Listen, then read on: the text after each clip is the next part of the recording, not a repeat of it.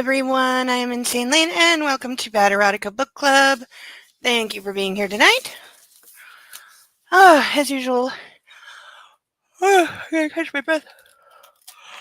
As usual, I'm struggling to remember what happened last week. Mostly because I don't think much of anything really happened. We had him. We had him yelling at the staff for things that were not their fault, but he's kind of a douchebag to his staff in general, so it's not really changed. She started to cut his hair, and then they wound up having really uncomfortable sex in the bathroom in ways that didn't physically work a couple times. It was better than the car sex, though. The car sex is still just not even possible in that car. Trying to think, what else? Oh, there had to be else. We read like 50 pages. We read a lot last week. Oh. It will not be going so over this week, for sure.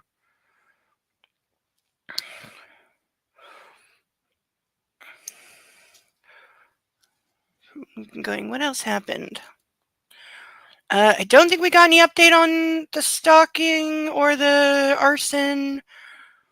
Oh yeah, they were talking about the house they bought, and she wants to keep the character, and the designer was, making moves on Greg, because of course, and,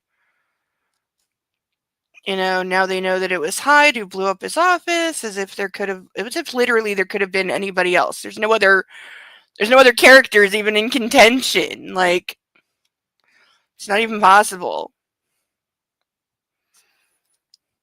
Maybe if there were some more background characters or red herrings, we might have not known that it was him, because there's like not even another option for a villain.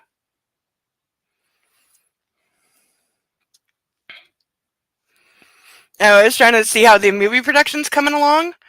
It is so hard to research like such a generic title because Google pulls up like everything that's even close to it. And now I found out there's a Josh Brolin action comedy being made that is just called Mr. And like that news just came out in the last week or so. So now all the searches are going to that. So as far as I can tell, the E.L. James movie, The Mister, is still in like development hell. Looking for financing and casting was the last update. Which, good luck. I mean, I'm sure they will eventually get cast because it's going to be a good payday for whoever they cast. It'll certainly be, your name will be out there, your face will be out there, but it's a question of how do you want to get famous. And careers, you take those early paycheck movies, your career does not always survive, especially for younger actors. Older actors can take those side bits, like, freaking, what's her name? Marcia Gay Hartman or something like that. I'm probably butchering her name or mashing three names together. But she's in 50 Shades playing the mom. And she's, like, incredibly credentialed and, established actress, but she's in, like, one scene per movie. And I promise you, she got seriously paid to show up for one day of work just so they could put her name in the commercials. So, but she's got a career to fall back on.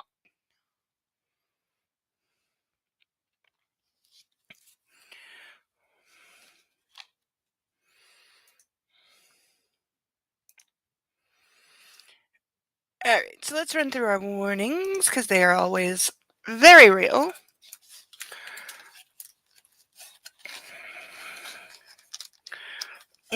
Everyone say hi in the chat if you're around. I know it's a busy week for a lot of people.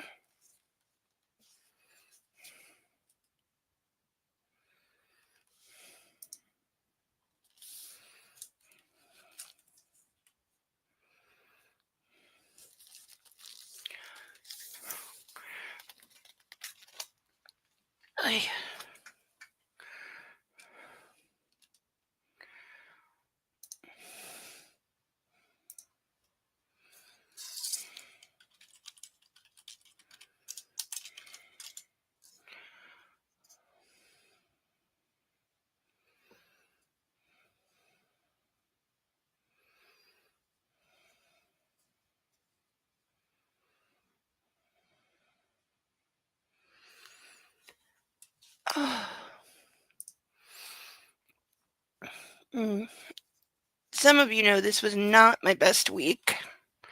We lost one of our fur babies, Thomas Kitty. So tonight is in memory of him. That's why his picture is on the thumbnail, because he was the best kitty. Hello, Link. I miss him so much. I keep looking at the pillow he spent his last days on. Like, for half a second, you think you still see them there. And of course, Puppy's very confused because he keeps waking up and going looking for the kitty, and then he comes to me and whines when he can't find the kitty.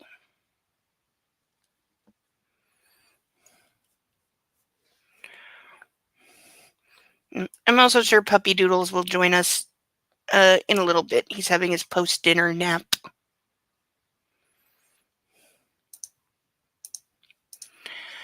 So, on that note, all rise for the national anthem, please. Oh, let me turn this down. I was listening to songs and they demand to be played at full volume. There's nothing I can do about that. If you're still struggling with consent, just imagine instead of initiating sex, you're making them a cup of tea. You say, "Hey, would you like a cup of tea?" And they go, "Oh my God, I would love a cup of tea, thank you." Then you know they want a cup of tea. If you say, "Hey, would you like a cup of tea?" And they're like, I'm not really sure. Then you can make them a cup of tea, or not, but be aware that they might not drink it. And if they don't drink it, then, and this is the important bit, don't make them drink it. Just because you made it doesn't mean you're entitled to watch them drink it. And if they say, "No thank you," then don't make them tea. At all. Just don't make them tea. Don't make them drink tea. Don't get annoyed at them for not wanting tea. They just don't want tea, okay? They might say, "Yes, please, that's kind of you." And then when the tea arrives, they actually don't want the tea at all. Sure, that's kind of annoying as you've gone to all the effort of making the tea, but they remain under no obligation to drink the tea. They did want tea, now they don't. Some people change their mind in the time it takes to boil the kettle, brew the tea, and add the milk. And it's okay for people to change their mind, and you are still not entitled to watch them drink it. And if they are unconscious, don't make them tea. Unconscious people don't want tea, and they can't answer the question, "Do you want tea?" because they're unconscious. Okay, maybe they were conscious when you asked them if they wanted tea, and they said yes, but in the time it took you to boil the kettle or brew the tea and add the milk, they are now unconscious. You should just put the tea down, make sure the unconscious person is safe, and this is the important part again, don't make them drink the tea. They said yes then, sure, but unconscious people don't want tea. If someone said yes to tea, started drinking it, and then passed out before they'd finished it, don't keep on pouring it down their throat. Take the tea away. Make sure they are safe, because unconscious people don't want tea. Trust me on this. If someone said yes to tea around your house last Saturday, that doesn't mean they want you to make them tea all the time. They don't want you to come around to their place unexpectedly and make them tea and force them to drink it, going, "But you wanted tea last week," or to wake up to find you pouring tea down their throat, going, "But you wanted tea last night." If you can understand how completely ludicrous it is to force people to have tea when they don't want tea, and you are able to understand when people don't want tea, then how hard is it to understand when it comes to sex? Whether it's tea or sex, consent is everything. And on that note, I'm going to make myself a cup of tea. All right. Hello, Sarah Bellum. Good to have you here.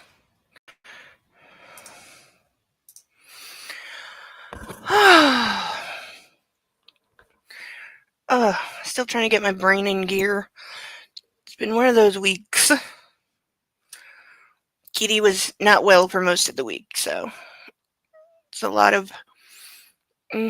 How have I screwed up my makeup and I didn't even notice? Like, there's a lot of sadness and kitty watching.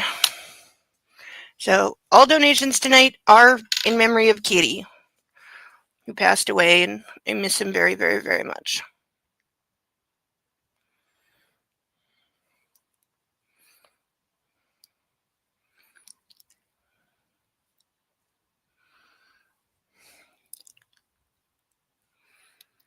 Seriously, how have I forgotten to put on lipstick?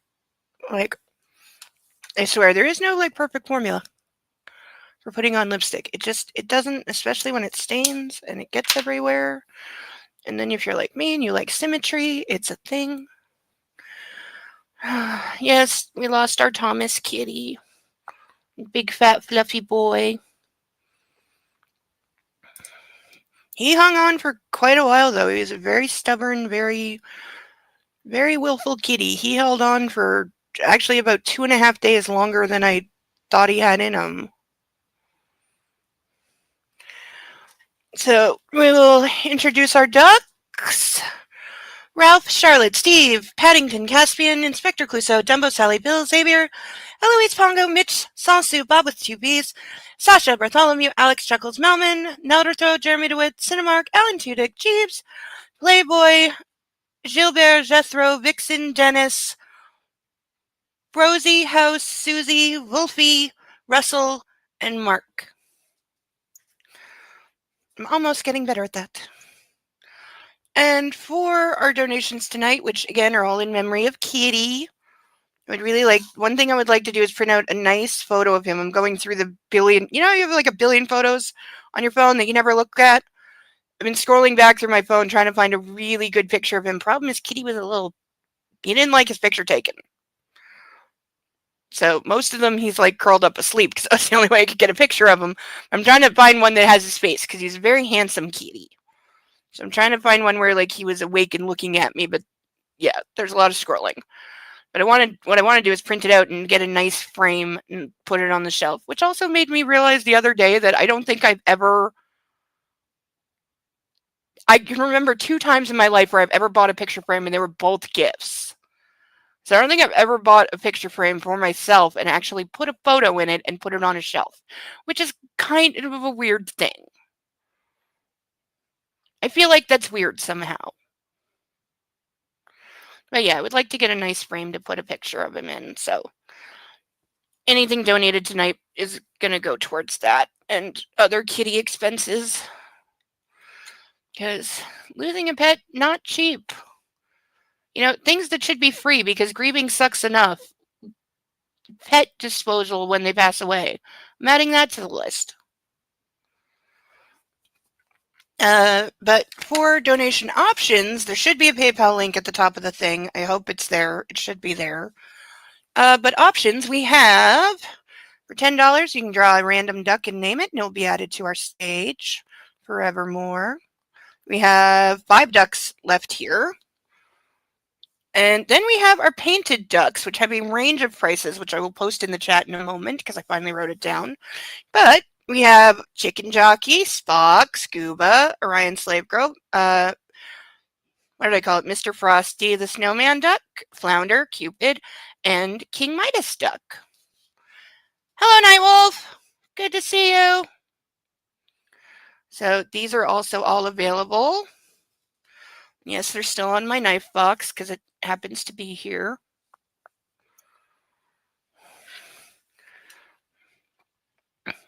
Thinking of naming a duck after Kitty. God, I miss him so much. Like, oh. It still hasn't sunk into my head that he's gone. It just hasn't.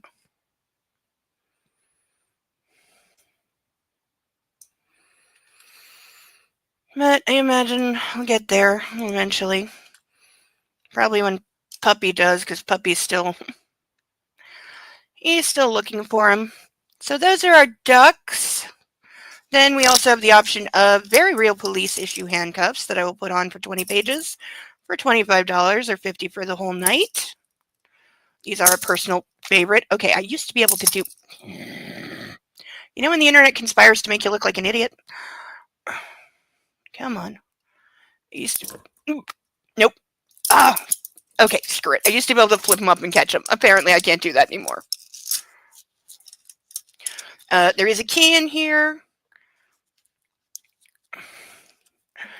Puppy rolls. Yes, usually in dirt.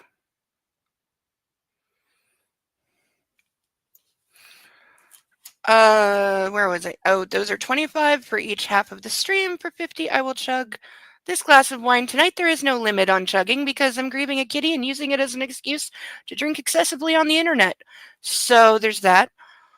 And And if anyone is completely out of their mind or more trash than I intend to be by the end of the evening, for $100, I will put on this bra off camera, perverts.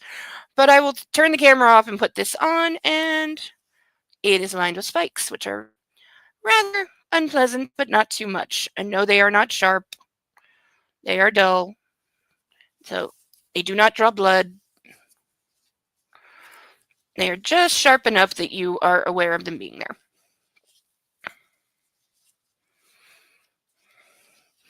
So those are our donation options for this evening. And I'm putting the mirror away before I break it, because I like it. And we shall dive in. We are almost through chapter 22, because it's one of those really thick chapters. But then it's followed by a lot of little short ones, so we'll get through a few chapters tonight. So at least it'll feel like we're making progress. We're almost 400 pages into this book, and I feel like I could summarize absolutely everything that has happened in about 10 pages. Which that should not be the way. You know, I should not be able to boil 400 pages down to 10. And yet I feel like I could.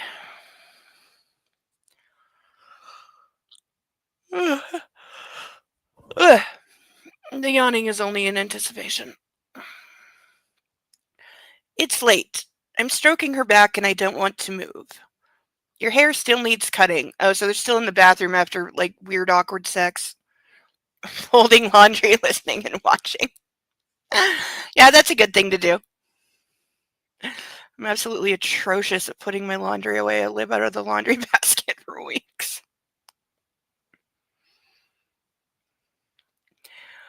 I laugh. That it does, Mrs. Gray. Oh, the yawning needs to stop. Do you have the energy to finish the job you started? For you, Mr. Gray, anything. Okay, seriously. If you are a married person, either watching live or watching later, please say in the chat or in the comments, as a married couple, have you ever, ever, ever called each other Mr. and Mrs. the way they do all the freaking time? I mean, is it a newlywed thing? Is it a couples thing I'm unaware of? Because it's irritating. Heard sex lots of it. What? Oh, that's where we're coming off of? Way too much sex that was not appealing?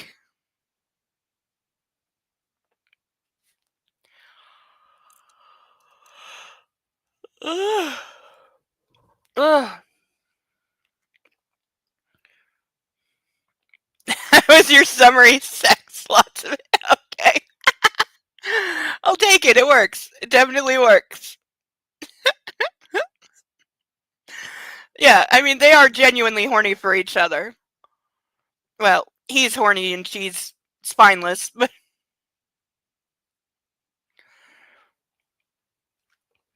she drops another kiss on my chest and stands up. Don't go. I capture her hips and turn her around.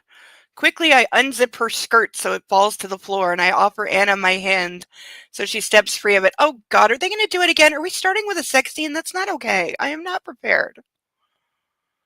I take a moment to appreciate my wife wearing nothing but her stockings and garter belt.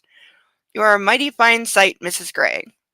Sitting back in the chair, I cross my arms and gawk. You know, gawk is a hell of a word. She opens her arms and twirls for me. Okay, things I'm never doing.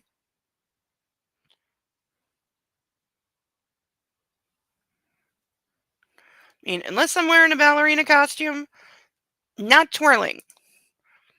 It is somewhat of a newlywed thing.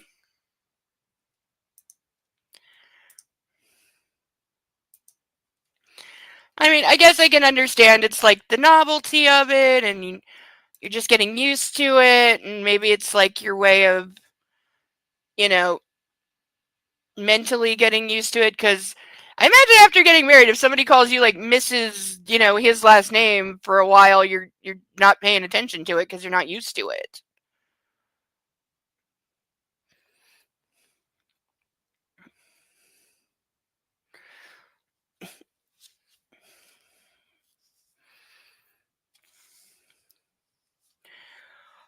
God, I'm a lucky son of a bitch, I whisper in awe. Yes, he is.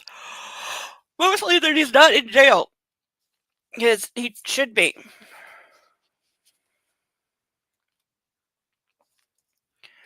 Yes, you are. Put my shirt on and you can cut my hair. And you can cut my hair. Like this, you'll distract me and we'll never get to bed. Her wicked smile is sexy. What is she planning? I zip up my pants as she waltzes over to where my shirt lies on the floor. So he just took her skirt off and had her like twirl around naked in front of him, but is saying, now I want you to cover up or else I'm going to have more sex with you and we won't. What? Did something heavy fall on him between lines? Her hips swaying in a sensual rhythm. She bends from the waist in a pose worthy of Penthouse magazine. I don't think that's the compliment that he thinks it is. Leaving nothing to my imagination. Collects my shirt, smells it, then, with a coy glance at me, shrugs it on. There's 4 commas in the last part of that sentence, and even I know that's too many.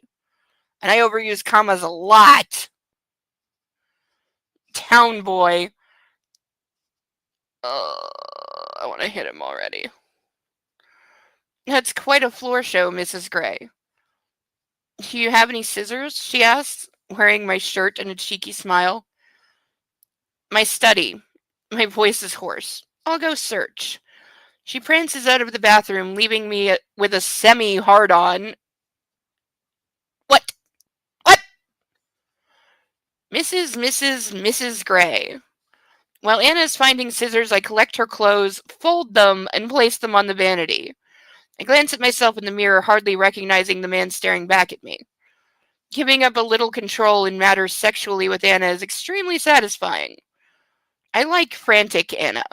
And greedy Anna. Oh, he's assigning her personality she doesn't have now. Okay, actively trying not to vomit on this line. I love that she loves my dick.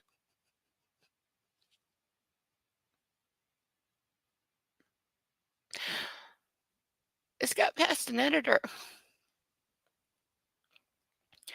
Yes, especially that. And she's agreed to be Mrs. Gray in name too.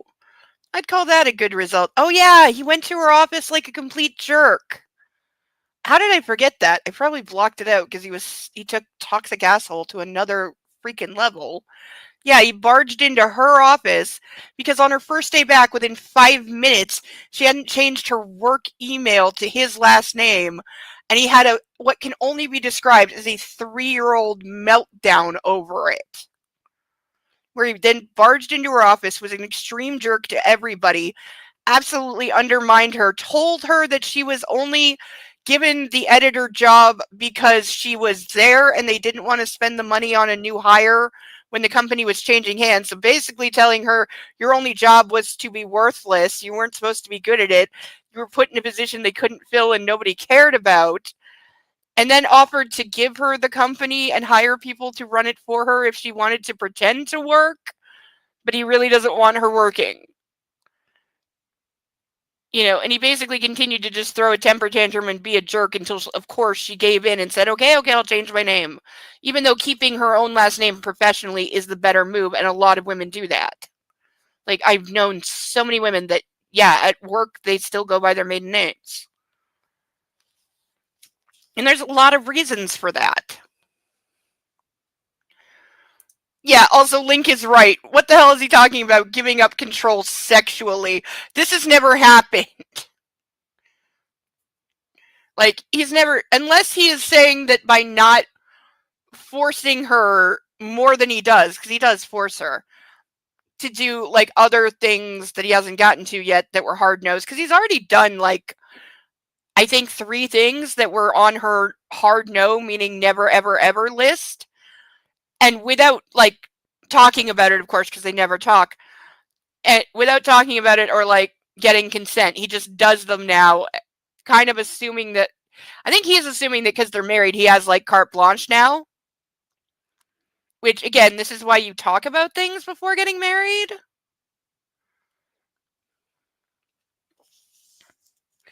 But they didn't do that. They said, let's get married and then we can get to know each other. Which is one of the stupidest lines ever written. I mean, not that people haven't done that, but don't do that.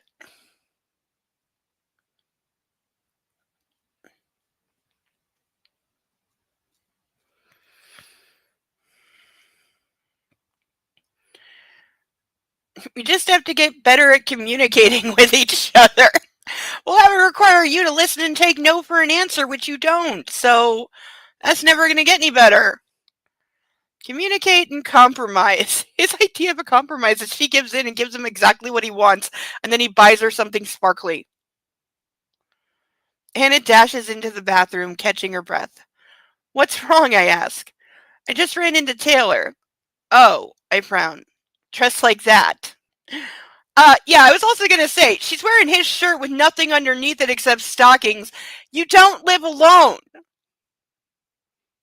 Like, I would not be going through the apartment, even if it's mine, with no bottoms on. Because, yeah, you're going to run into your staff. Anna's eyes widen in alarm at my expression. That's not Taylor's fault, she says quickly. Oh, yeah, because he doesn't like her being nice to his staff. And he's especially not going to like that they, saw his wife. No, but still, I don't want anyone eyeing my nearly naked wife. Well, then you should have told her to put some pants on. I'm dressed, barely. I don't know who was more embarrassed, me or him. I bet. Poor Taylor. Or Lucky Taylor, I'm not sure how I feel about that. Okay, you just said you were pissed about it. Now, oh my god, he's schizophrenic, but like at warp speed. I remember the bikini top incident and pushed that quickly from my mind. Did you know he and Gail are, well, together? She says, sounding a little shocked. I laugh. Of course I knew. And you never told me? I thought you knew too. No. Anna, they're adults. They live under the same roof, both unattached, both attractive. She blushes. Why, I don't know. I'm glad they have each other. Well, if you put it like that, she mutters. I just thought Gail was older than Taylor. She is, but not by much. Some men like older women. Shit. I know that. Anna snaps, scowling. Yeah, I was gonna say, he just walked right into that. Yes, that would require maturity, which we know he doesn't have. This is true.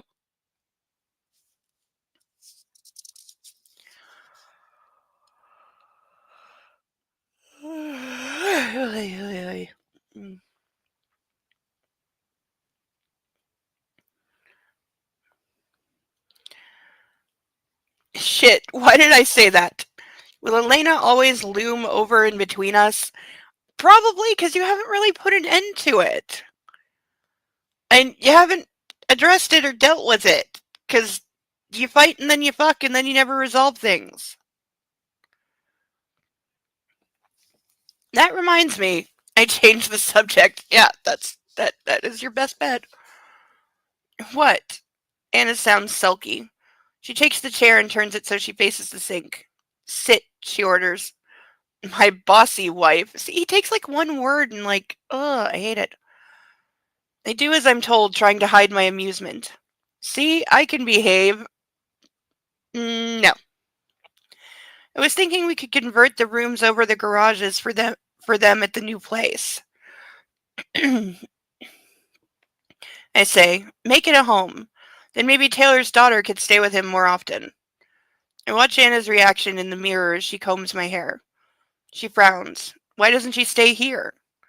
Taylor's never asked me. Well, he probably knows about the red room and doesn't want his daughter, whose age we don't know, around the guy who does that or anyone he might be bringing home. But seriously, is Christian Grey somebody you want around your child?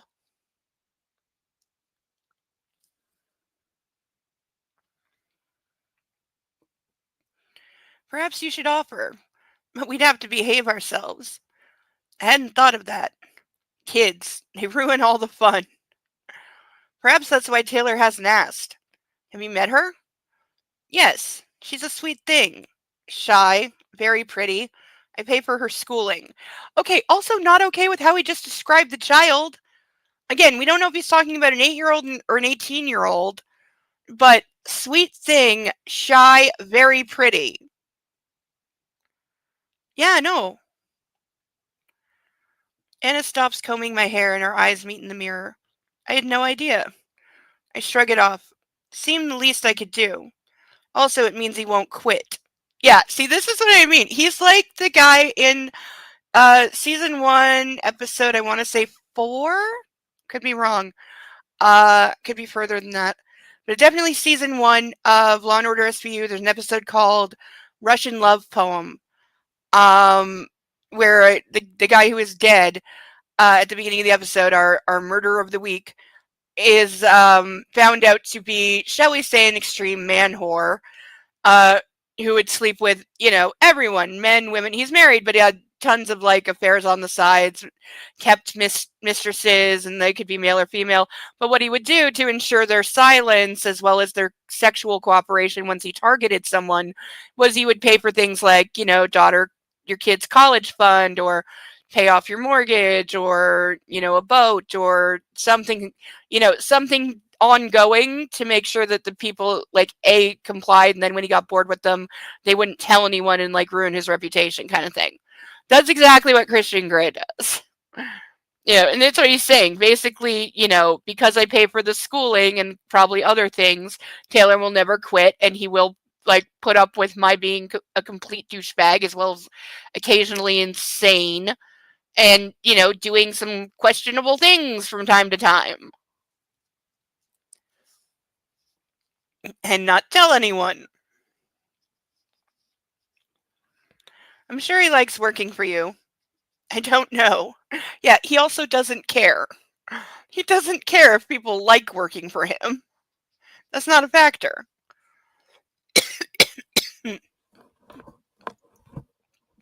Oh. Oh, come on. Nope, not gonna do it.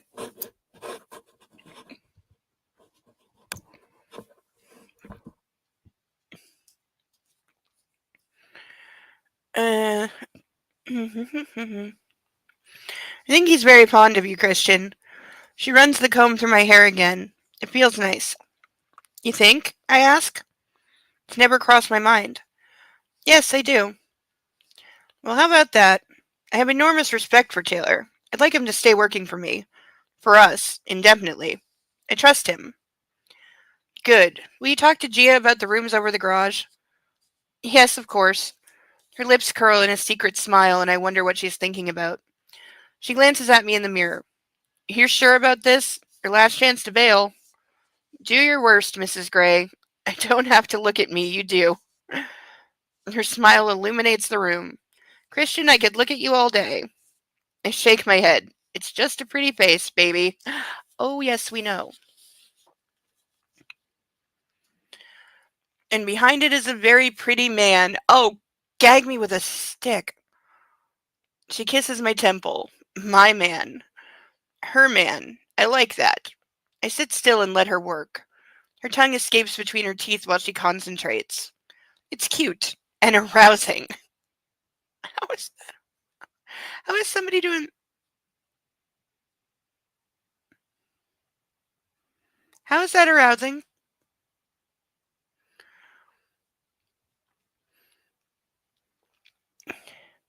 I close my eyes and think back to our honeymoon, enjoying the many memories we made. Occasionally I crack open an eyelid and take a quick peek at her.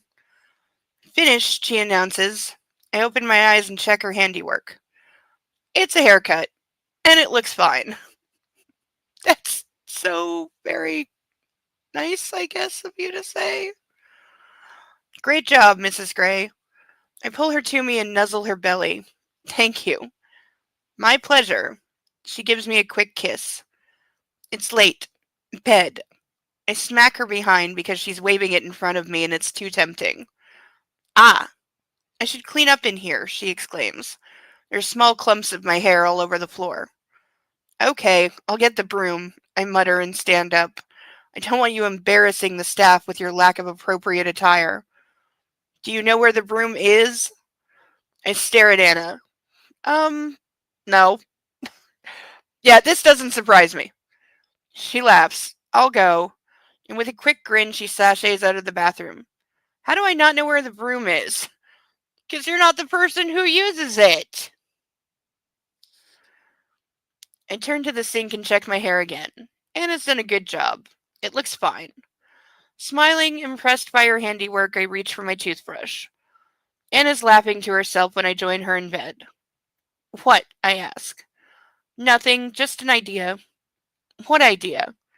I turn on my side and watch her. Christian, I don't think I want to run a company. I shift onto my elbow. Why do you say that? How about because it's a hell of a lot of work? She would have no idea what she's doing. She has no experience. She has no business trying to run a business, like an established business. She wants to open an Etsy store, that's fine. But, like, taking over an existing publishing house and trying to run it would be a catastrophe.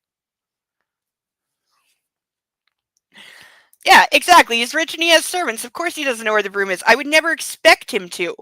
I can't even, like, call him a jerk for not knowing that because it makes total sense. You know, he's not going to know where the mop or the Windex is either. And I promise you, he has no idea how much milk costs. Because it's not something that's ever appealed to me. You're more than capable, Anastasia. No, she's not. She's really, really not. I like to read books, Christian. Running a company will take me away from that. You could be the creative head. She looks pensive, and I don't know if she hates the idea or is considering it. I persist. You see, running a successful company is all about embracing the talent of the individuals you have at your disposal. So it's what we've been saying all along. Hire good people and let them run it while you take credit. If that's where your talent and your interests lie, then you structure the company to enable that. Don't dismiss it out of hand, Anastasia. You're a very capable woman. No. I think you could do anything you wanted if you put your mind to it. She's not convinced. I'm also worried it'll take up too much of my time. I hadn't considered that. Time I could devote to you, she murmurs. Oh, this is getting sick. I see your game, Mrs. Gray. He's thinking in his head, what the hell? I mean, granted, if she's trying to manipulate him, that is a really good way to do it, but I hope to God that that's what she's trying to do and doesn't actually mean that. I know what you're doing. What? You're trying to distract me from the issue at hand. You always do that. Just don't dismiss the idea, Anna. Actually, he's the one who always does that. Think about it. That's all I ask. I plant a swift kiss on her lips and run my thumb down her cheek. You are so lovely. You are more than capable. And now this is in his head. Because, of course, why would you say the good things out loud? Can I ask you something? Anna says. Of course. Earlier today, you said if I was angry with you, I should take it out on you in bed. What did you mean? What did you think I meant? I ask. That you wanted me to tie you up? What? No. That's not what I meant at all. I would not have gone there. I mean, I would have gone to spanking maybe, but not tying up because I would know that he is not cool with that. I just want some resistance in bed. Oh, how did I forget? How did I forget? How did I forget that this was a thing? I had a feeling all fucking day, right from the second I woke up. I had that bad moon rising feeling that something was going to be disastrously wrong tonight. I fucking knew it. I didn't listen to myself, and now I know what it is. Now I remember. My subconscious was trying to tell me because it remembers, and it was going, you're coming up on that. And I did not think we were coming up on them doing CNC role play. And that was these letters CNC, as in consensual, non-consensual, because he's telling her, I want you to struggle and pretend you don't want it while I do sex to you, which they've already done, by the way, but now he wants to role play it. And I forgot about that because I forgot it existed in this book. And we're going to run smack into that. I know it. Ugh. Like, was there a fetish checklist that E.L. James had to hit? Because we've got food play, BDSM, foot fetish, infantilism. trying to think. There's definitely others. Yep. Master slave thing. Throwing that in there. And now we have to do CNC. Oh.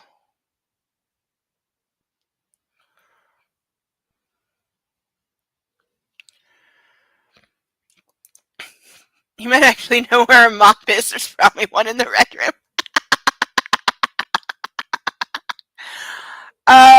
You think he cleans that room himself? He's admitted that he doesn't.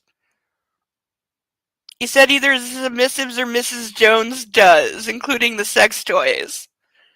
But if you're saying that he would use a mop for, like, something worthy of a porno set in a prison, then I understand.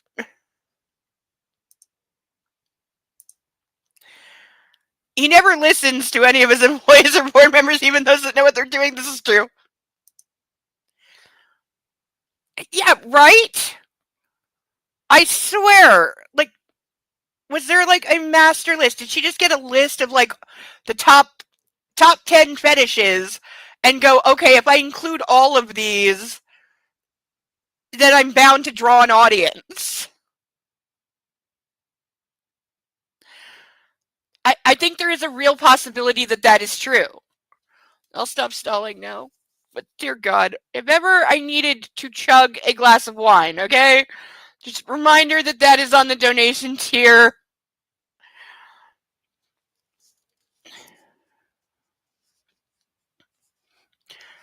And I'm trying to wait till 9:30 to start drinking so I don't get quite so tipsy towards the end of the night. But this is making it hard. Resistance in bed. Oh, Anna looks disappointed. You want to tie me up? I ask. I'm not sure I could do that. Not yet, anyway. Anna blushes. Well, Anna, that would mean complete loss of control and total surrender. I offered that to her once before and she didn't want it. I'm not sure I could deal in that kind of rejection from her again. Well, she's telling you that she wants it. And you don't have to do everything. And no, it does not mean a complete loss of control. You can be tied up and still be quite in control. Believe me. I speak from extreme experience on that one both ways. But he's an idiot, so. Besides, I've only just learned to tolerate, revel in her touch. I don't want to derail that. He actually has a valid point here. That is something he may not be capable of, at least not right now, and he's definitely going to have to work out whether he still wants to, because his relationship with Elena was abusive. He was young and he was seduced by her. So whether he ever actually liked being submissive or he just did it for her because of other reasons is still very large question mark. And also, putting himself literally in that position again could be extraordinarily triggering. Like, this is not just a question of sexy games and like and not like. There's, like, real psychological landmines around this that, Book is pretending aren't there because Book will never admit that his relationship with Elena was abuse. Because he still says, no, I would be nothing without her, and I owe her everything, and we're still very good friends, and everything was fine, and people just don't understand. Yeah, you were 15, she was 40-something. That's all I need to understand.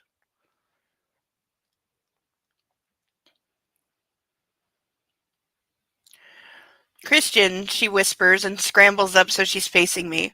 She places her palm on my cheek. Christian, stop. It doesn't matter. I thought that's what you meant. Yeah, she's probably picking up that this is not a good subject.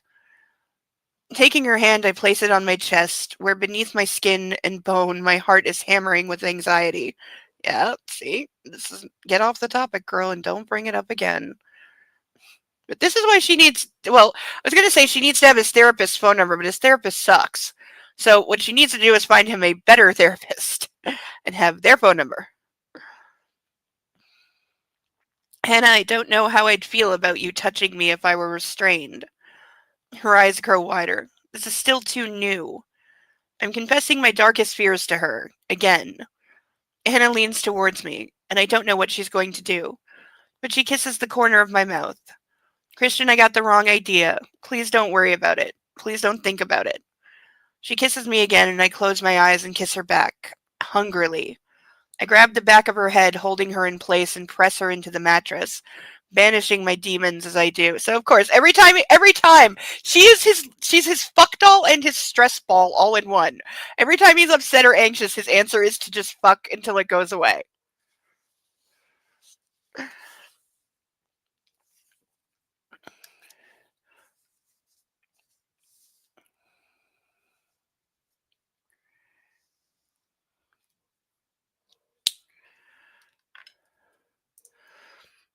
Hale James is doing the book equivalent of a restaurant trying to serve dishes from every culinary group all at once. Yes. Yes. No, I've known those restaurants where they have like 3 menus and it's like here's the classic menu and here's our like Tex-Mex menu and here's our Indian fusion menu and it's like what kind of place is this? Cuz yeah, people don't go to those places cuz it's too confusing and generally when you're trying to do 80 different dishes, the quality is going to suffer cuz your chefs are spread too thin and and also the cost your food costs are gonna be insane. Like, yeah, those restaurants fail for a reason. That's the end of chapter 22. Look at us. Only took 3 weeks. Okay. 5-second stretch break. Literally just looked down for the kitty and now I'm sad.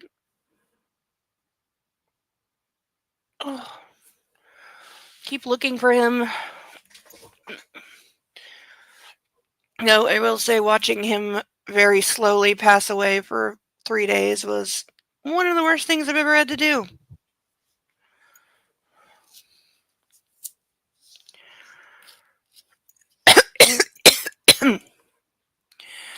Alright. What is straining on my neck? Ah, there we go. Chapter 23. Tuesday, August 23rd, 2011. We're in the wide margin place, so he's having a dream or a flashback.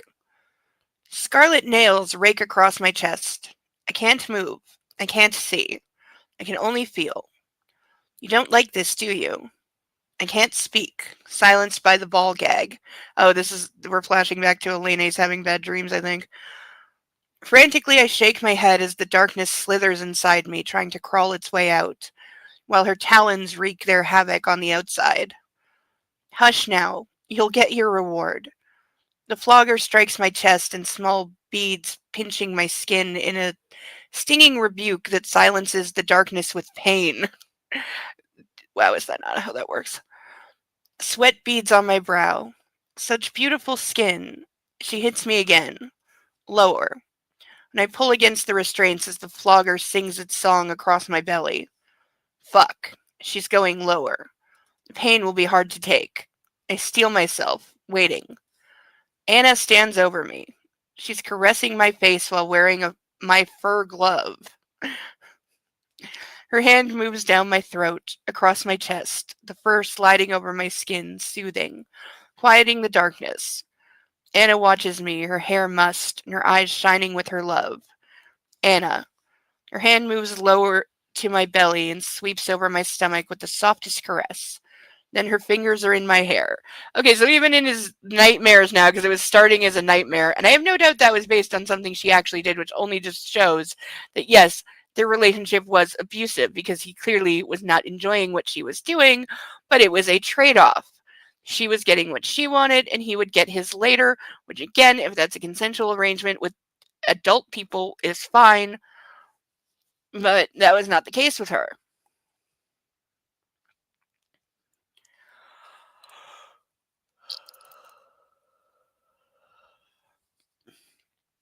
Opening my eyes, I find I'm wrapped around Anna like swaddling, my head on her chest. My gray eyes meet sparkling summer blue. Hi, I murmur, delighted to see her. Hi. My joy is mirrored in her face. Her satin nightgown is perfectly designed, revealing that special valley between her breasts. I kiss her there as the rest of my body wakes fully. Oh, God. My hand skims over her hip. What a tempting morsel you are, I mutter. Are we throwing cannibalism in there? Because I'll die. Hello, Deacon. Good to see ya. Welcome here. But tempting though you are, the radio alarm reads 7:30. I have to get up. Reluctantly, I disentangle myself from my wife and climb out of bed. She puts her hands behind her head and watches me as I strip, teasing her top lip with her tongue. Admiring the view, Mrs. Gray. It's a mighty fine view, Mr. Gray. Her mouth twists into a smug grin, so I throw my pajama pants at her. She catches them, giggling. To hell with work.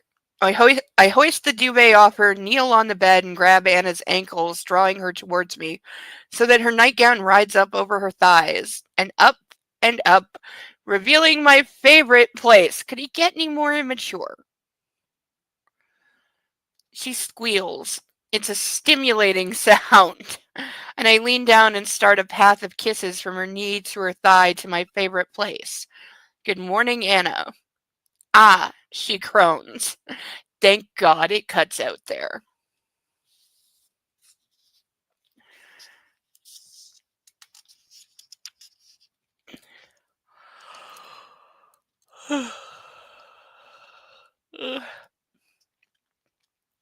Mrs. Jones is busying herself in the kitchen when I stroll in. Good morning, Mr. Gray.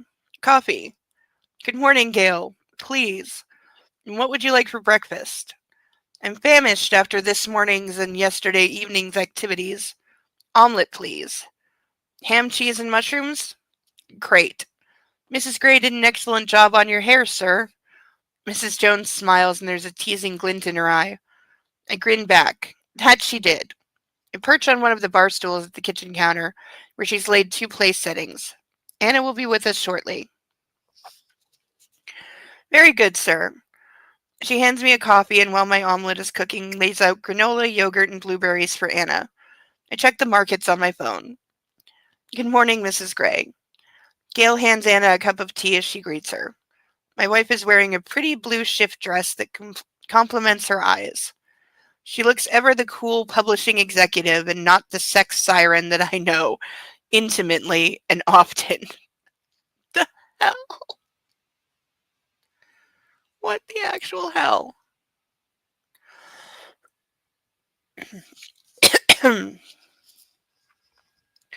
I know. I ask. Wait, I lost my place. She sits down beside me. How are you, Mrs. Gray? I ask, knowing that she was well pleasured and loud about it this morning. God, I don't even know if I could have sex in a house where I know there are servants.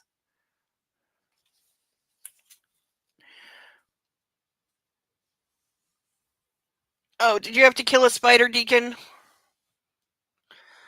Yeah, I feel bad about it too, but I still do it.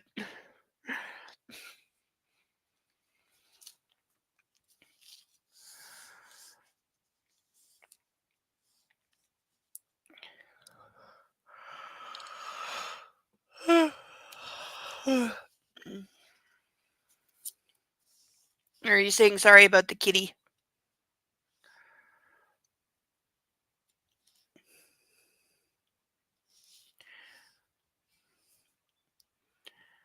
I think you know, Mr. Gray. She gazes up at me through her lashes, giving me that look that goads my libido. I smirk. Eat. You didn't eat anything yesterday. That's because you were being an arse. Mrs. Jones drops a plate that she was washing beneath a tap into the sink. The sound startles Anna. Arse or not, eat. Don't fuck with me on this, Anna. Oh, we're back. We're back to him being ultra controlling about food and her being her starving herself when she's unhappy. Anna rolls her eyes. Okay. Picking up spoon, eating granola. She sounds exasperated, but proceeds to serve herself yogurt and blueberries and makes a start on her breakfast. I relax and remember what I wanted to talk to her about. I may have to go to New York later in the week.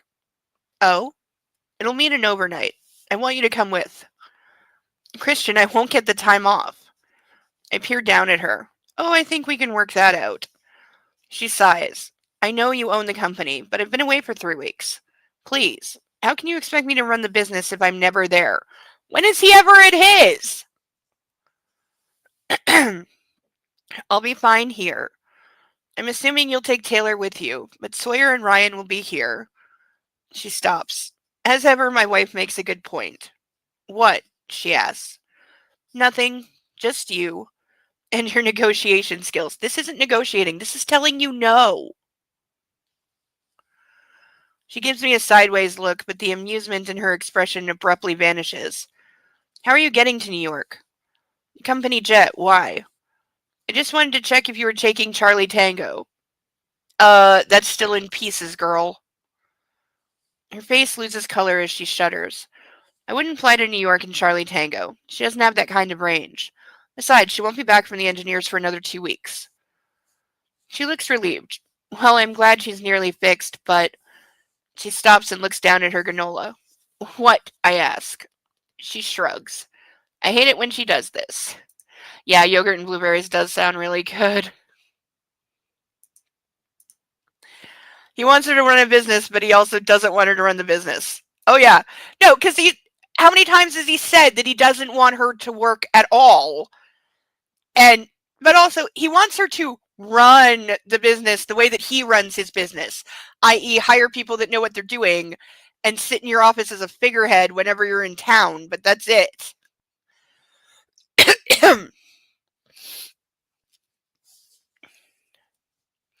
I hate it when she does this. Anna, tell me. I just, the last time you flew in her, we thought you'd... She stutters and then stops. Oh, Anna. Hey, I brush my fingers down her face. That was sabotage. And we suspect your ex-boss. He says that in his head. He still hasn't told her that they have proof that it was Hyde. And it's like, you have proof of him blowing up the servers in your office. So, like, it is not a stretch to say he also blew up your helicopter, okay?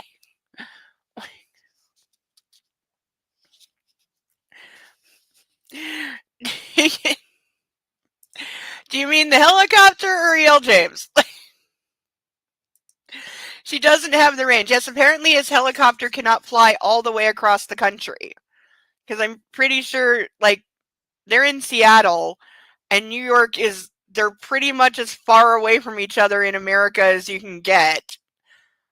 Like, one is on the extreme west coast and one is on the extreme east coast. So, I'm sure they make a helicopter that can do, that much of a trip, but I guess his can't.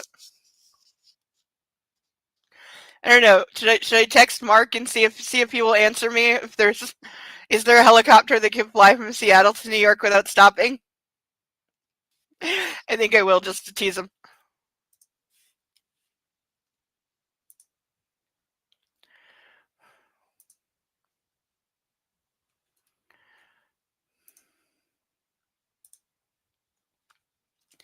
Hey, Sethel!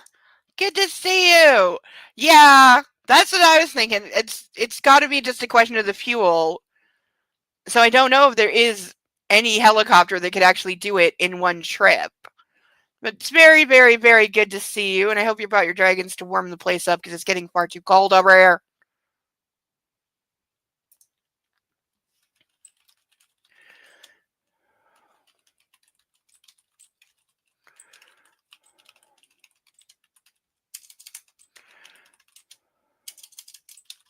Helps if I can spell anything.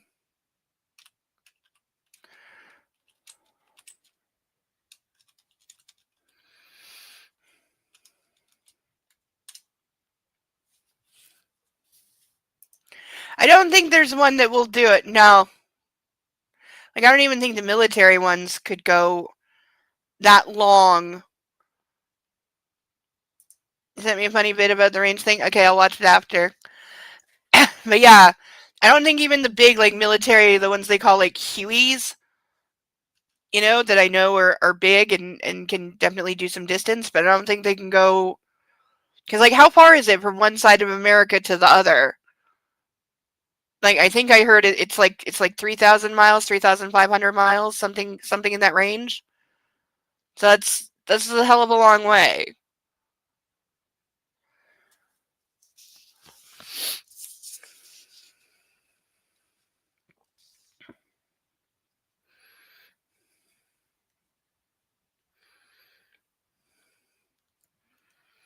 I couldn't bear to lose you, she says. 5 people have been fired because of that, Anna. It won't happen again. 5? I nod. She frowns.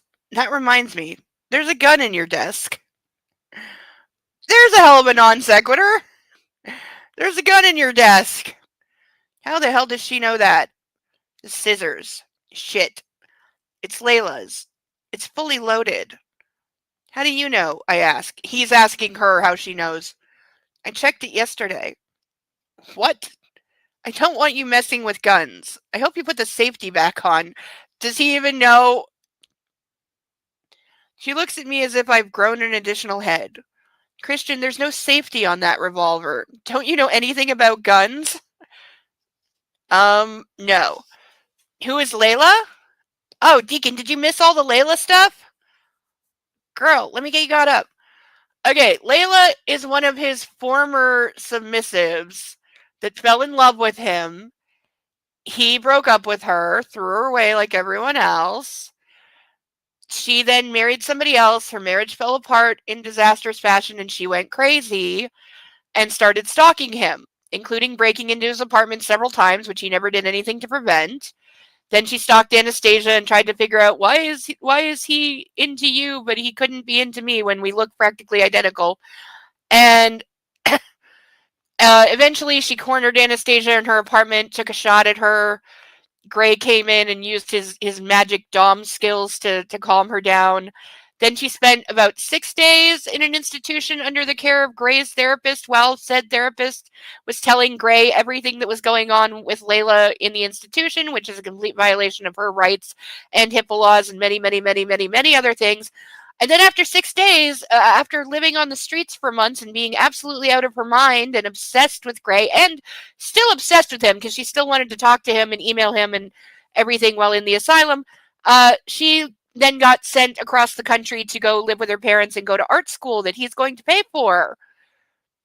So, yeah, he's still involved in her life. She's still obsessed with him. She's not getting anything close to the psychological care she needs. And she also had like 2 attempts to unalive herself in there and trashed Anastasia's car. But yeah, like 6 days in a locked-in psych ward and she's fine.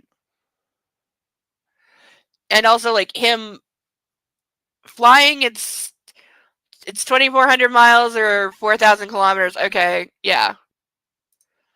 Sounds like a Walther pistol. I don't know anything about guns. Hate everything about this book. Yeah. We get more of Layla. She comes back. We haven't seen the final appearance of Layla yet, but she's been shoved into the cornfield for since the beginning of the book, because her going to the hospital and all that happened like in the last book. And so his therapist is still telling him updates about her while saying that that Gray should have no contact with her because she's still obsessed with him and kind of crazy. And yet after only 6 days in the psych ward, she's ready to go back to her parents that she ran away from and go back to art school, and she's good now. Really.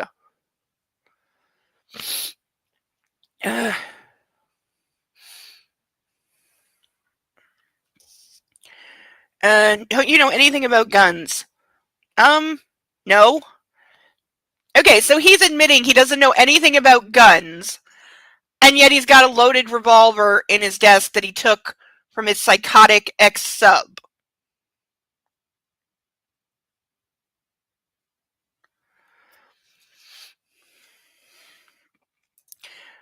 Why is the therapist doing that? Yeah, Link's got the answer for you, because he's being paid obscene amounts of money by Christian Grey.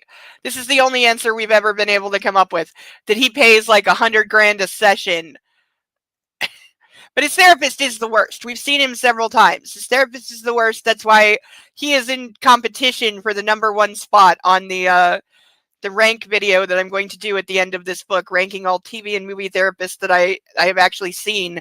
And in number one is the therapist from the movie Split, because she has an actual body count to her incompetence. But Gray's therapist is definitely in hot competition. You know,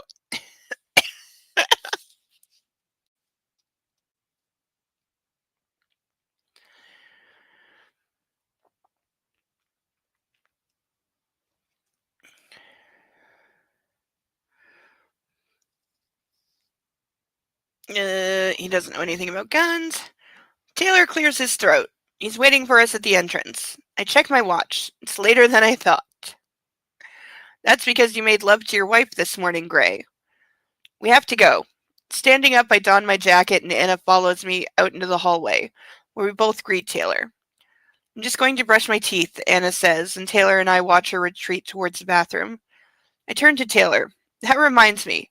It's Anna's birthday in September. She wants an R8, a white one. Taylor raises his eyebrows. I laugh. Yeah, surprise me too. Can you order one? Taylor grins. With pleasure, sir. A spider like yours? Yes, I think so. Same spec. Taylor rubs his hands in ill-disguised glee. I'll get into it. We need it by the latest September. Okay, I'm sorry. This is a clunky-ass sentence. We need it by the latest September 9th. September 9. It doesn't even say 9th. It just says 9. We need it by the latest September 9.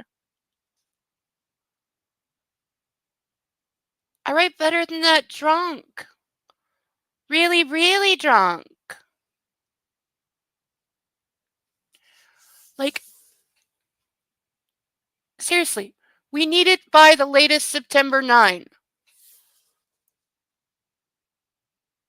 What? I'm sure I can source one in time. Anna returns and we head into the elevator. You should ask Taylor to teach you how to shoot, she says. Oh yeah, from the date of this, that's like, he just got 2 weeks to get a very high-end luxury sports car delivered, which might be a problem.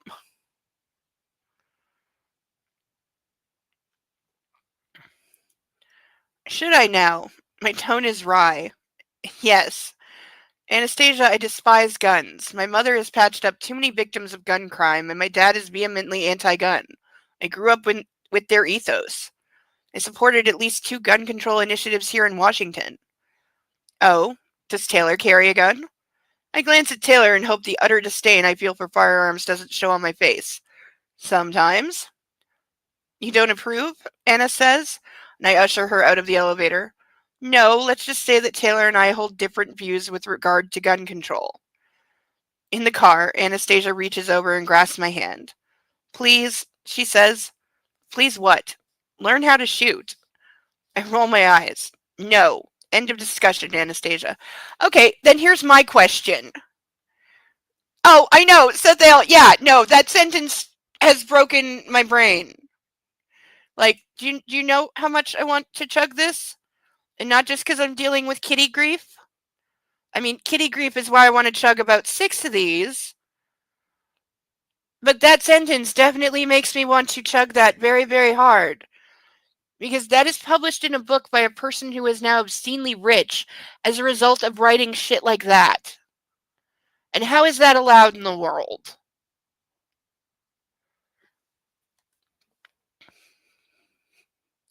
We had angry cat face. Oh, kitty.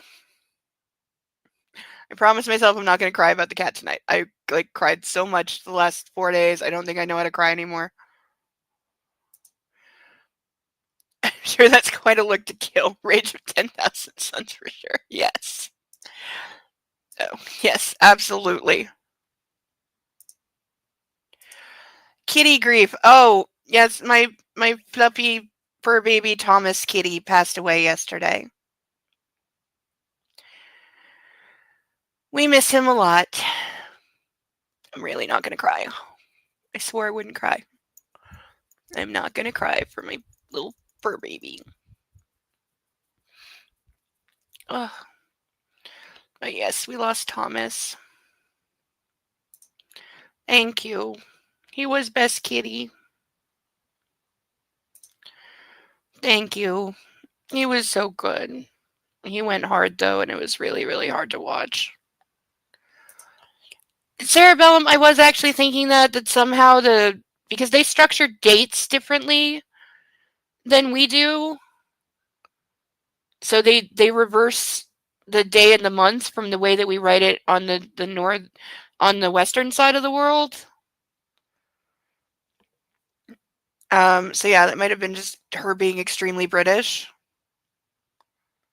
And it just didn't get caught, but it's still a very broken sentence. It still doesn't make sense as a sentence. Oh, I'm really not gonna cry, I swear. Still miss my baby. He spent most of his last days on the pillow right next to me, so I'd look down and look at him constantly. Keep thinking in the shadows that he's still there. He was best kitty. And he was starting to be so cuddly. And he almost admitted that he was making that purring sound. I mean, he never actually admitted it, but he almost did. Because, he had a reputation to uphold. He was a very, very proud kitty.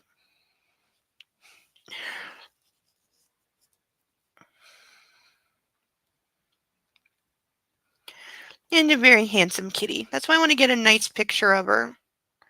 Or of him. Ugh, my brain is going. I'm not even drinking yet, and my brain is going.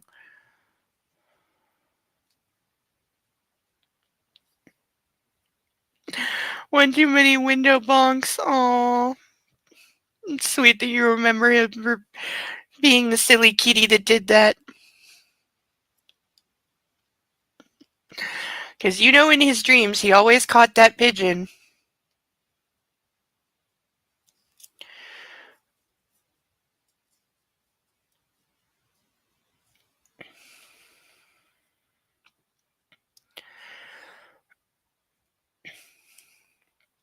I feel like I was in the middle of a thought and forgot about it. That won't be the only time that happens. Oh yeah, so arguing about gun control.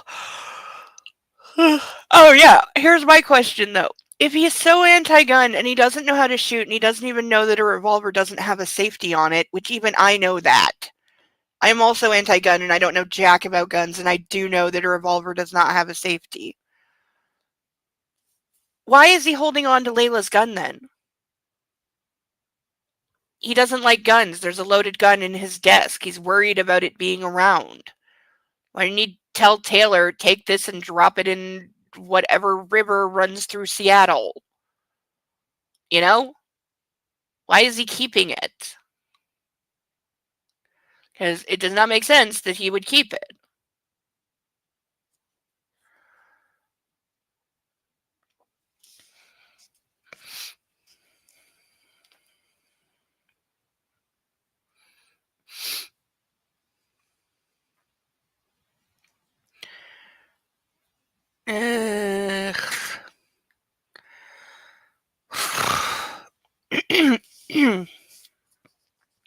She opens her mouth but closes it again and folds her arms and gazes out the window.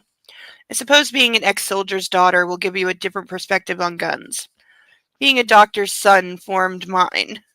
Why are we throwing in a gun control debate? Where is Layla? Anna pipes up. Why is she thinking about my ex-sub? I told you, she's in Connecticut with her folks. Did you check?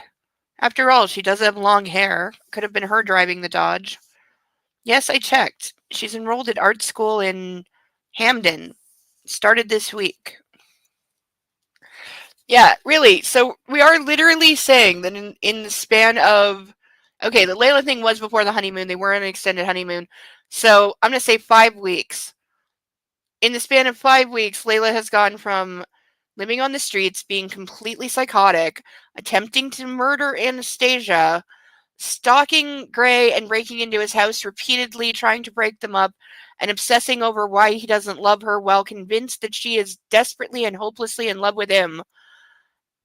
She spent 6 days in a locked-in psych ward, then got sent home to her parents, has apparently done nothing for 4 weeks, and is now going back to art school like everything's just fine. This is not how people work. This is not how psychology or psychiatry works. I don't actually believe in psychology. But this is not how people work. This is not how mental illness works. It's also not how laws work, because she broke enough of them to be in jail for a very, very, very long time. And him being rich and powerful or just saying, I don't want to press charges, is not going to make all that go away.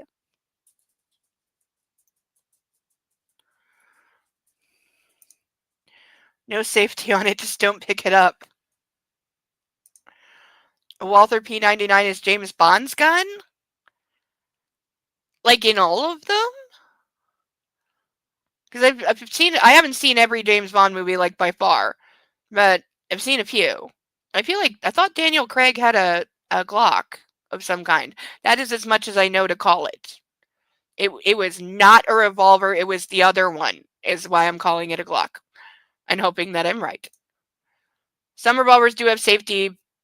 They're very few and far between, yeah. Okay, good to know some of them do, though. Thank you for the tip, for the heads up.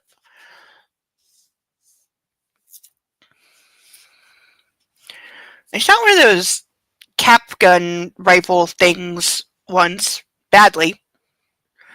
And I couldn't get it closed. One of the boys had to do it for me.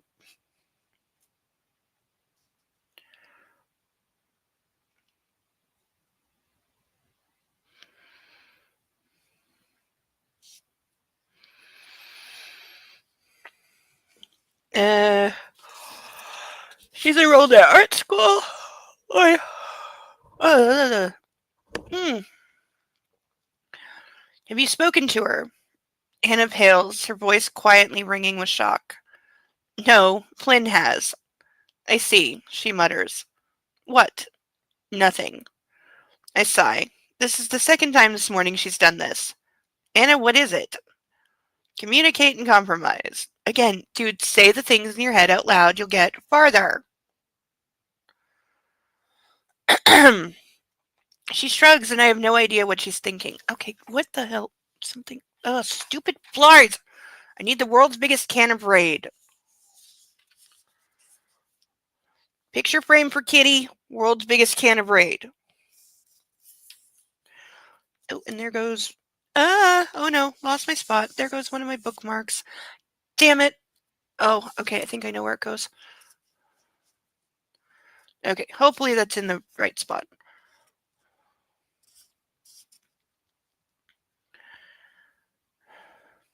Yeah, see, the yawning is why I need to be drinking, because once I start drinking, I wake right up.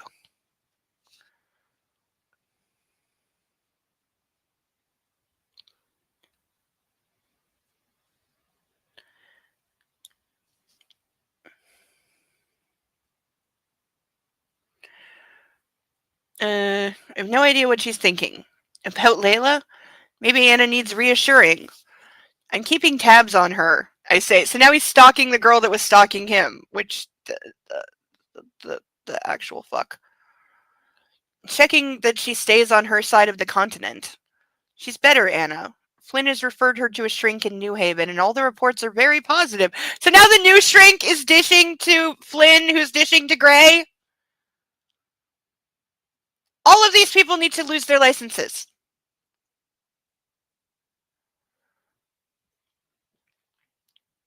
She's always been interested in art, so I stopped trying to find a clue in Anna's face as to what she's thinking. Don't sweat this, Anastasia. I squeeze her hand, and I'm heartened when she returns the gesture. Nice haircut, Mr. Gray. Barry is effuse as he opens the glass door to Gray House. Thank you, Barry? Well, that's a first. How's your boy? I ask. He's doing great, sir. Doing well at school. Barry glows with paternal pride. I can't help my smile. Good to hear it. Roz and Sam are in the elevator. Haircut? Roz asks. Yes, thanks. Looks good. Yes, says Sam. Thanks. What the hell has gotten into my staff? Okay, we're supposed to just say, like, she's awesome at haircuts. And also, would you compliment your boss on her new haircut? Like, if your boss is a woman and her hair is, like, down to her hips, and then she comes in one day and it's up to her ears in, like, a really, like, edgy kind of look, that you would comment on because it's a big difference. But him, like, having his hair trimmed, like, a quarter inch after his honeymoon, would you even notice?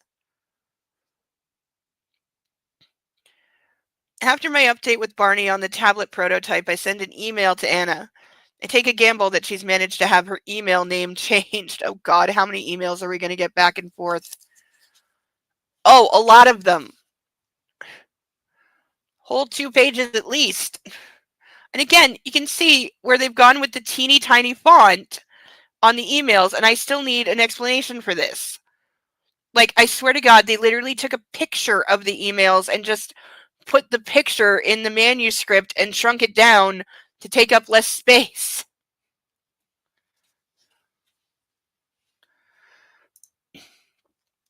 Haven't shot one myself. I have fired a 9mm 6 Hour and a 45 ACP Glock. 6 Hour was very small for my hand. Really? What's ACP? I can't give too much up. It's very smooth pull.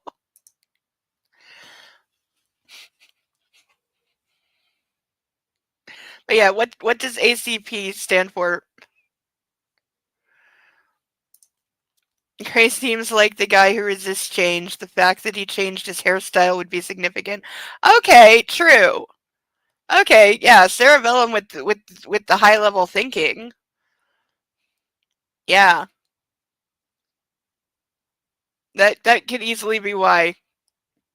Very, very clever. The Glock had a handle-mounted safety, which took about 10 minutes to figure out how to use. Had to push the back of the handle in to fire it. Okay. I can't stand this book, but I would defend her right to write it. Yes!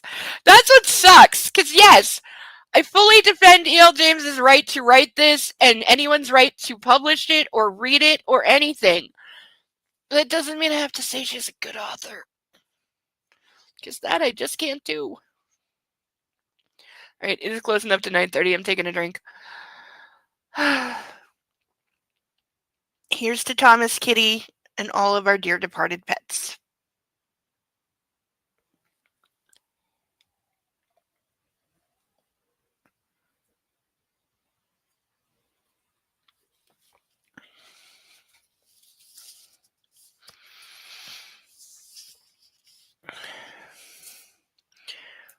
Thank you, Deacon.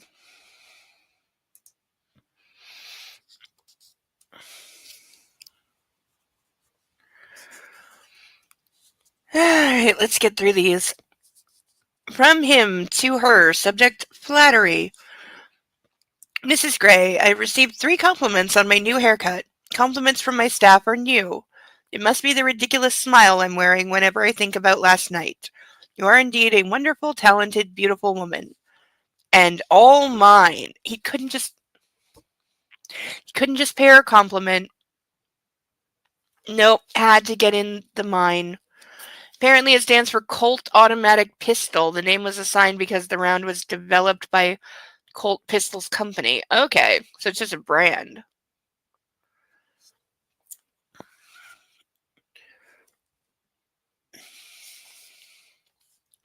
I'm delighted when it doesn't bounce, though I don't get an immediate answer.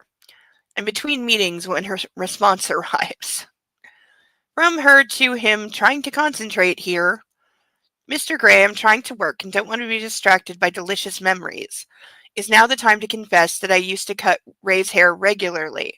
I had no idea it would be such useful training. Okay, well, at least there's an explanation on why she would know how to actually cut someone's hair. And yes, I'm yours, and you, my dear, overbearing husband who refuses to exercise his constitutional right under the Second Amendment to bear arms, are mine. But don't worry, because I shall protect you, always. Anastasia Gray, editor SIP. Okay, just because you have the right to do something doesn't mean that you should. I have the right to go skydiving. That would be a very bad idea for several reasons. I mean, we don't have the Second Amendment, but I do legally have the right to apply for a firearms license if I want to own a gun.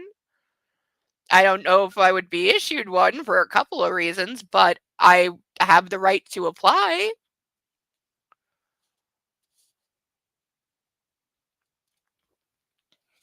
She used to cut Ray's hair. Well, damn it. That's why she did such a good job. And she's going to protect me. Of course she is. I turn to my computer and Google gun phobia. What do I bet there's an actual name for that? Him to her, Annie Oakley. Oh, that reminds me. You know who passed away like a couple hours ago, or was announced a couple hours ago? Diane Keaton.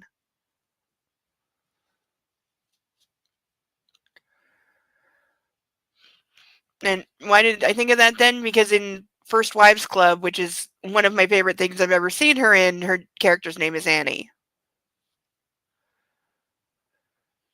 Mrs. Gray, I'm delighted you have spoken to the IT department and changed your name. And then there's a smiley face emoji. Emoticon, actually.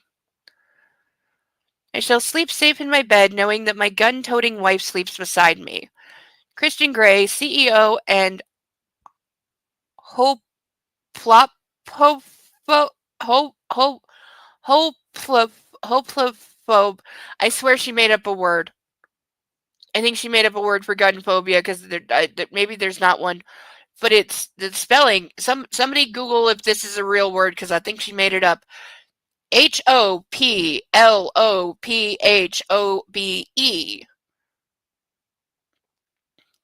Where are you getting hopelophobe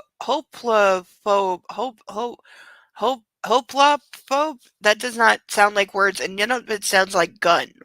Because usually, like the more obscure names for phobias or the philia, the matching philia, is usually like based on whatever the word is. Like fear of clowns is coulrophobia. You know, fear of spiders, arachnophobia. You know, people who love fire, pyromaniac. That is such a good movie, isn't it? That is the first time I heard the song You Don't Own Me at the end of it, and I love that song to this day. It is, in fact, hoplophobia is a medical term for fear of guns. It is, in fact, fear of guns. Okay, I have the best chat in the world. You are all awesome. Thank you for looking that up. But, yeah. Goodness, this is fucking book. Now I'm not looking that word up because I want to keep my brain cells. Yeah, that makes you the smartest one here, Deacon. I think that puts you up on a couple of us. So, hey, we whether we like it or not, we can say that we learned something this week from this book. That there is indeed a word for fear of guns. Oh, it's from the Greek hoplites, meaning weapons. Oh. Okay. That almost makes sense. But yeah, medical and psych terms do like to go with the Latin. Hoplo is weapons or arms. I've never heard that, and I've seen like TV. I was thinking of Rome, and then went, wait, that's Roman, not Greek. But I've watched all the Xena and Hercules, so I know things.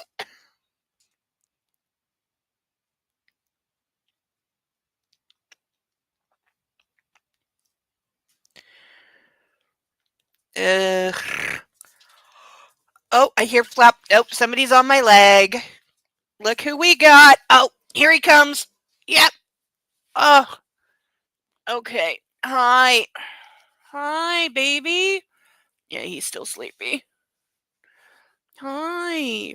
Say hi. Yes, my sleepy boy. Mm-hmm. Yeah. Sleepy baby. Yes, you're so sleepy. He's all warm. He's like, I got my sweater.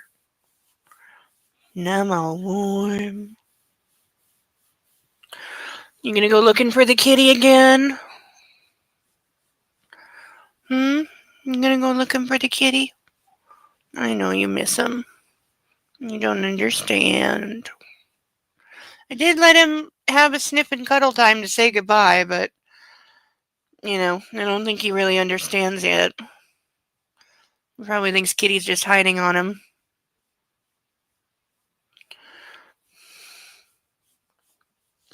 Yeah, he likes his little sweaters. He gets so excited when I put them on him. Yeah. Don't you? You like your sweaters because you have no body fat. And you don't grow any winter fur. Yeah, so you need your sweaters. He wants to lick my face so bad right now, but he knows not to when I have makeup on.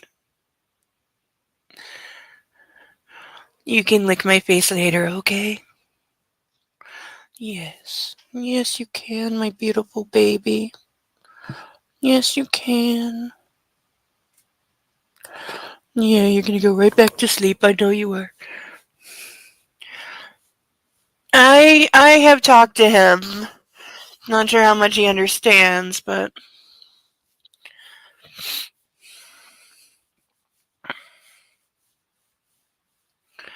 yeah. He's closing his eyes already. Alright, I'm gonna put you on the pillow, okay? I know. Yeah. I know. It's okay. He's also probably confused at being an only pet. Because he's never been an only pet. When I got him, I had Jazzy Kitty and Tatiana Kitty and my other dog, Christian, already. So he was number 4. And then Thomas came shortly after him. So he's the last pet standing.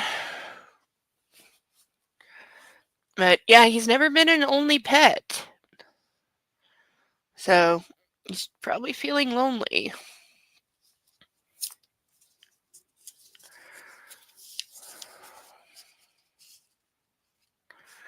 Oh, animals 100% have emotions. 100% they do. Like, you can see it on their little faces. And sometimes they cry. I've seen him cry.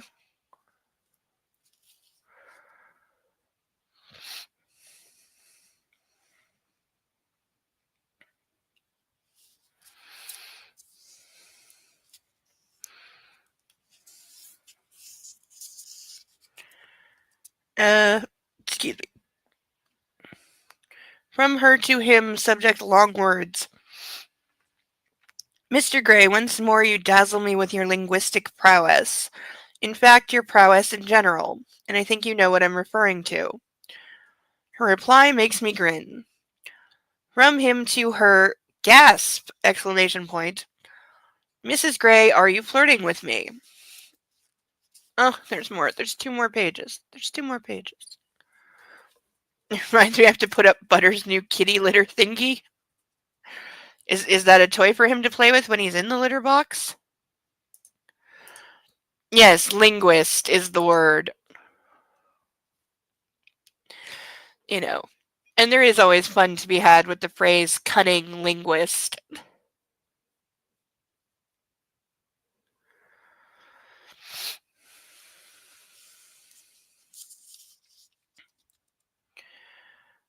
From her to him, would you rather? I flirted with someone else. Him to her, subject, grrr. No. Her to him, subject, wow. Are you growling at me? 'Cause that's kind of hot. Squirming in a good way. I love making her squirm via email. Him to her, beware. Flirting and toying with me, Mrs. Gray. I may pay you a visit this afternoon. Priapic, CEO. I forget what that means. I know, but I forget. Priapic. I think it just does that just mean he has a heart on? I think that's what that means. From her to him. Oh no. I'll behave. I wouldn't want my boss's boss's boss getting on top of me at work. With a winky face emoticon. Now let me get on with my job. My boss's boss's boss may fire my ass. Him to her, the subject line is the characters you put in when you want to cover up swearing. Believe me when I say there are a great many things he'd like to do to your ass right now. Firing you is not one of them. Her to him, go away. Don't you have an empire to run? Stop bothering me. My next appointment is here. I thought you were a breast man. Think about my ass, and I'll think about yours. I love you. Oh,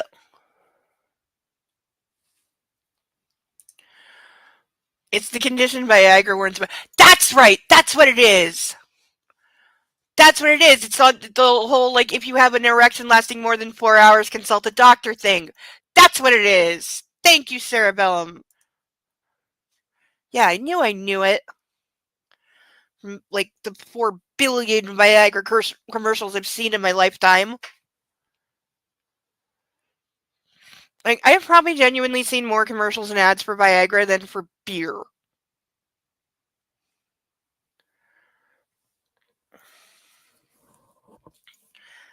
Okay, I was wondering why my shoulder was hurting because my bra strap was twisted and digging into me.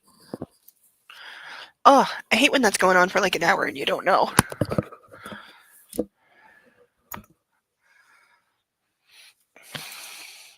Yeah, it just doesn't. Yeah, no, this is definitely supposed to be sexy and flirty. 100% it is. Yeah, no, this is supposed to be very sexy and flirty. You're supposed to want to do this while at work on, an email server that they have argued several times and they both know is monitored and recorded by other people at the company because she's still not using the BlackBerry. She's using her actual work email. So other people have access to these, which he goes back and forth on whether he cares or not.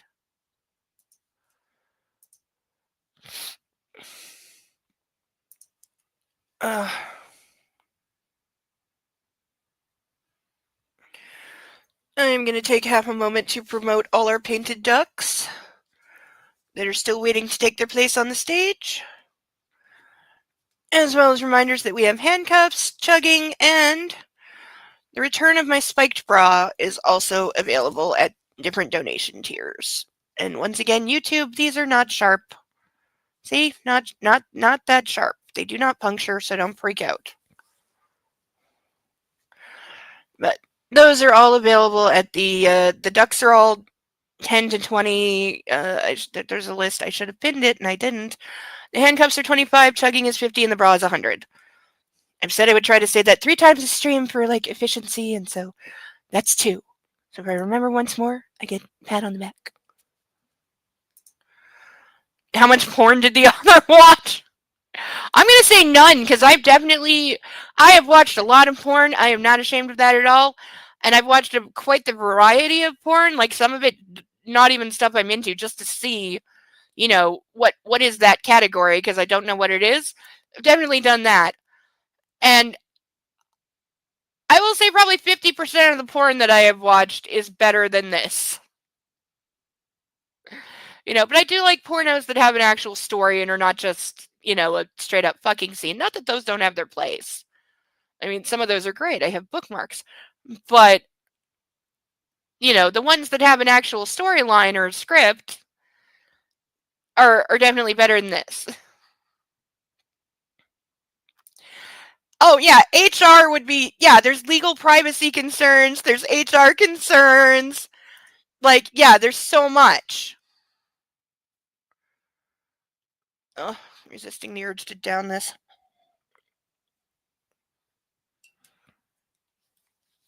I just want to stick a straw in it.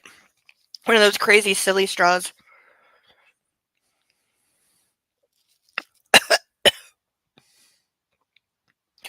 Okay, I thought I swallowed that and then I hadn't.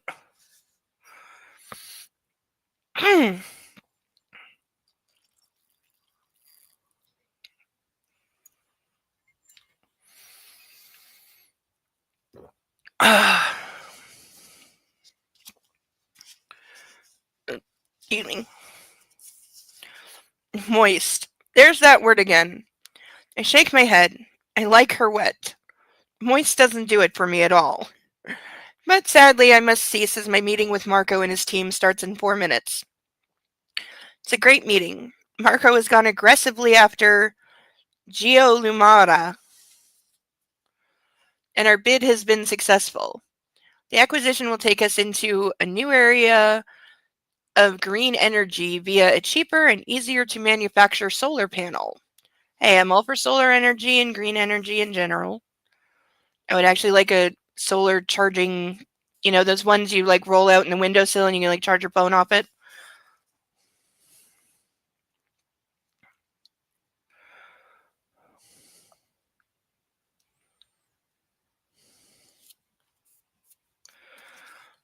It's also looking likely that either I'll have to go to Taiwan or the shipyard owners will come to us. But first they want a phone conference. Roz is arranging a time. When we finish up, she asks for a word. We wait for the others to leave. Hassan would like to go to New York. Hassan would like you to go to New York, she says. Morale is low because of how Woods left. He wasn't well liked, and because he kicked up a fuss in the press. The tech team is skittish. We don't want to lose any of them. They're all good people. Hassan can't reassure them? He can only do so much, Christian. Your visit would signal real support. You're good at rallying the troops. Since when? I think... I'm sorry, is anybody thinking he's any good at, like, pep-talking people? Because I'm going with no. Okay. I'll let him know you'll be there Thursday. This also, like, I can also infer from this his staff treating him like the mascot of the business. Thanks. Oh, and Gwen is pregnant. Wow, congratulations. I wonder how all that works, but I don't want to pry.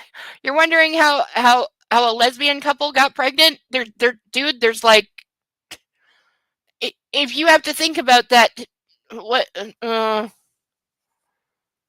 Yes, she's at 12 weeks, so we're telling people. 3 kids. Wow. Yes, we'll probably stop there. Oh, they already have 2. Okay, way to go. Go for it. Well, congratulations once more. When I get back to my desk, I call Welch for an update. He's viewed the footage from outside of Scala. Mr. Gray, I'd like to talk to Hyde's former assistants again. See if they'll talk this time. Couldn't do any harm. My thoughts exactly. Let me know how you'd like to get on. Will do. I hang up and let Anna know I'm off to New York. Was he leaving from the office? What?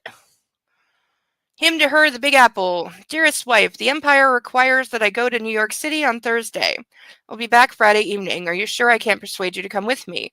Your boss's boss's boss needs you. Christian Grey, breast and ass man. Seriously, I'm sure that his own company monitors emails as well, including his.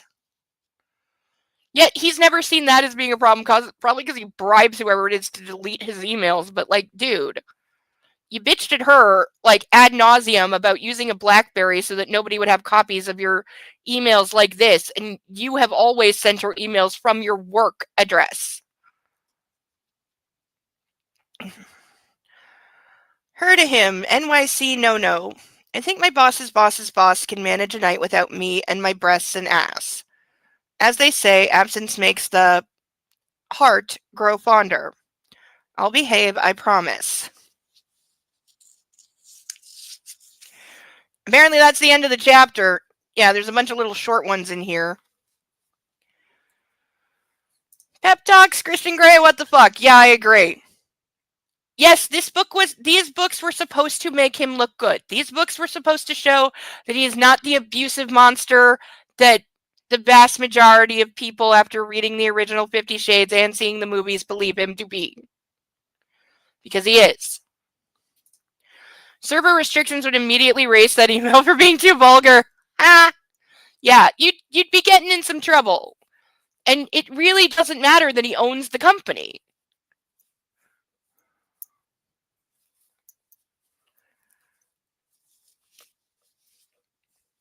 One of the bows was going down my boobs. I think my boss's boss's boss. Yeah. Because I guess they're saying there is still, like, I guess she's not the, editor-in-chief, so there are suddenly people above her, even though we were told that, like, her boss, whose job she's taken over, Jack Hyde, was, like, basically the head of SIP, so now it's been, like, downgraded to now there's people above her, apparently. I don't know. I don't know. I think it changed. But, like, there's been so much retconning in the, like, his whole company is retcon, because in the original telling, he runs a telecommunications company. Now he runs a finance company with a telecom division. Those are two completely separate things. Those are not the same. You know, his brother's whole personality changed. His sister's age dropped 10 years. And her personality pretty much stayed the same, peppy and annoying. But all of a sudden, the brothers are talking about her chasing cock. Like you would ever say that about your sister.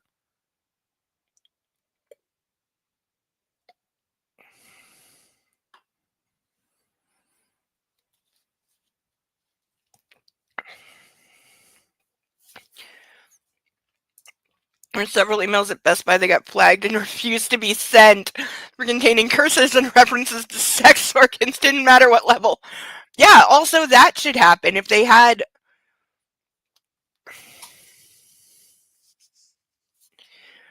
You know, if they had any kind of, like, security, it would refuse to send it with words like that. Chapter 24. Ugh. I need handcuffs for this shit. I really, really, really do. Whoa. Hello. Whoa, please be a message. Oh, Sethale, you are the best person in the history of ever. Aw. See, dragons answer your prayers. This is a fact of life. You are the sweetest and the best ever. Ever, ever, ever, and I'm so grateful for you right now. And thank you so much. You are such a sweetheart. But I have a glass of wine to chug and some cuffs to put on. Because wow. Also, wow, and thank you, in case I forgot to say that a million times. But thank you. You are the sweetest. And Kitty thanks you. And I promise to post pictures of the frame that I'm going to buy and the picture of him that I will put up to remember Kitty by. It will probably take me a week to pick out which photo because, you know, I'm going to be like, well, he looks so cute in this one, and he looks so cute in this one, and there will probably be a lot of crying, but it will be worth it because I want a nice framed picture. I have this mental image of the frame that I want. Whether it exists in reality or not, that's always a secondary question. But we'll see. I need to top this up to appropriate chug level.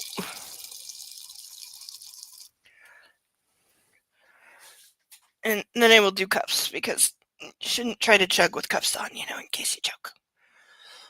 Okay, been a minute since I did this. You are not. See, if you're a demon in disguise, you're like Nephlite from Sailor Moon. And you better believe I bawled my freaking eyes out. If you know Sailor Moon and you know Nephlite, it's early on in the series, at least in the Americanized version. If you know what happens to Nephlite, I, to this day, will bawl my way through the last 15 minutes of that episode. Like, as a child, I broke down crying when that aired on TV, causing my mother to panic and go, "What are you watching?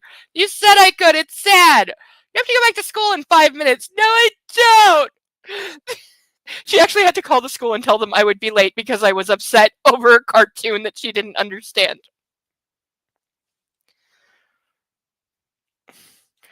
But yes, you are a fantastic person. I can't imagine how my workplace managed filters. It's a daily occurrence to have the words breast or prostate in our emails. Yeah, if you work in a medical office or an insurance office, I would imagine same words. Yeah, you would. Oh, they must have like custom filters. or something. Because I know a couple times when I was in high school and there was all this worry about kids having unrestricted internet access. So they put all this security on the computers. The problem is, like in science class, if you have to research the anatomical names for things, it would shut the computer down. And because they're on network, it would shut down the entire computer lab because somebody tried to Google breast cancer. Eventually they got rid of the software because it was just causing too many problems.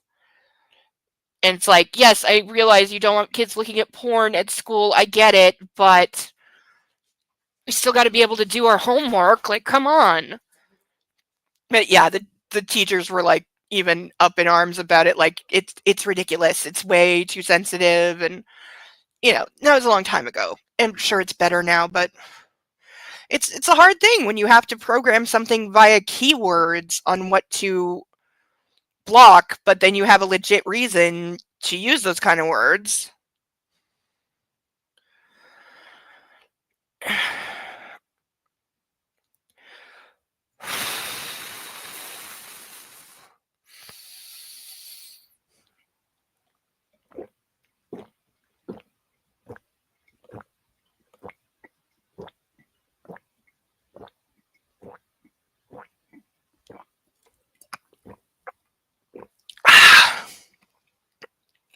Oh my god.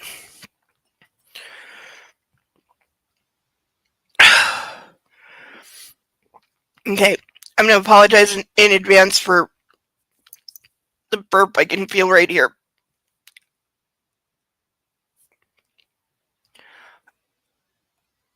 Oh, come on. I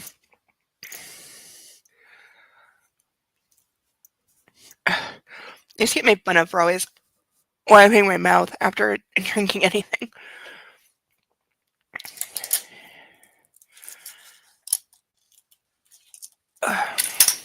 Okay, seriously. But thank you very, very much. I'm working in an oncology office. Oh. Excuse me. You mean it would shut down the computer for searching bikini adults? Isn't that where SpongeBob SquarePants lives? But yes, it would. It would shut down the computers over like anything. This was happening like several times a day. The entire computer lab would crash, and then the principal had to come put a code in to allow it to start up again. And like half the time it was over words that weren't even like bad words, or like it was way too broad.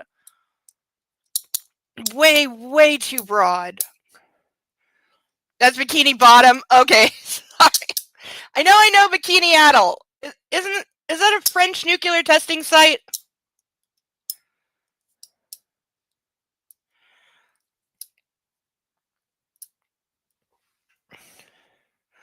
One of my coworkers got it to where the eggplant emoji would cause the blocking of an email.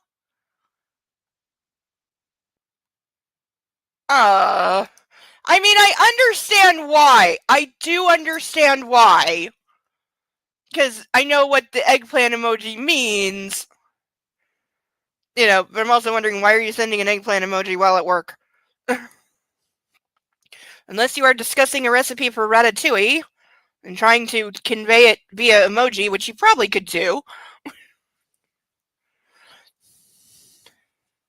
I don't know. That would be a fun game. Try to tell an entire recipe using only emojis. What's on my book? Ugh. Really? Bikini Bottom is a place. Is it an actual real place, or is it just on SpongeBob? Chapter 24. Thursday, August 25th. Oh, did we skip a couple of days? Wait, when was the last? Yeah, we skipped Wednesday, so now we're on Thursday, so this is the day that he's leaving to go to New York. Rat cheese. Yes. Rat cheese is good. Ugh, well, I miss pet rats so bad.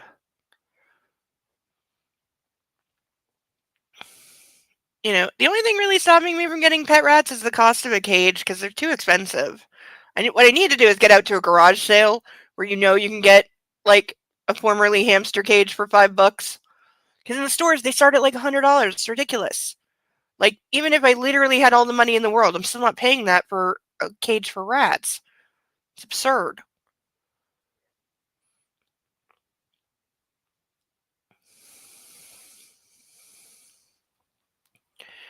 It's pre-dawn and my wife is curled up beneath the covers. Beside her on the floor is the remains of a cable tie. Oh, not this again. Okay, my weekly PSA.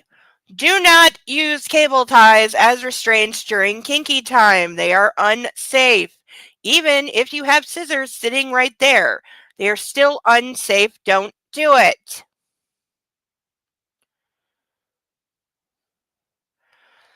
I pick it up, smirking, remembering last night, and slip it into my pants pocket. Imagine going through TSA and you pull a broken cable tie out of your pocket. I mean, he's flying privately, but still, the image is fun. Fun times. Leaning over her, I catch a hint of her scent. Anna and sex. The most seductive perfume in the world. I plant a gentle kiss on her forehead.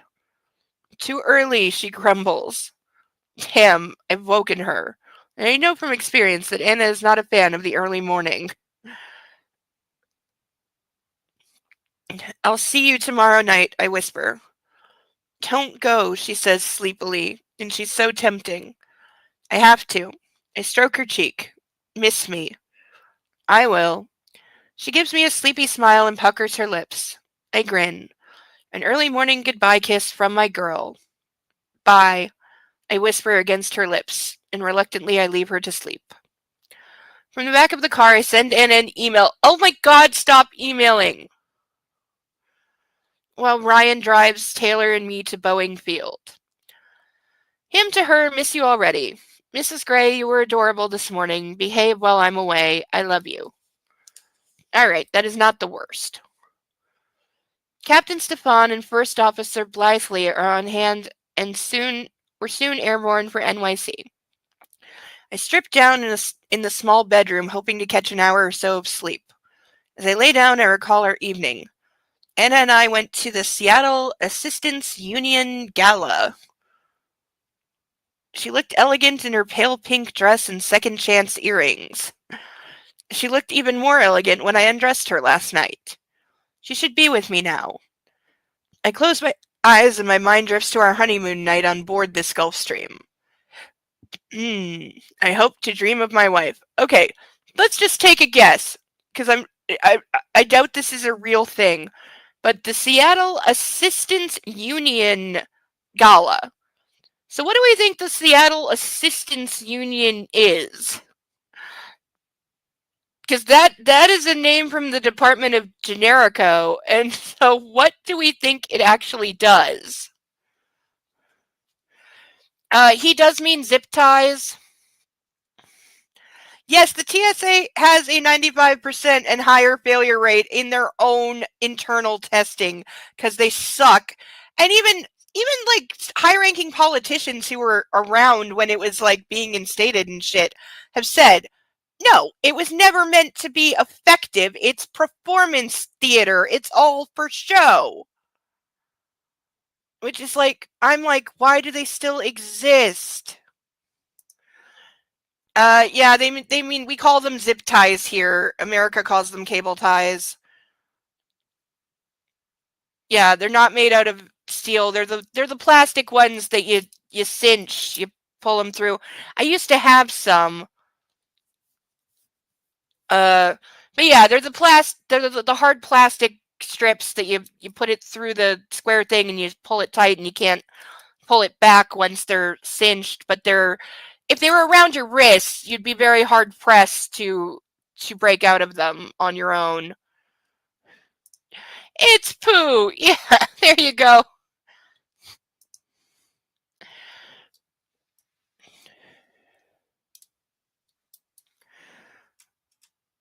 Why am I getting messages? Why are messages a thing? Why is this not working? Okay, there we go. Hmm.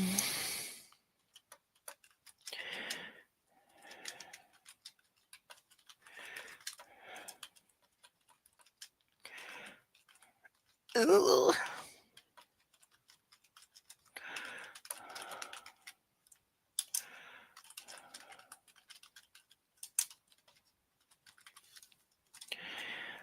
Okay. Hello, Persnickety! I'm so glad that you're here! It's so good to see you! And, oh, thanks, Sasha, for her hugs. Give her hugs back and belly rubs. And treats if she hasn't used her full treat quota of the day. And no one zip ties there, cable ties, and I was like, hell no, you can't use that. I'm sure he would if he could. I'm sure he would if he could, absolutely. Like, do we think like the steel version of cable ties is beyond him? No. I mean, hell, I'm surprised he doesn't have like actual chains, like real, with the links, and they're like this big, like actual steel chains. Because I've had my wrists and ankles bound in those, and they're with padlocks, and they're not so bad. I mean, did I look like a magician's assistant while having sex? Yes, but it was not so bad. They're more comfy than you think. Do I still have those? They were very, very heavy. But yeah, I had like 10 feet of chain and 4 padlocks that I was using for a couple months. Did I give those to somebody? I may have given those to somebody when I got bored with them. Because they were just really heavy and they were a pain in the ass to like haul around. She heard me and got whiny. Sasha, treats.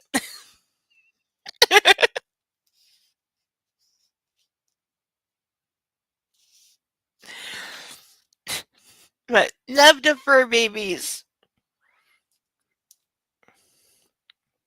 Especially this week. Everyone who has fur babies, love on your fur babies. Give them extra cuddles and belly rubs. And snuggle cuddles and petting. Because they are all best babies.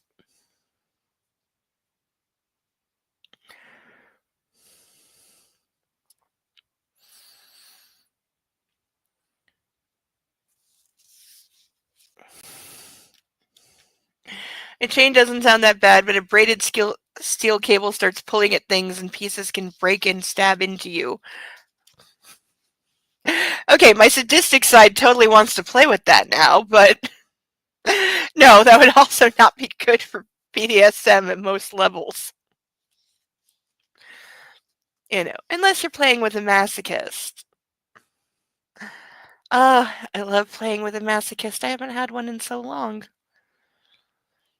But true masochists are rare and few and far between because too many people think they are masochists just because they enjoy being spanked, and I'm like, that does not make you a masochist. You do not understand the term. You're just a little bit kinky and bored. When I wake, we're about an hour out of New York and feeling refreshed.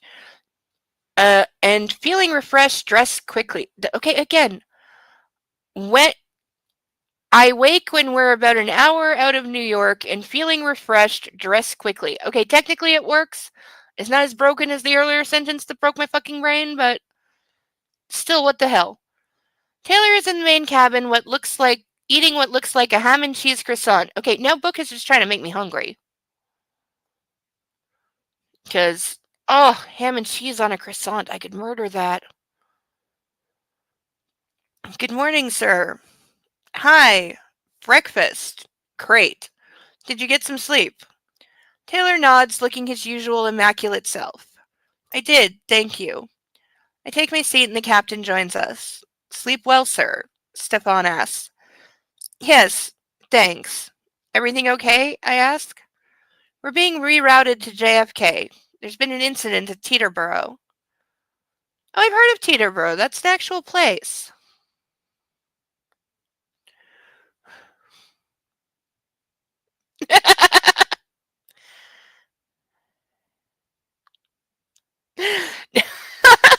Dale, don't worry. I was not accusing you of wanting to try anything. I was saying I want to try because I am one hell of a kinky bitch and a sadist. And I would enjoy inflicting that kind of pain on somebody who wanted it and enjoyed it. Cute story after the surgery, or maybe age can't trust a fart. What? In response, what?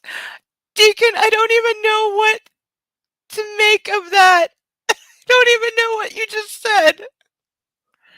I do still have this handy from my demonstration last week of how to and how not to use a butt plug. I still do have this little starter one handy.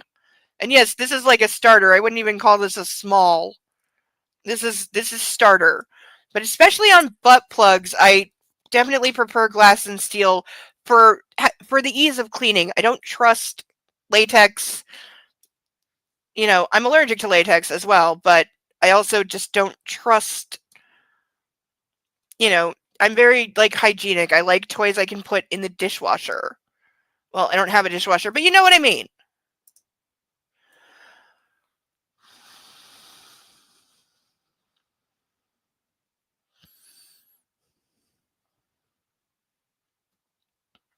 Oh, and Mark got back to me because apparently he is up in the middle of the night. I said, is there any helicopter that could, without stopping, fly from Seattle, Washington to New York City, New York? He said, no, not unless the helicopter has air-to-air refueling like certain military aircraft. The longest range helicopter might make it halfway, presuming it lands on fumes, which is not legal. Okay, so we have our answer that apparently no, there is no known helicopter that could make the trip without having to stop to refuel. Including military aircraft. Teterboro, that is how it's spelled, caters to more private aircraft. Oh, is it actually like just a private airport? Is that a thing? Are there airports that are only private and not open to the public? Huh, I never thought about it. Maybe there is.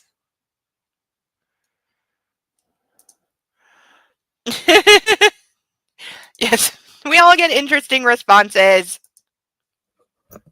Trust me, you should see some of the messages I've sent at 3 a.m. when I'm sober. I wake up the next morning and go, what the hell was I trying to say? Because I was half asleep in bed, dropping my phone on my face while trying to type it.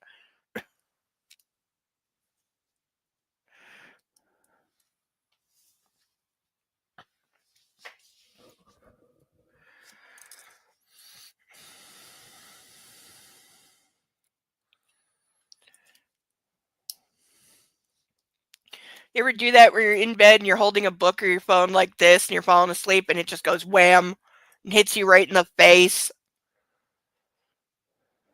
Because I've definitely done that more than once.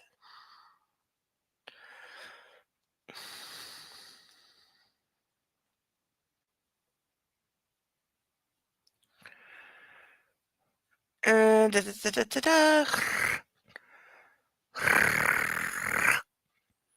Da, da, da, da, da, da, da.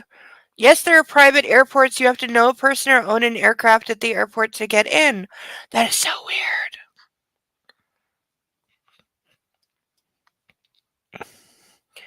An incident. As far as I know, it's nothing major. It just hit our landing time. This will give me less time at the GEH fiber optics, I say to Taylor. I've been in touch with the ground crew at Sheltair? Sheltair.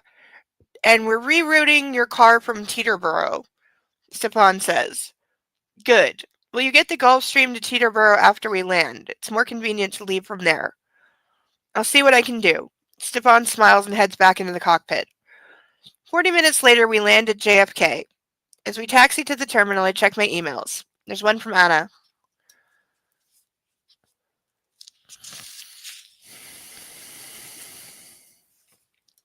From her to him, subject, behave yourself. Let me know when you land, I'll worry until you do, and I shall behave. I mean, how much trouble can I get into with Kate? Kate. I imagine she could get into a lot of trouble with Kate. The second time I met Miss Kavanagh, Anna was inebriated. That's how we spent our first night together. Shit. I press call. Anastasia Gray. It's such a pleasure to hear her voice. Hi. Hi. How was your flight? Long. What are you doing with Kate? None of your fucking business! Like, she is my friend. She was my roommate until we got married. We went through college together. She's dating your brother. None of your business. I mean, like, seriously, if I'm with somebody and I'm going out with friends and I want to tell them, me and the girls are going out club hopping and this is where we're starting and we're going to hit this and maybe this, that's my business if I want to tell them. But if I just want to say, I'm going out with the girls, don't wait up for me, I'm not required to tell you my every goddamn move.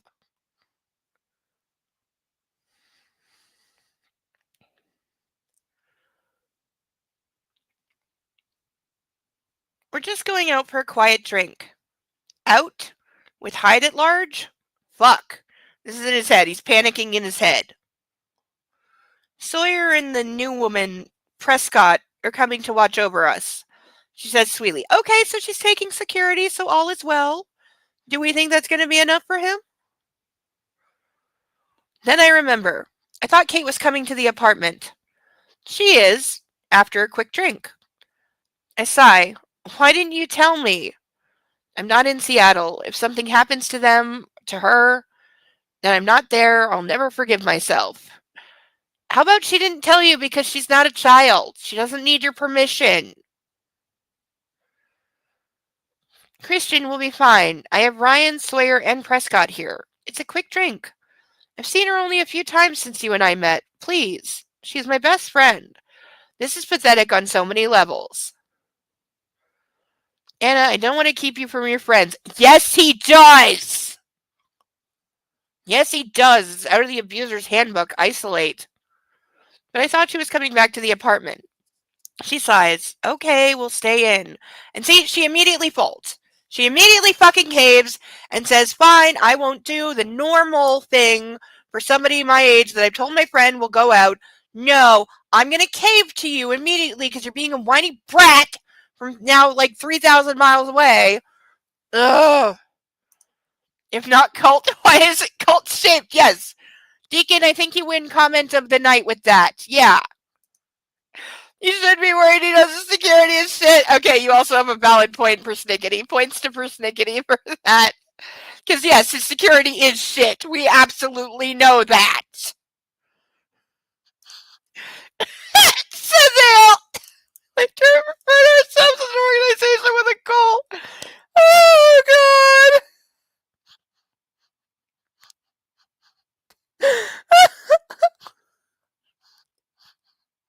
Like, is that actually taken from a Scientology press release? Because I bet it is. Like, I'm having flashes to the show The Mentalist and the Visualize cult. Oh my god.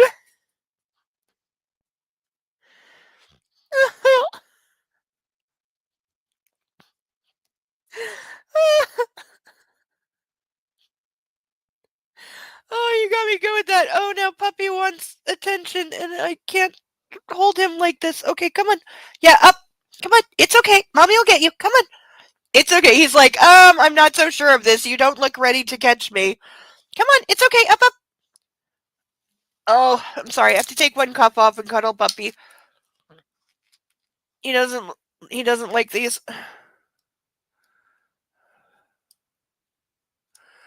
Mostly because he thinks I'm going to drop him. Okay, what the fuck? I keep missing the goddamn keyhole. Ugh. Okay, come on, up, up.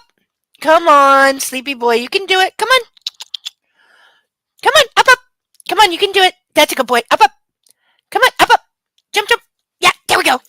There we go. Oh, yes, second appearance. Here's a puppy. Everybody love on him. Yes. Yeah, you're just getting a quick cuddle, baby. Yeah, he has security. I thought he hired a bunch of beefcakes to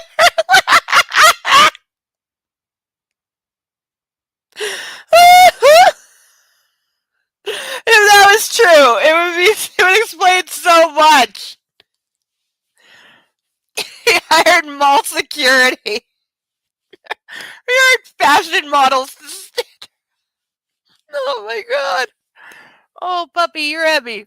Oh my god, you're heavy. You are. I know, he loves his sweater. He's got 2 others. I just don't know where they are. Because I swear I put all the puppy clothes in a bag in my closet, and now I can't find the bag. But yeah, I do need to find one of his other sweaters because he's had this on for about 2 weeks, so it's getting a little smelly and a little dirty. So, but he cries when I take it off him. You know, even though I have another one there to put him on, he's like, "No, don't take my sweater. I'm warm. I need my warm. I'm a puppy." It's not even properly cold yet, and he was giving me the look of, "I need my sweater." Good baby, I love you so much. I love you so much, even when you're stinky and need a bath, like you do right now, because you smell like dirt and pee. I know that's by design, and you think you smell fantastic. I know. I saw you're very enthusiastic rolling in dirt. You know, because he always does some, digging and back kicking to make sure he gets a good amount of dirt before he lays down and rolls in it, Because there is a science to these things.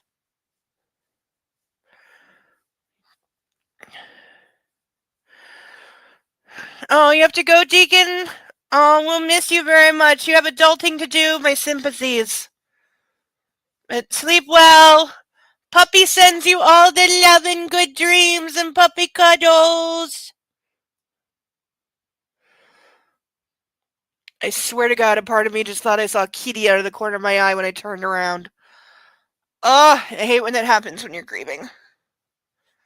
Reminds me of I was grieving for my mother, and every time I heard an electric scooter for like a year, my head would just automatically turn because she was in one, and they all make the same sound.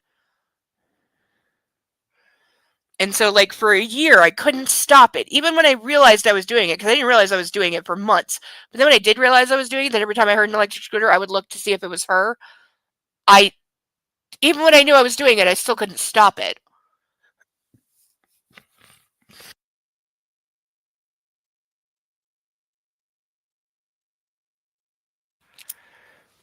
Oh, we're stuck. Oh, yes. I probably thought of that because it's her birthday in a couple days, which also means it's my grandfather's birthday, too. I always forget that. Yeah, my mom and my grandfather were born on the same day. She was born on her dad's birthday. So they have the same birthday. Yes. Okay. Say bye-bye. Bye-bye. Buy a duck so I can chew on it. You got to eat one. And boy, did he. Chewed it into tiny, tiny, tiny, unrecognizable little bits. And then was extraordinarily proud of himself. Because he killed it, and he killed it good. Yeah, that was the duck that arrived with holding a pew-pew, so I couldn't show it on YouTube, so I figured puppy should have a treat. He enjoyed himself.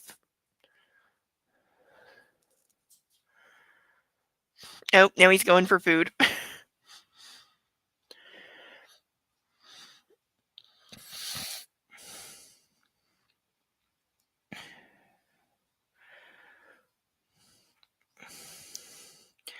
And only while this lunatic is out there, please.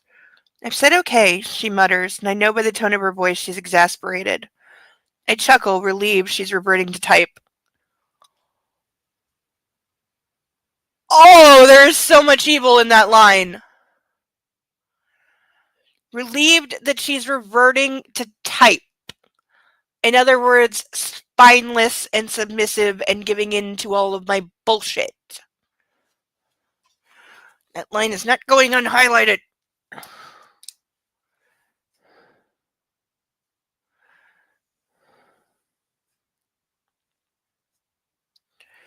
Okay, that was really badly done.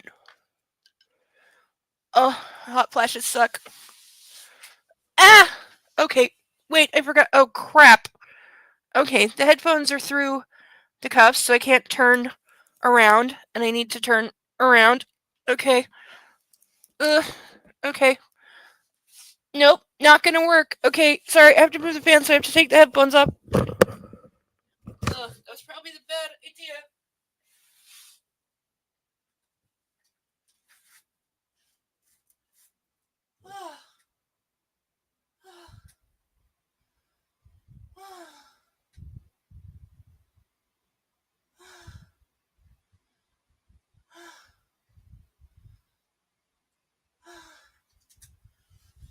Okay, yeah, just get an industrial AC unit.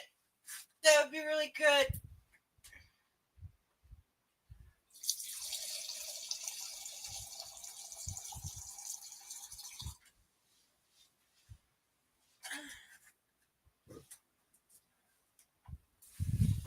Okay.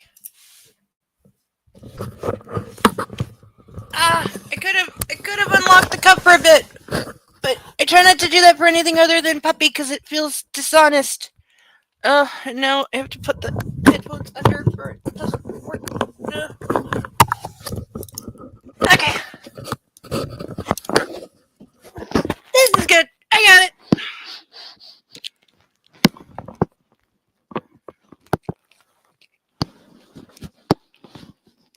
Oh, come on.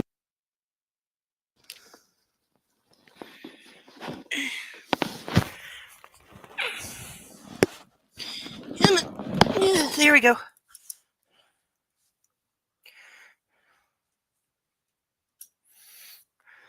Yes, I'm going to agree with persnickety. Logic doesn't exist here, but I appreciate you. Him calling someone a lunatic is rich. Yes, it is. And rubber duck pate is definitely a thing. If you have pets and they get a hold of anything rubber, oh my god.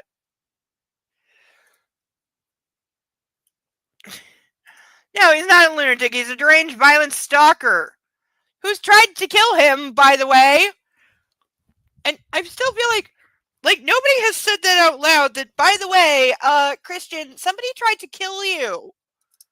Like, that is proper attention and emphasis has not been put on the fact that somebody tried to kill him and didn't care about collateral damage of Roz also being killed, because it is only because he supposedly is a very good pilot and that they weren't that high to begin with because he was flying low to show her a volcano is the only reason they crashed and didn't die.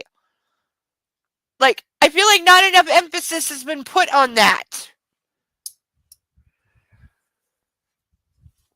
You know, or that he planted a bomb in the server room of a big corporate building that, like, you know, could have spread, could have, you know, there is an extremely violent, deranged person and they're after you.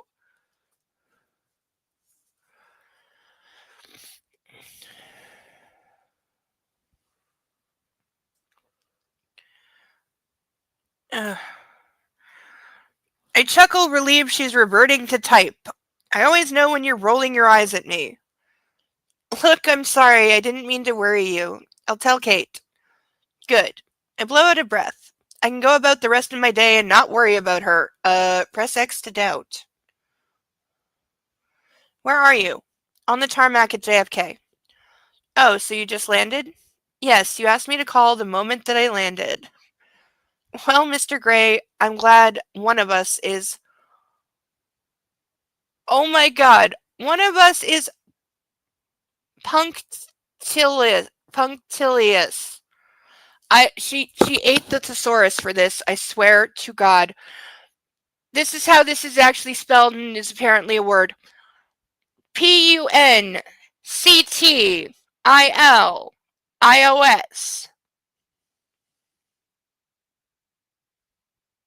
You are a pretentious hack if you are using this word.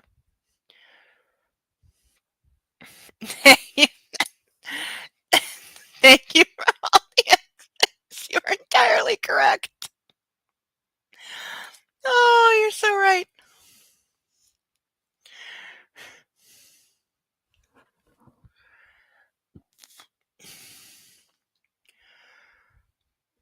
Mrs. Gray, your gift for hyperbole knows no bounds. What am I going to do with you?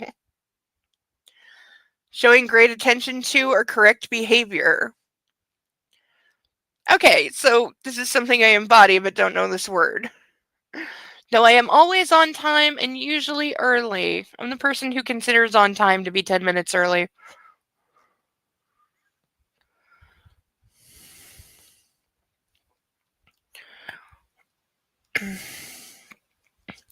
I'm sure you think of something imaginative. You usually do, she whispers. Are you flirting with me? Yes. She sounds breathless, and even from this far away and over the phone, her voice is arousing. I grin. I'd better go. Anna, do as you're told, please. The security team knows what they're doing. No, they don't. Yes, Christian, I will. I sense more eye rolling. I'll see you tomorrow evening. I'll call you later. To check up on me? Yes. Oh, Christian, she chides me. Au revoir, Mrs. Gray. Au revoir, Christian. I love you. Hearing her say those 3 words will never get old. And I you, Anna. Neither of us hangs up. Oh, God, now we're doing the teenage thing. Hang up, Christian, she murmurs. You're a bossy little thing, aren't you? Your bossy little thing. Mine, I whisper. Do as you're told. Hang up. Yes, sir, she purrs and hangs up. And the disappointment is real. Anna, I type a quick email. Seriously, stop it! Like, this is literally how I expect 13-year-olds to be.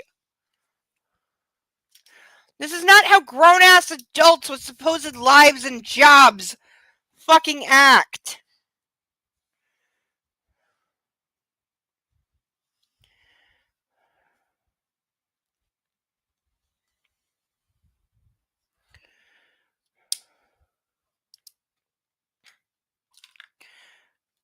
Hey. Highlighter's disobeying me by refusing to stand up. It's still working. Sometimes I have to show up an hour early to things as a quirk. I have gotten to things an hour early, that's for sure. Especially if it was somewhere that A, I'd never been, or if it was a really big place and I had to like find a certain seat, like at a concert or an arena or something. You know, or especially if I was going to a show like that and I wanted to like get food first. Yeah, because when I had a friend in 5th grade, we would go to the movies on weekends and we would get there like an hour early so we could go to the food court and eat and then go to the dollar store and load our purses up with drinks and candy bars and stuff to eat during the movie because this theater never asked to search your bag, except when we went to the Harry Potter premiere, the first one. That was the only time they were ever doing bag searches ever, and I went to this theater for like 15 years. And it's the only time they ever searched the bags, and they didn't search mine, but they got my friend and she had the drinks. So we had full Harvey's meals and candy bars, but no sodas. But I had water bottles, so we were okay. And they gave us the sodas back when we left.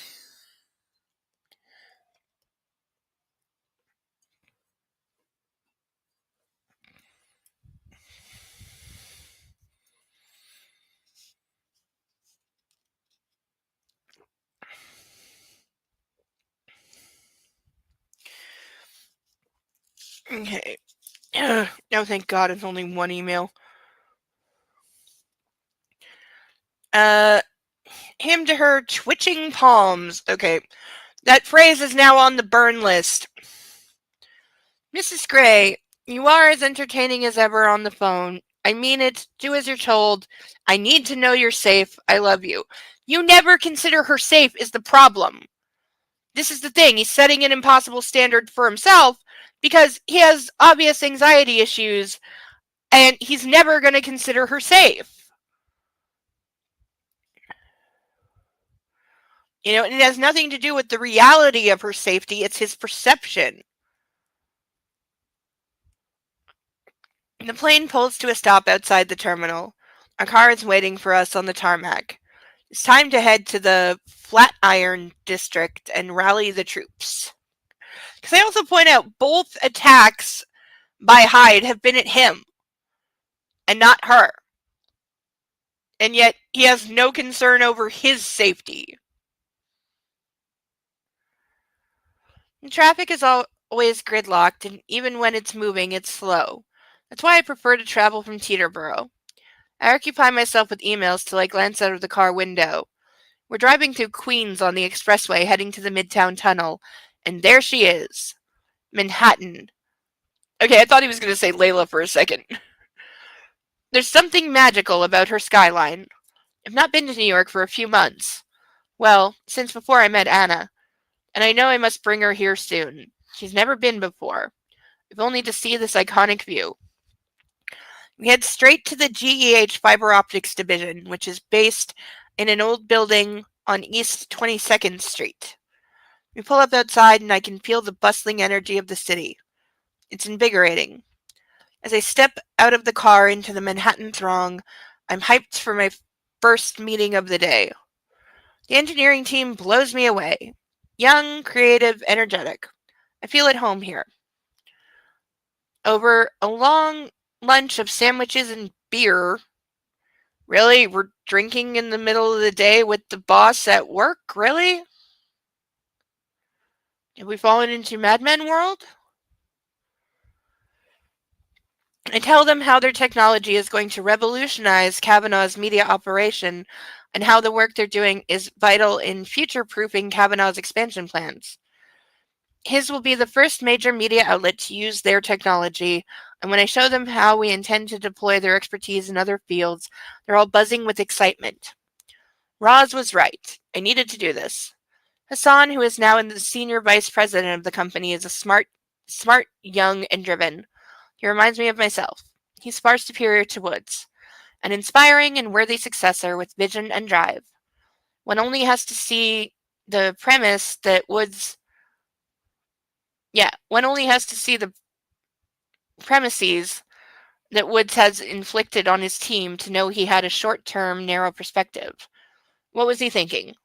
While the reception area is remarkably upscale and frankly pretentious, the offices are cramped, shabby, and in need of substantial refurbishment.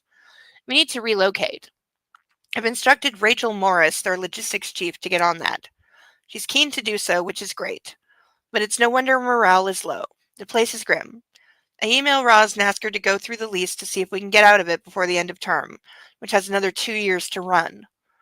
When I leave, it's after 6 p.m., and we're behind schedule. I have just enough time to get to my apartment in Tribeca, change into my tux, and then head out to the Telecommunications Alliance Organization fundraiser near Union Square. In the car, I try to call Anna, but I can't get a signal. Hell. The irony is not lost on me. I'll try again. Later. The event, as I expected, is convivial enough. It gives me a chance to network with fellow senior executives and entrepreneurs in my field. But yesterday I attended a charity gala in Seattle with Anna, and it was more enjoyable for that reason alone. While the gathered guests enjoy canapes and cocktails, I call her once more, but her phone goes to voicemail. I'm about to leave a message when I'm interrupted by the host, Dr. Alan Michaels, who is delighted to see me. At 9:30 p.m., during the entree, Taylor slides up to me. Sir, Mrs. Gray is having a drink with Kate Kavanaugh at the Zigzag Cafe. Okay, here, that's a stoner cafe for sure, because Zigzag is a brand of rolling papers, and they're not usually used for rolling tobacco, shall we say. Movie theaters didn't want people thinking then maybe they should recalibrate their pricing. Hell yes! I haven't been to a movie theater since before COVID, but the last time I was there, like a freaking hot dog, small popcorn, and small soda was running $26. Like, yeah, it's completely insane. The same, like, glossettes, the chocolate-covered raisins that I can buy at the dollar store, literally 2 for $1 in the same mall, because the theater's in a mall, at the movie theater is $8. Why in the hell am I going to pay that? Also, there is no law saying I can't sneak food into your theater.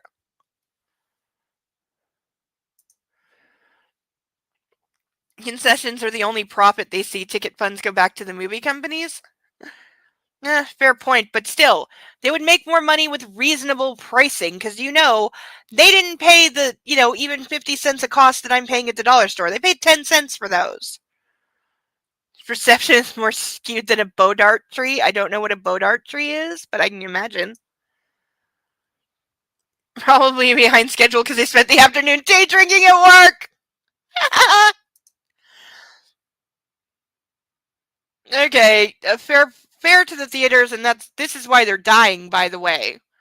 Like, this is why, like, so many theaters that closed during COVID never reopened, and it is an absolutely dying industry.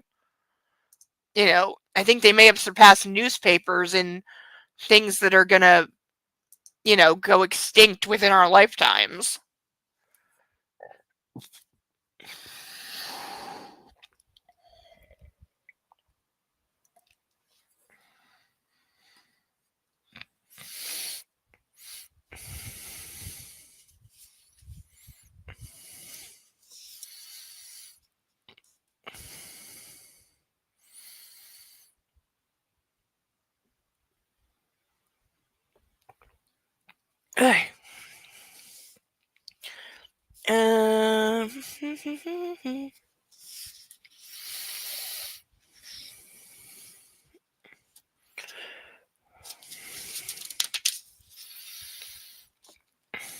Really? Anna said she would go back to the apartment. I checked my watch. It's 6:30 p.m. in Seattle. Who's with her? Sawyer and Prescott. Okay. Maybe it's just one drink. Let me know when she leaves. She said she would stay at home. Okay, so, again, he is long distance stalking his wife because the security that is supposed to be there, allegedly, to protect her is really just there to spy on her and report her every move to him. Do we think the security is ever going to stop? Do we think once they catch Hyde or he's dead, whichever comes first, that Christian Grey will stop the security and they will go away and she will be allowed to go wherever she wants, unsupervised and unreported on in her every freaking move?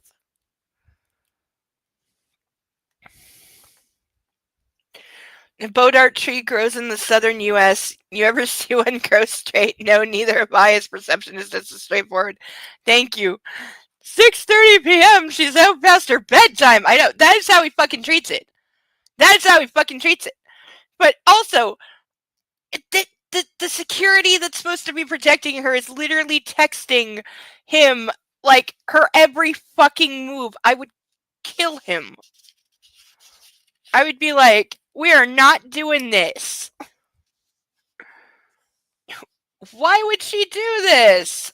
She knows I'm concerned about her welfare. Hyde is at large. She's obviously crazy and unpredictable. Okay, you haven't told her that it's Hyde doing it, you son of a bitch. You haven't told her. He's been keeping her in the dark about most of the goings on. She said she thought she saw Hyde on grainy black and white CCTV footage from his server room being blown up. He hasn't told her that they think Hyde also blew up the helicopter, though again, only an idiot wouldn't know that. But she's an idiot! So is he! But she's more so. So he's keeping her in the dark about, like, how bad the threat is, and then is bitching that she's going out for a drink with security!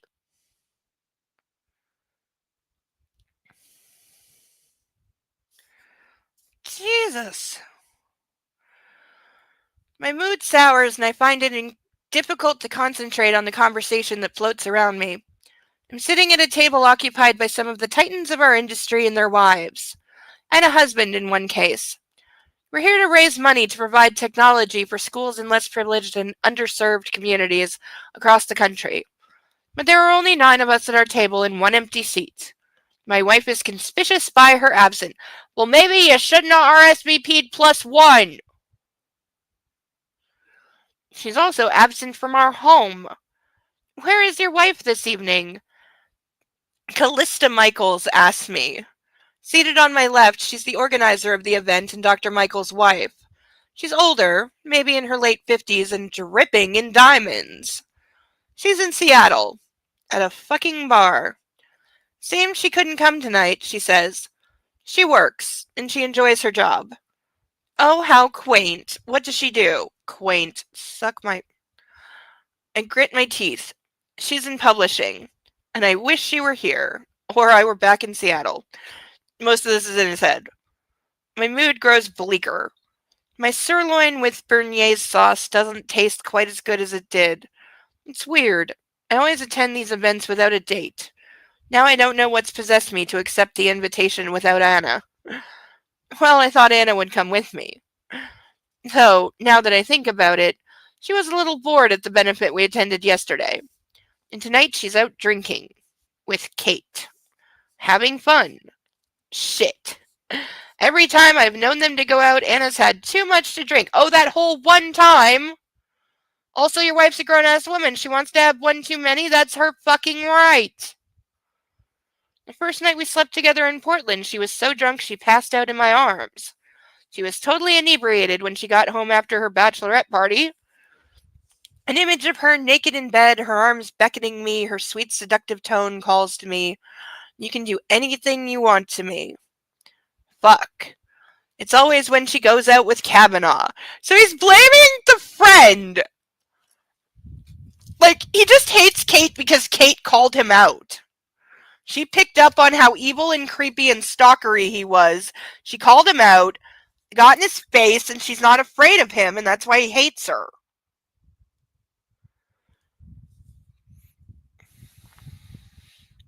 Because she's the only one who has ever tried to stop or posed a threat to his relationship with Anastasia. Concern for her welfare? Bullshit. He hasn't cared about her welfare at any point in the whole book. Link is correct. If his securities team spent less time texting their boss, they could spend more time trying to protect his wife. You constantly ply her with alcohol. Maybe he's worried. Here's head theory. Since, yes, he does constantly ply her with alcohol and get her drunk, and he admitted it. By the way, anyone who wants to bitch at me for this, and there have been a few, for people saying that, I make too much of him getting her drunk all the time, or that he's secretly roofing her, which we've confirmed that. I'm saying, forget pretty much. We've confirmed that he definitely spikes her drink on multiple occasions. He does constantly ply her with alcohol, so I think he's just worried that if she goes out drinking with Kate regularly, she'll start to get a tolerance and it'll take more than one drink. Because keep in mind, before that first night that she got drunk, she'd never been drunk or had a drink in her life. Because again, E.L. James takes virginity way too far. You have to be not only a physical, intact, hymen having virgin, you also have to have never drank or done drugs or seen a naked man or know what penis or penetration is.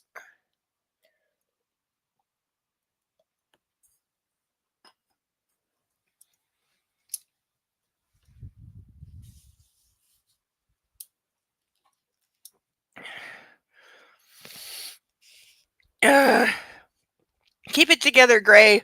The security team is with her. What harm can she come to? Okay, does the security team have, instructions to take the drink out of her hand? What? Hide. He's out there somewhere. And he wants revenge? I don't know. He's a maniac. I look up at Taylor, who's standing on the other side of the room. He shakes his head. She's still out. She's still drinking. With Kavanaugh. He told you that 5 minutes ago. Yeah, she hasn't come home yet. Ugh. I'm dragged back into the now and a conversation about conflict minerals and reliable sources of ethnically mined minerals. Is there a reason we couldn't say conflict diamonds? After the delicious and frankly comforting dark chocolate torte, I look up at Taylor again. He shakes his head. Hell. That's time for how many drinks? I hope she's had something to eat. This is dude, it's been a half hour. Shut the fuck. It's 6:30. So by now it's 7 o'clock where she is. Chill the fuck out! Excuse me, I have to make a call. I leave the table and call Anna from the lobby. She doesn't pick up. I try her again. No answer. I try one more. Still no answer, so now he's blowing up her phone. Fuck. I text her. In all caps, in bold lettering, where the hell are you? She should be home. Or here. Hey, the 50's called. And I know I'm being petulant, but she won't even pick up my calls. I storm back into the ballroom where a charity auction is about to begin. I listen to the first two lots. Both involve golf. Fuck this. I write a check for $100,000 and hand it to Mrs. Michaels. I'm sorry, Callista, but I have to go. Thank you for hosting a lovely evening. I'll pledge the same again for next year. It's a worthy cause. So he's like, fuck it, I'm getting out of here. Just writes a check for 100 grand. He's like, here, I left a check. I gotta go. I mean, it's kind of a baller move, but he's doing it for douchebag stalker reasons. Because we know he's going to go nuclear on her when he gets home, which is going to be immediately, because he's going to like call his pilot right now and be like, I have to get back to Seattle and you have to fly as fast as possible, because like how long is the flight from Seattle to New York and therefore vice versa?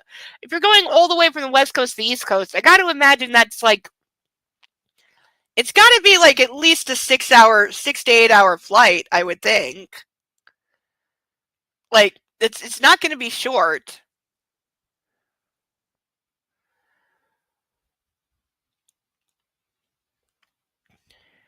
Christian, that's so generous. Thank you. I get up to leave as does she, and she kisses me on both cheeks, which I'm not expecting. Good night, I say to Callista and shake her husband's hand. I eye Taylor at the edge of the room, and I think he's already calling the car. Even with its high ceilings and great view over the city, the place suddenly feels claustrophobic, and I'm grateful when we get outside into the balmy evening heat of New York. Sir, the car will be a couple of minutes. Okay, she's still there? At the zigzag? Yes, sir. Let's go home. Taylor tilts his head. Tribeca? No, Seattle. I told you, he's gonna immediately go back. He stares at me, his face giving nothing away, but I know he thinks I'm crazy. 'Cause you're being a crazy douchebag. I sigh. Yes, I'm sure. I want to go home. I answer his unspoken question. I'll call Stefan, he says. He wanders over to the side of the main entrance and makes a call. I try Anna again. Her phone goes to voicemail. I don't trust myself to leave a message. I realize I could call Sawyer, but I have only a flimsy hold on my temper. Taylor could call him, but what would that achieve? It's not like Sawyer can physically remove Anna from the bar. Could he? Cray, behave. Yeah, seriously, try to give that order. I dare you to see what happens. Not because Sawyer wouldn't do it, because if I had security with me because of my overbearing husband, and they tried to physically remove me from anywhere, I would just start shrieking bloody fucking murder. I would make the biggest scene in the history of ever, and make sure that the police and the press saw it, so my idiot husband would learn never to do it again. Taylor finishes his call and walks back to me, his expression grim. What the hell? Sir, the Gulfstream is at Teterboro. It can be ready to fly in an hour. Good. Let's go. Do you want to go back to the apartment? He asks. No, I don't need anything there. Do you need to go back there? No, sir. We'll head straight to the airport. In the car, I brood. I have a nagging suspicion that I'm behaving badly. Not as badly as my wife! Wow, can he suck my dick? Why can't she do what she says? Or let me know. Hyde is out for revenge and I'm scared. For her. And for me if I lose her. Again, he is not telling her everything. Not even close. And again, grown woman at a public bar with security and a friend. That's the end of the chapter, by the way. Because now we're into the short chapters for a little while. Or he knows how alcohol affects her. He's worried what she will do with him. Oh my god. Oh my god, Sarah Bellum, you are so right. Yeah. Because we know alcohol makes her crazy horny. Also capable of having an orgasm as a drop of a hat. Let's not forget that part. Yes. Yes, because she does. Okay, I'm sorry. I know that, at a rush, women can have orgasms in, on average, 11 minutes. And I've definitely broken that record a few times. I mean, what? But it's not like I have had to say to former partners who think that, pressing on your clit like they're ringing a doorbell, which is what it's called, is like putting a quarter in the bubblegum machine and will make a girl come in a second. Not how girls work.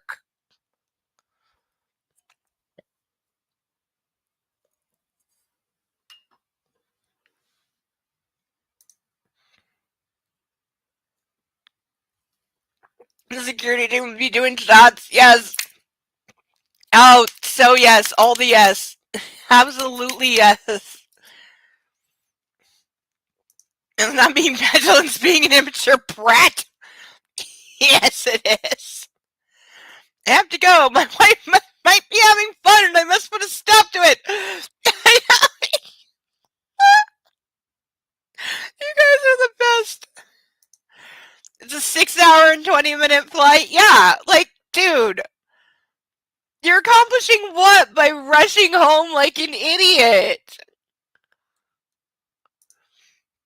He's been in a bar with people giving him minute-by-minute updates for almost an hour. How can he not freak out? And this person was supposed to retcon him into being a likable, loving spouse. Yes, it was. It really was. That was the intent. That was the entire intention. You were supposed to like him after reading these and see him as just a reasonable, loving guy who really loved his wife, and that somehow excused all his bullshit and evil and criminal behavior. And the lack of consent that's consistent. It's not, but E.L. James is delusional and doesn't realize this. Yes. Oh. Oh, yes. Oh. Oh, thank you guys for making me laugh, because I really needed that. Even if we don't. Okay, this is my last shout out, so I can say I did 3 and I did my YouTube job. We still have random ducks for $10. We have painted ducks for between $10, $15, and $20. I already have the cuffs on. More chugging is available, and we still have Spike Bra available, and that's my last shout out for things that may be sponsored or donated to throughout the evening, and that makes 3, and so I consider win. I did my job. Neil James missed the mark on that one. I am out of continent. Yeah. If you're going from Pangaea to Australia.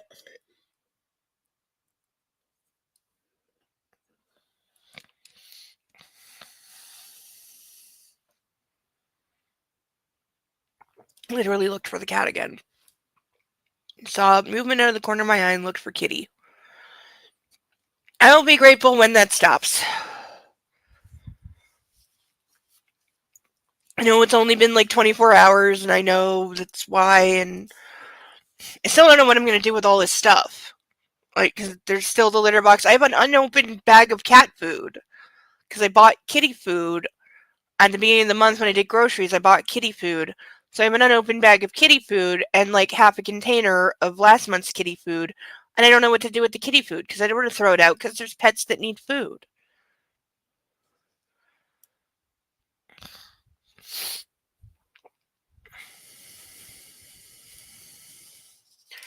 Also, chapter 25. And just to be clear, chapter. Hold on. Where's the actual? Yeah. No, chapter 25 is 55 pages long, so we're not getting through all of it, but I did find a place to stop, or at least I hope.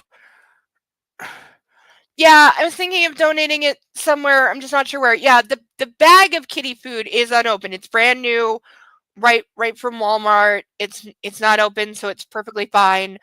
I know the container of food they probably can't take because it's open, but I was thinking maybe like leaving it in the laundry room with a sign that said free kitty food. You know, like when you live in an apartment building and people just put stuff in like laundry room or like community room, whichever you have, and or like like free to a good home kind of stuff.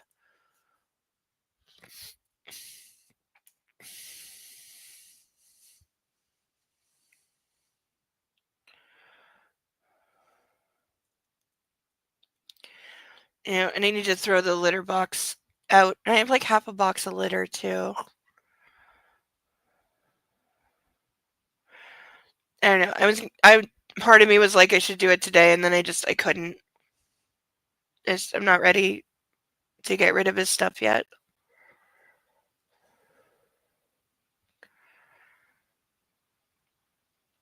I'm not gonna cry. I'm not gonna cry. I'm not gonna cry. I'm not gonna cry.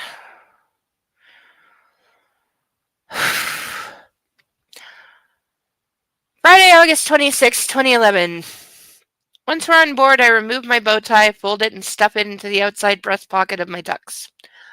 Taylor hangs my jacket with his in the small closet, and I grab a blanket for each of us, then take a seat in the main cabin. I gaze out into the New Jersey darkness, tension leaching from my muscles into my bones. While we're in the terminal waiting for the Gulfstream, I manage to restrain myself from calling Anna again. But I can bear it no longer, and as Stephen and Blythe do their final checks, I call Sawyer. Mr. Gray, she says, above the background hum of a bar. People are out, enjoying themselves.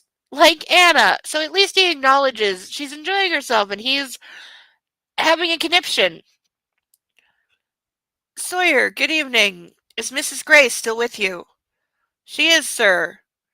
I'm tempted to ask him to hand his phone to her, but I know I will lose my shit and she's probably having a good time. I'm reassured that she's under Sawyer's watchful eye. Oh, the guy you yelled at like 3 days ago for not noticing that a car was waiting outside your parents and you totally bawled him out for that? For failing to notice? For failing to observe? That guy?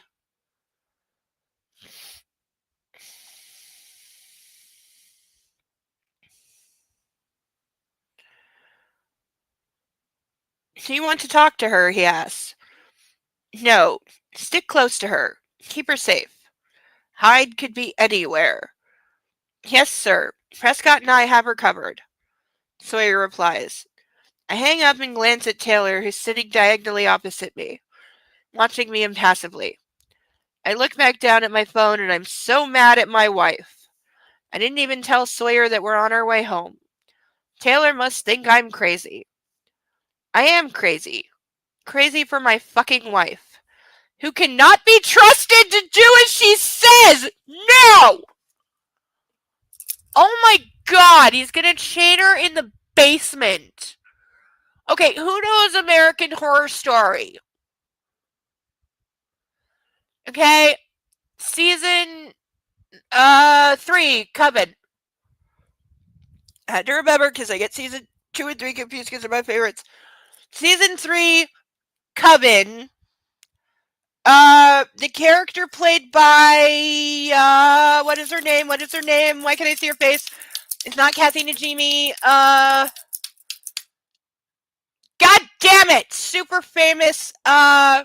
She's played multiple parts and roles on the show. Older, heavyset lady, short dark hair. She played a rich psycho torturer.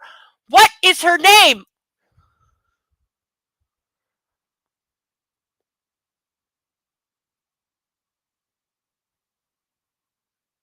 God damn it! Why can I remember? She in Misery. The lady from Misery. What the hell is the name of the actress from Misery?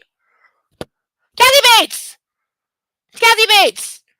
Kathy Bates' character, the torture lady, who yes, Angela Bassett was on that. She was awesome. Her as the voodoo queen. God, she kicked ass. Oh, loved her so much in that. She's amazing. I've seen her in a few things. Angela Bassett is amazing. Girl rules the screen and gorgeous. Yeah, Kathy Bates. But no, he is pulling a Kathy Bates from American Horror Story Coven, where she locked up her, I think it was 2 or 3 daughters. I think she had 3 daughters when she found out they were plotting to kill her for being an evil psycho torturer. And so she turned the tables on them and locked them up for a year and tortured them for a year. But she was saying like that she was doing it out of love and teaching them to obey her and blah blah blah. Gray is the same. He's saying the same thing. Like, if I chain you to the wall and break your legs and let you recover for 6 months, it's only because I love you and I'm teaching you that I know best and that you have to obey me, so I'm hurting you for your own good. He's that guy, and I want to throw up so hard right now. Like, it's a good thing I have not eaten anything all day, or else I really would have vomited right there.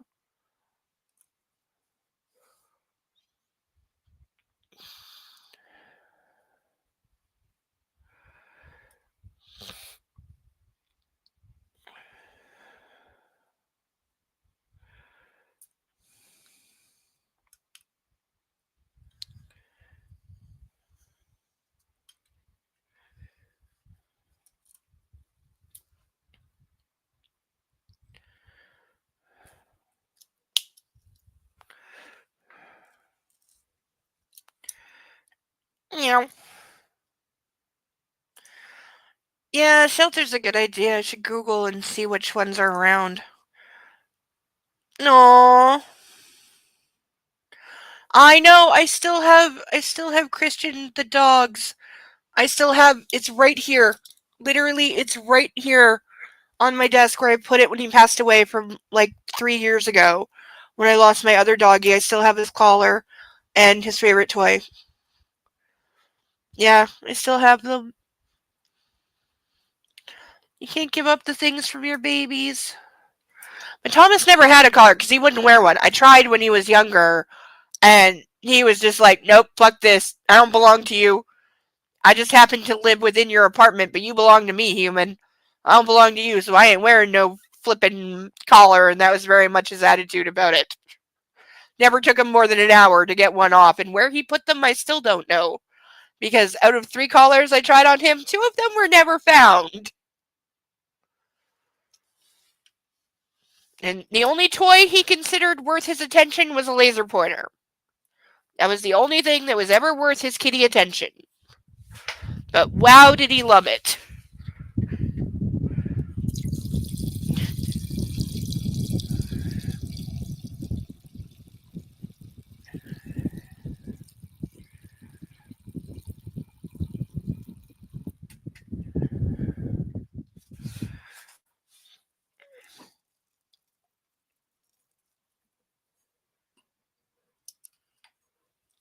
Oh, laser pointer, or if he could steal a bottle cap and play kitty hockey in the bathtub, then he was a very, very happy animal.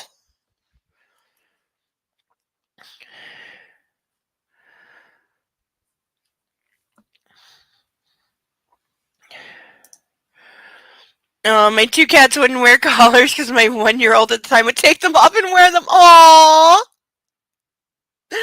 Aww! Okay, your kid is completely adorable, and I'm sure the kitties were confused, but mostly happy the 1-year-old wasn't yanking their tail or their fur, because, kids don't understand some things. And yet animals somehow know I'm not allowed to scratch the hell out of the tiny toddler, right? Because then mommy will be mad at me, even though it was pulling my tail.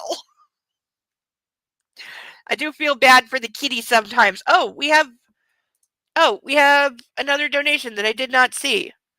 Oh, thank you so much.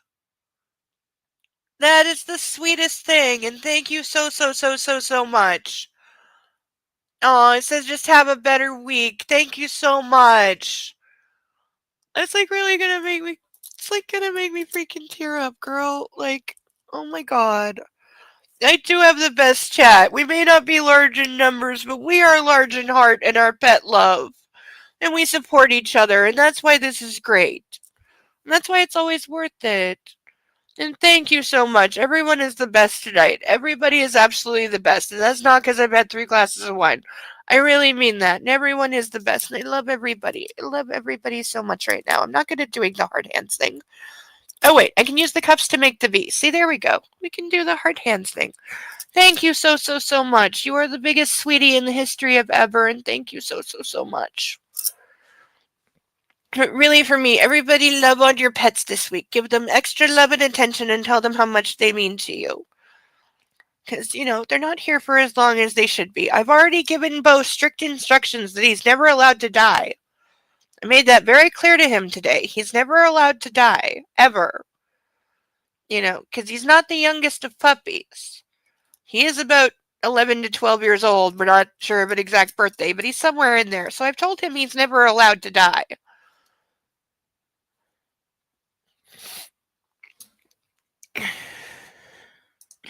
One cat didn't carry would have bath time? Aww! She would pretend paint his nails. Oh, that's so cute. Also, I've totally seen people actually paint their pets' nails. I've also seen people, dye their cats pink. And I'm like, is that safe for the kitty? It was too stupid to realize he should stay away from kids. Oh, poor baby. Because, all kids love tiny furry animals. It's just, it's something that, thinks on the same level as them. So they love tiny furry animals. But thank you to everyone tonight for being so supportive and coming out in memory of my little Thomas kitty. He was best baby. He went hard, so I appreciate the support. It's not easy to watch a pet suffer for several days and then pass away when there's nothing that you can do. It's the nothing you can do part that sucks, because you just want to, I could cuddle him and hold him and pet him and, but it doesn't feel like enough. And, you talk to them and tell him he's your best kitty ever and how much you love him and that it's going to be okay. And, you cry on his fur and, I'm not going to cry. I'm not going to cry. I'm not going to cry. I'm not going to cry.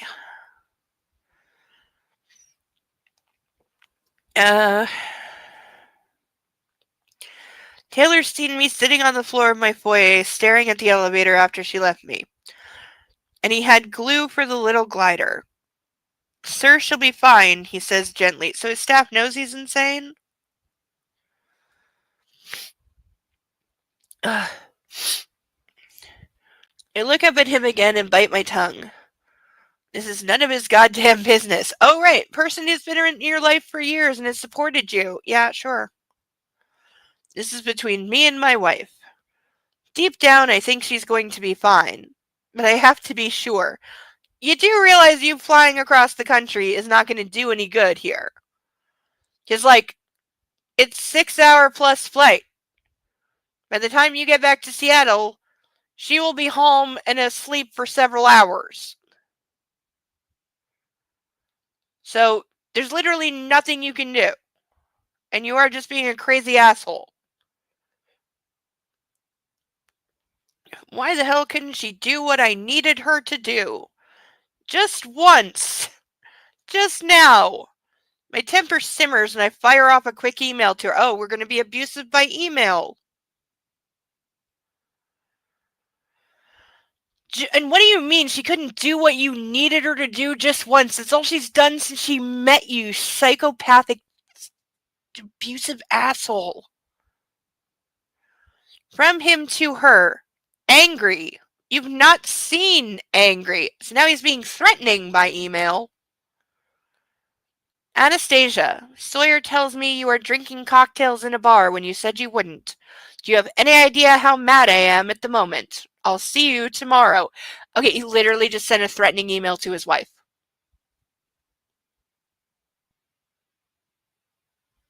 If I got that email from my husband, who I knew was in New York, but I would know from that email is flying back to Seattle, you know what I'm doing? I am grabbing my clothes, my jewelry, my papers, and my wallet, and I am leaving. I am getting in a chauffeured car with a service he doesn't know about, using a fake name, and being driven to another state and booking into a hotel with cash and a fake name.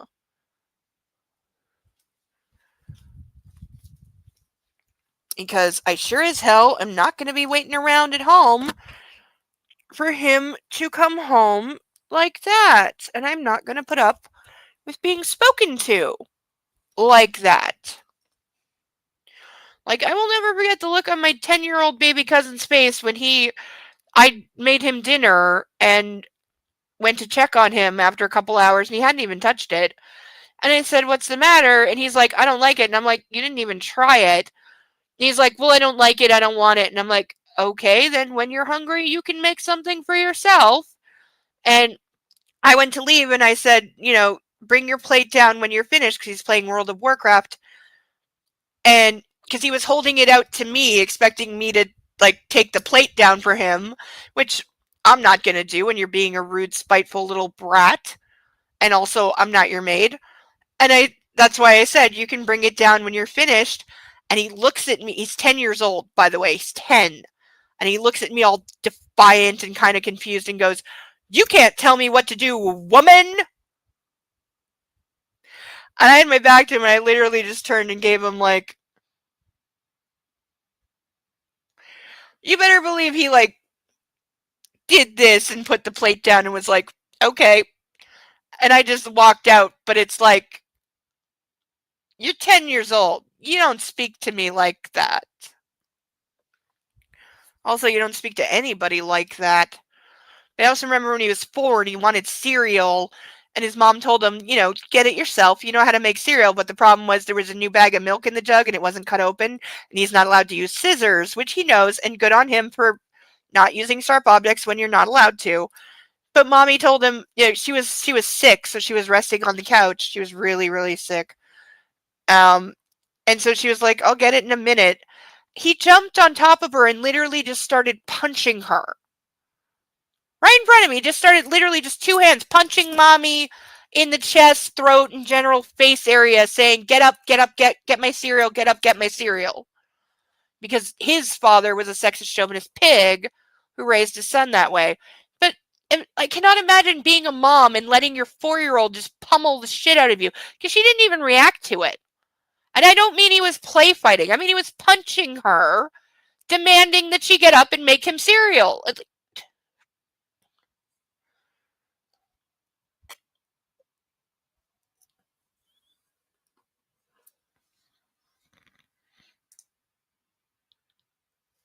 Yeah, Christian's well-being is literally Taylor's job. Which is why, as Taylor, I would be saying, "Sir, by the time we get back there, she's going to be home from the bar and you know it. You are being ridiculous." Sometimes taking care of your boss means you got to tell truth to power. "Sir, you're being ridiculous. You're being incredibly immature. This is absurd. You do not need to fly back tonight. She is going to be fine. My people are with her and you know it. So we're going to go to your apartment in New York and you're going to go to sleep.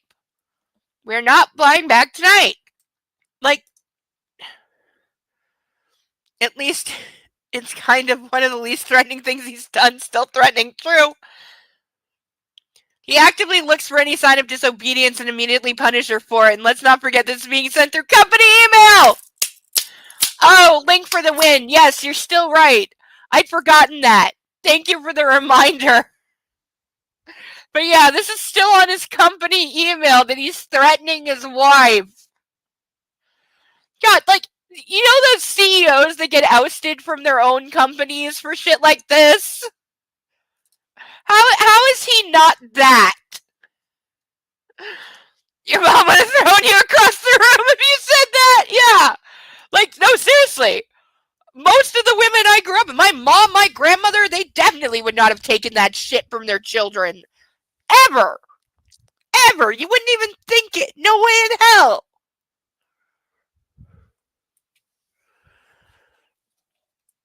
But my aunt is the one who actively said, and I heard her say this because I asked her about it once because my mom said she said it and I wanted to know if it was true.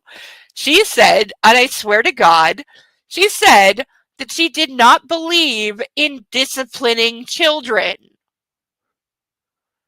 Well, no wonder all three of her kids, well, two of them really, but one only when he was influenced by the other two, but only because he's autistic as fuck and lives in his own world. But the two, like, non autistic children were the most, like, evil, disgusting, bullying, violent brats in the history of ever. As well as being completely incompetent, stupid, and deliberately ignorant because they didn't give a flying fuck about schooling because she told them a D is just as good as an A. Well, no, it's not. So your kids are stupid and ignorant, they're overly sheltered, you infantilize them their whole life, and they have no discipline, and they literally don't know what the words consequences mean. Like, I've had people accuse me of lying when I say my 22-year-old, the oldest one, was 22 when she had to ask me what the words accountability and consequences meant, because I used them to point out that she was not taking accountability or accepting the consequences of her actions when she got fired from Zellers, which it was her fault, but not her fault. But I was making a broader point, and she had to stop me and ask me, what did accountability mean and what did consequences mean? Because she had no idea what these words were because she never had it in her life. And this is a girl who once, while throwing a fit at my grandmother's house and was mad at me because she got in trouble, and my mom actually punished her and put her on the timeout steps because she's like 5. So she had to sit on the stairs for 3 whole minutes. And then she responded by sneaking away when we were busy with other things, going up to my bedroom and trashing it. And I mean, she ripped all the sheets and blankets off the bed. She threw the pillows around the room. She threw all my dolls on the floor. She, like, literally ripped all the clothes out of the closet. She ripped some of the clothes. She broke the drawers.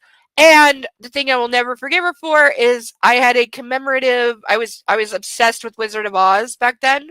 And so my mom had bought me this porcelain Wizard of Oz plate that had the wind up music thing on the back, and it was in a stand in the corner.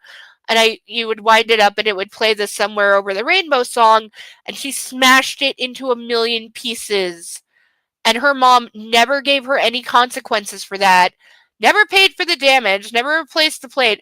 And I remember back then hearing my mom tell my grandma that plate cost $120, which that's in like, that would have been like 1992. So I don't even know what that is today, but I was so mad at her. And again, even as a child, I realized that no consequences were coming to her. Her mom came and picked her up and took her home and basically said, oh, well, I don't have time to deal with this, so I don't care what she did. And that was that. She got away with it. She never got punished for literally destroying my room and my stuff because she threw a fit over a board game. We were playing Monopoly. She started losing, and as she would often do, when she started losing, she would just pick up the board and flip it over and just make a mess and be like, I'm throwing a fit because I'm losing and I don't want to lose at a game. And so my mom punished her and put her on the steps. And then she did that. And then her mom said, who cares? Isn't it any wonder you raised a, like, raging brat who can't function in the world?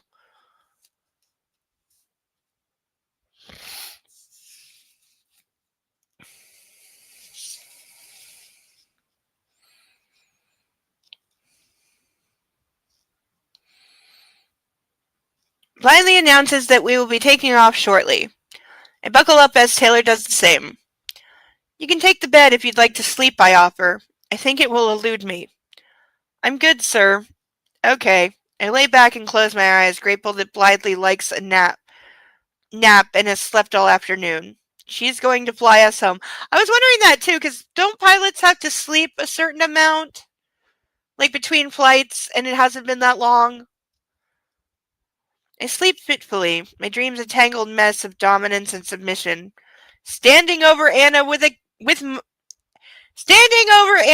cane in my hand, Elena standing with a cane over me.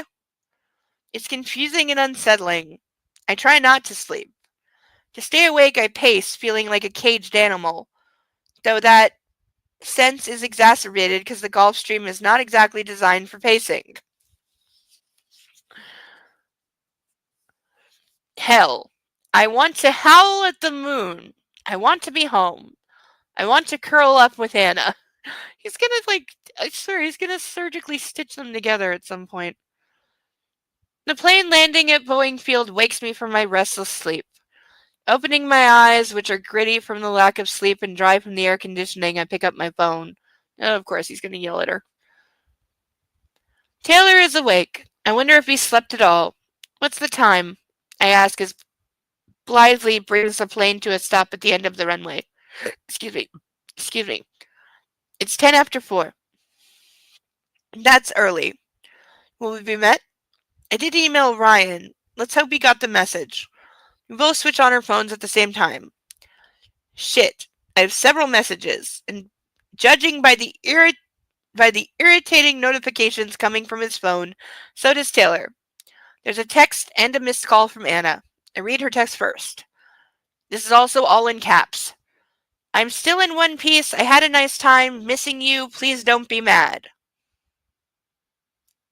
See, this book is why I said I would never say the phrase, please don't be mad at me ever again. I've only slipped up once. Too late, Anna. So now he's acting like he has permission or some shit. At least she missed me. She's left a voicemail, which I listened to her next. Her voice is breathy and anxious. Hi, it's me. Please don't be mad. We've had an incident at the apartment, but it's under control, so don't worry. No one is hurt. Call me. What the fuck? My first thought is Layla is broken in again. Maybe it was her driving the Dodge. When I glance at Taylor, his face is ashen.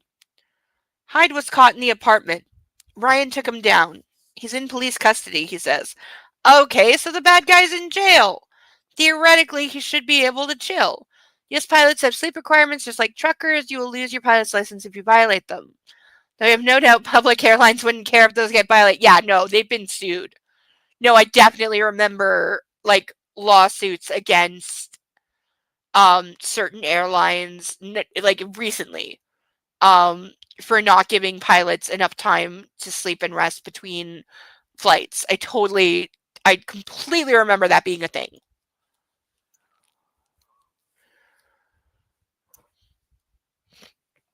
My world grinds to a screeching halt. Anna, I whisper, as all the breath evaporates from my body. She's fine. Gail? She's fine too. What the hell? Exactly. Taylor looks as ashen as I feel. The plane taxis to a stop and I call Anna immediately, but her phone goes straight to voicemail. Shit. Hyde? In the apartment? How? Why? What? Well, after Layla broke in several times, you never even changed the locks, you fucking idiot! And you apparently live in the least secure rich person building ever, because like I said, I've been in those buildings.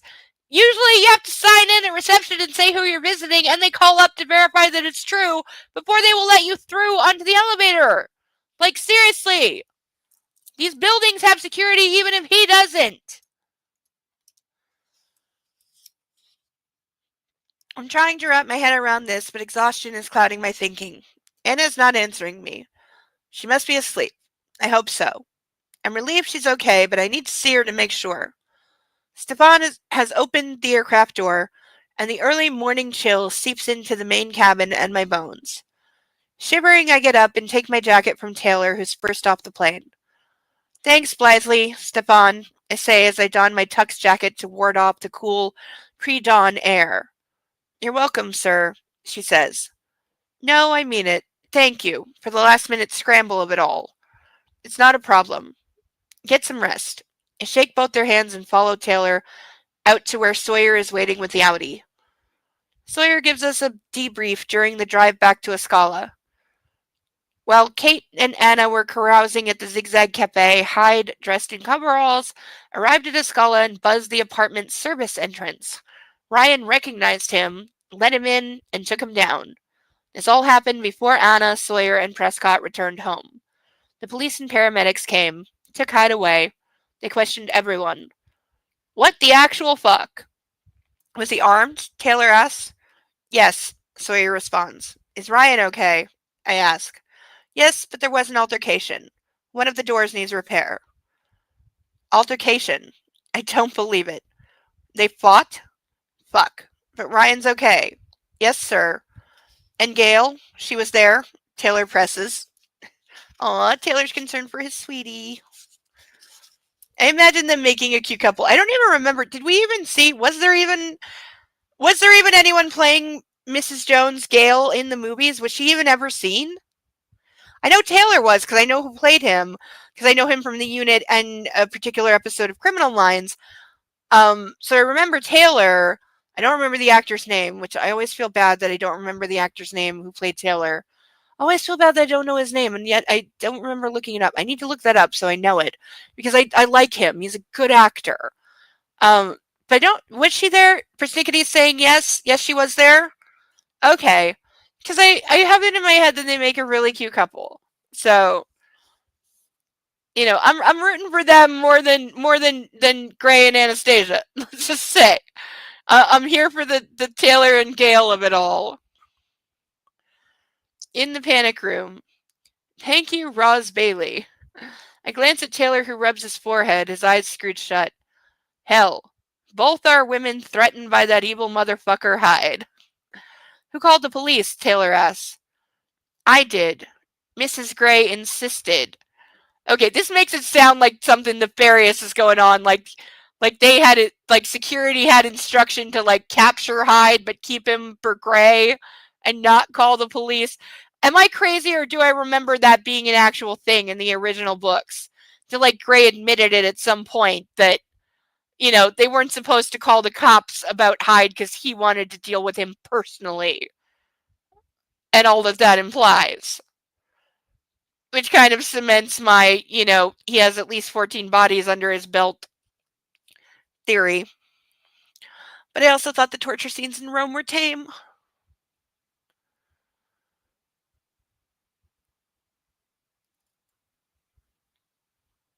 She did the right thing, I mutter. What the hell was he hoping to achieve? I don't know, sir, Sawyer replies. One more thing. The press were outside last night. Damn. And after they'd lost interest in us. This day just keeps getting better and better. And it's only, I glance at my watch, 4:40 a.m.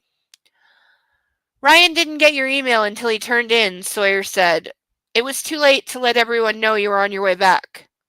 So Anna and Gail don't know, I ask. No, sir. Okay. We're quiet for the rest of the short journey, each of us with our own haunting thoughts. If Anna had been home, she'd have been in the panic room with Gail, and Ryan would have had backup and wouldn't have had to face Hyde alone. Why can't she do as she's told? Sawyer parks the Audi in the garage, and both Taylor and I fly out of the car and into the elevator. Glad we came home when we did, I say to Taylor. Yes, sir, he nods in agreement. What a fucking mess. Indeed. He remains tight-lipped. We should have a full debrief when everyone's had some sleep. Agreed. The elevator door opens and we spill out into the foyer, each of us with one goal. To check on our woman. Okay, I'm sorry. I appreciate the caring, but the level of toxic masculine chauvinist pig is getting too high. I head straight for our bedroom, and I know that's exactly what Taylor is doing. I barrel down the hallway and into the room, grateful that the thick carpet absorbs the sound of my footsteps. No, she wasn't there. Ugh. Anna's fast asleep on my side of the bed. She's curled up in a small ball wearing one of my t-shirts. She's here. She's fine. My relief almost brings me to my knees, and I stand and watch her. I can't risk touching her, as I know I'll wake her if I do. Wake her and bury myself in her. I wonder how drunk she was last night. Anna, Anna, Anna. What a shock to come back here to Hyde. I steel myself and brush my forefinger over her cheek. She mumbles something in her sleep and I freeze. I don't want to wake her. When she settles, I slink out and head back to the living room. I need a drink. I'll second that. Max Martini played Taylor. That's his name, Max Martini? I don't know if I ever knew that.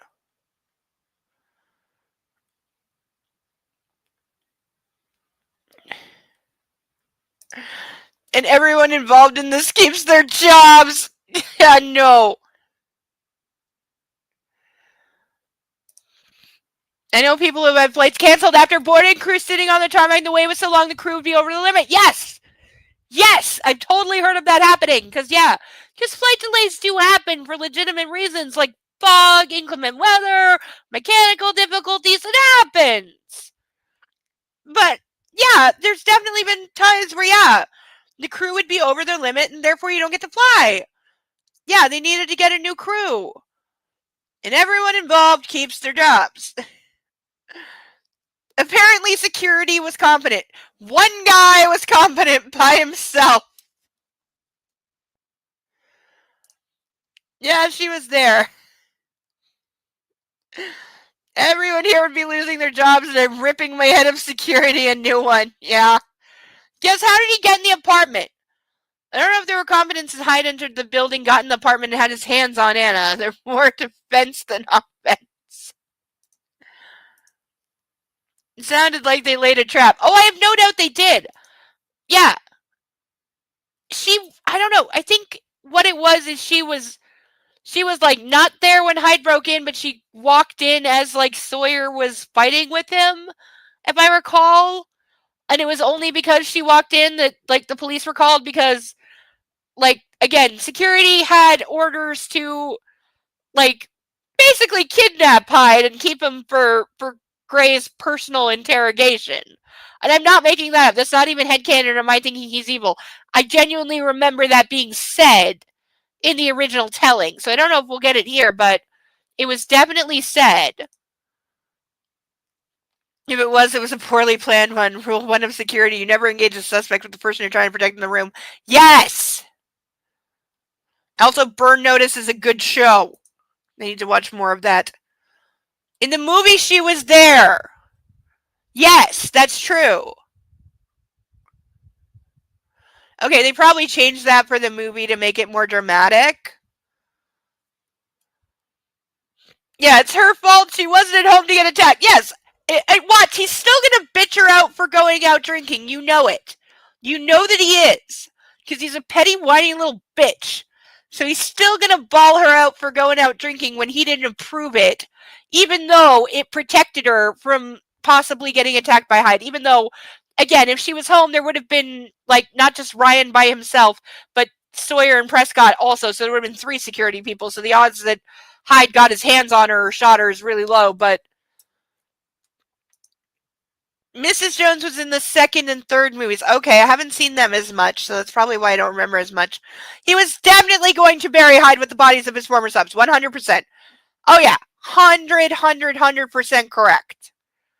Yeah, no, Persnickety's totally got it. Yes, 100% that was the intention. He would have interrogated him to see if anyone else was involved and then absolutely killed him. And Taylor would have known right where to bury the body. Oh.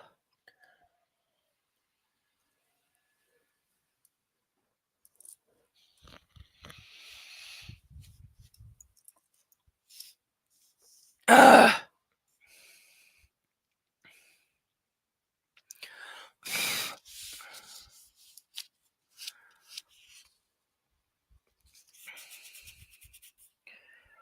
There's an ink splotch.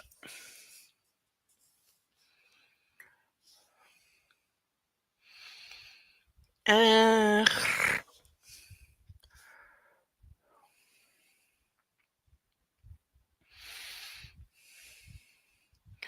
I pass the foyer door, I notice it's hanging off its hinges.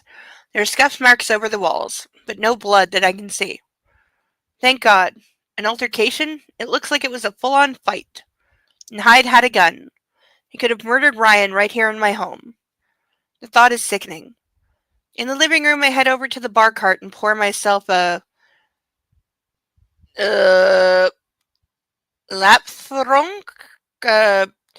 Here's a drink I've never heard of, or possibly a brand of some kind of booze I've never heard of. Incoming spelling: Lapphroaig.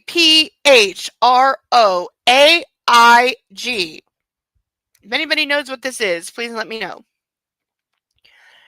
I toss the contents of the glass down in one swallow, appreciating the burn as it sears my throat. Okay, so I'm guessing he just like basically did a very large shot of something, so it's probably a brand. The warmth spreading downwards and joining the maelstrom in my gut. I take a deep breath and pour another, larger glass and head back into the bedroom. I really should get some sleep, but I'm too wired. I'm too mad. No, not mad. I'm raging. The sanctity of my home was invaded by that cocksucking motherfucking asshole. Quietly, I dragged the bedroom chair from its position by the window to my side of the bed.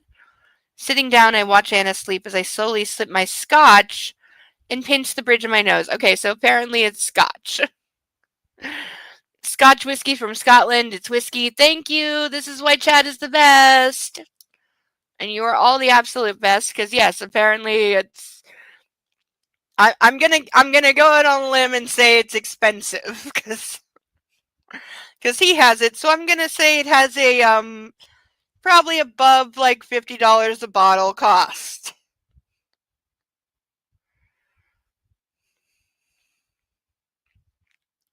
I watch Anna sleep as I slowly sip my scotch and pinch the bridge of my nose, trying to quiet the ferocious storm inside me.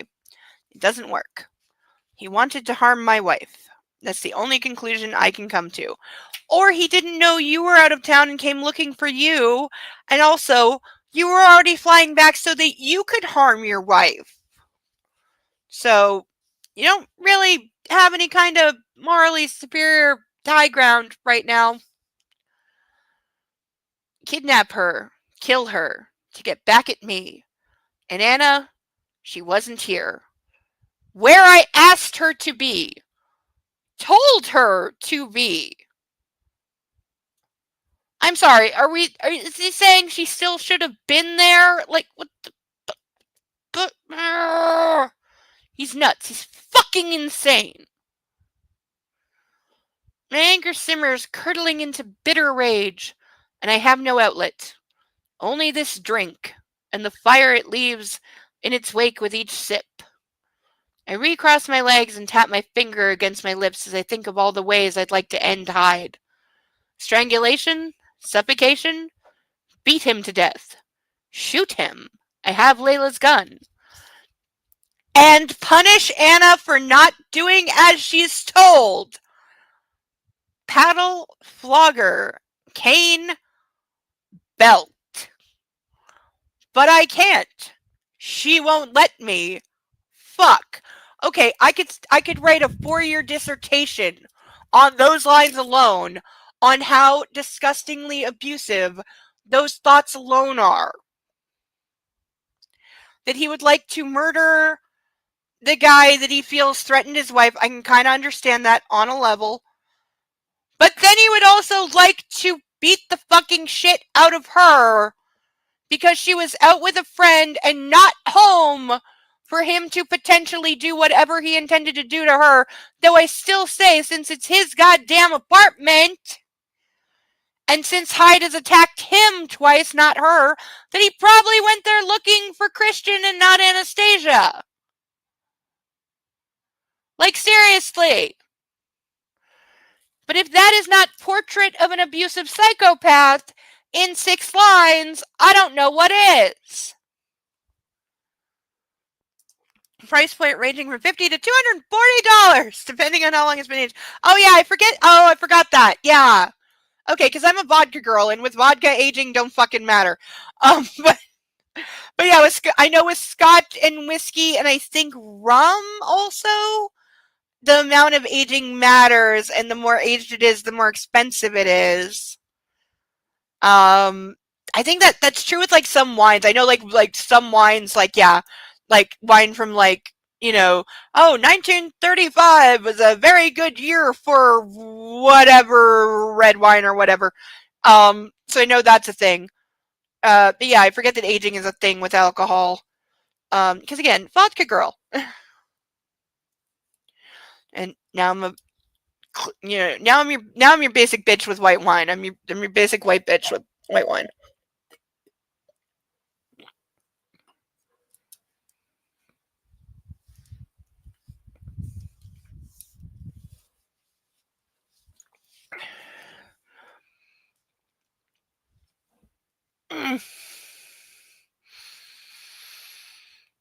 As dawn breaks, it gradually lights the room. Anna stirs and her eyes flutter open. Her lips part as she gasps in surprise when she realizes I'm sitting and watching her.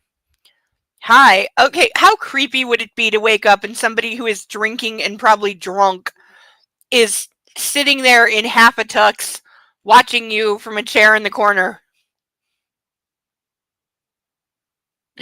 This is why I keep throwing daggers under my pillow, and I'm not kidding. They're there.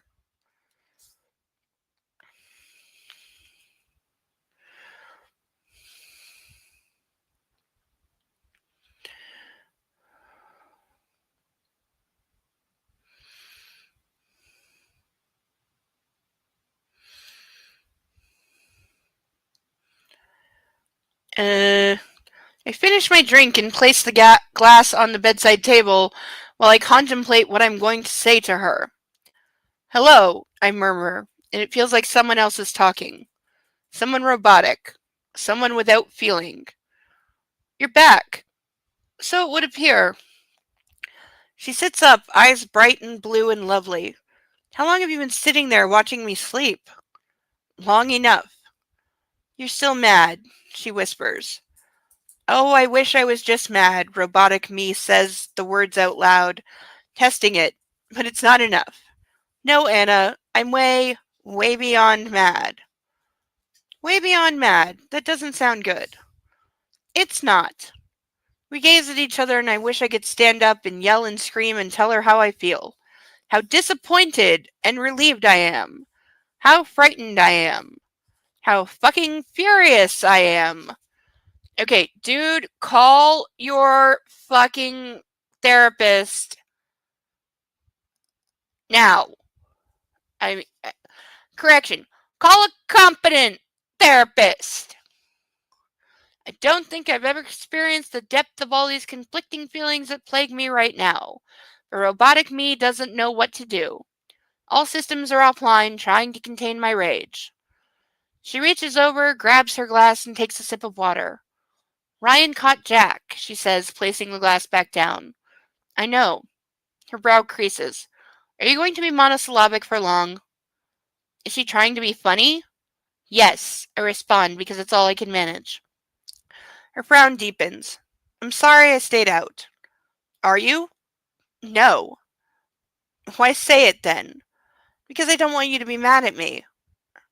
How about you're a fucking douchebag? Shut the fuck up. You should be glad I wasn't here and was out of harm's way, and you're being an overbearing jerk. And you've been drinking, so you can go to the spare room and sleep it off while I get ready for work. Goodbye. I'm not tolerating your goddamn bullshit at crack of dawn in the morning. Get out of my sight. Too late for that, Anna. I sigh and run a hand through my hair. I think Detective Clark wants to talk to you, she says. I'm sure he does. Christian, please. Please what? Don't be so cold. Cold? Anastasia, cold is not what I'm feeling at the moment. I'm burning. Burning with rage. I don't know how to deal with these. I wave my hand, seeking inspiration. Feelings! Call your therapist, idiot! Her eyes widen farther, and before I can stop her, she clambers out of bed and onto my lap. Yeah, because she's trying to placate him with sex so he doesn't beat the fucking shit out of her or kill her. Again, this is what abuse victims learn to do. He's raging mad. The only thing that ever calms him down, is using her body as a stress ball and a fuck doll So, yeah, I promise she's about to get on her knees. It's so unexpected. A welcome, disarming diversion from my rage. Slowly and carefully, so I don't break her, I wrap my arms around her and bury my nose in her hair, inhaling her unique Anna scent. Slowly and carefully, so I don't break her. So he knows. How many of his other subs died when he was feeling this way? I need to uncuff because I need the ladies' room. She'll be right back.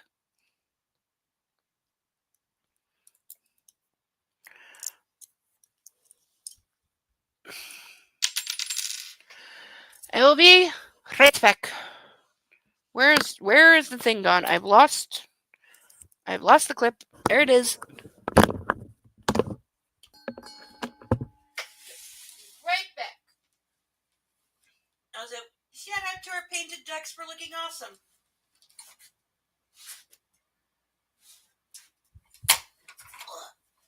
Really considering just getting basic, like, plain ducks next time and just painting them into things and adding, like, hats and stuff.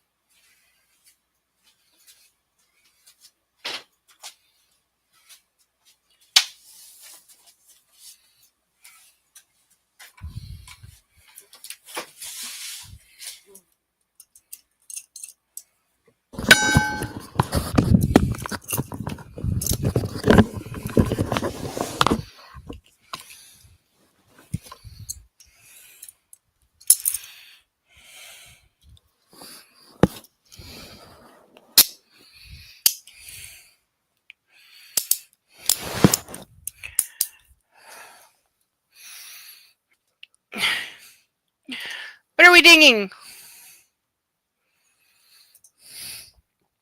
Basic. You're fully our kinky white bitch with wine. Thank you, said Dale. That's very kind. And yes, I am. Oh, all of my whips and paddles are still to the side of me. If anyone would ever like a demonstration, DM me. Oh my god, my daughter did similar. Woke up at 2:30 to have a bio break. I opened my bedroom door, and my adult-sized child is right there. I yelled out, got a cute adrenaline jump. Oh no! She got offended because I said she knocked. I didn't hear it. Later had a perforated eardrum. Oh no! Oh no!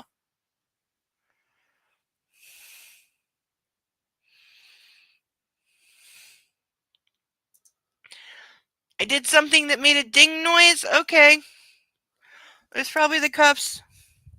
And I put that on too tight. It's cutting off circulation. Damn it. Okay. Minor adjust. Oh, it might have been the cuffs hitting something.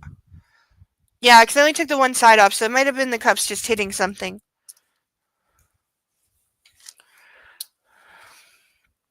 No. Okay, I did find a destined or pre-planned place to stop. Let me just flip for a second and see if I can see where that is, because I don't know if we're going to make it that far. Oh, I think I recall. Where was it? Yeah. Ooh, okay, I don't know if we're going to make it that far. We're going to try. And depending on where this scene's about to go, because if they're about to do like CNC scene, I'm going to read that and then I'm done. Possibly forever. No, I don't mean that. We'll be back next week, but damn. How did I forget that they did fucking CNC roleplay? How did I forget? How did I forget? Like, literally just because it's so gross and absurd in this book that I had to. And that's something I play with myself. And that's something that's in my, like, fanfic / novel that I'm writing, but I'm respectful about it and I make it clear what the rules are, whereas this is not.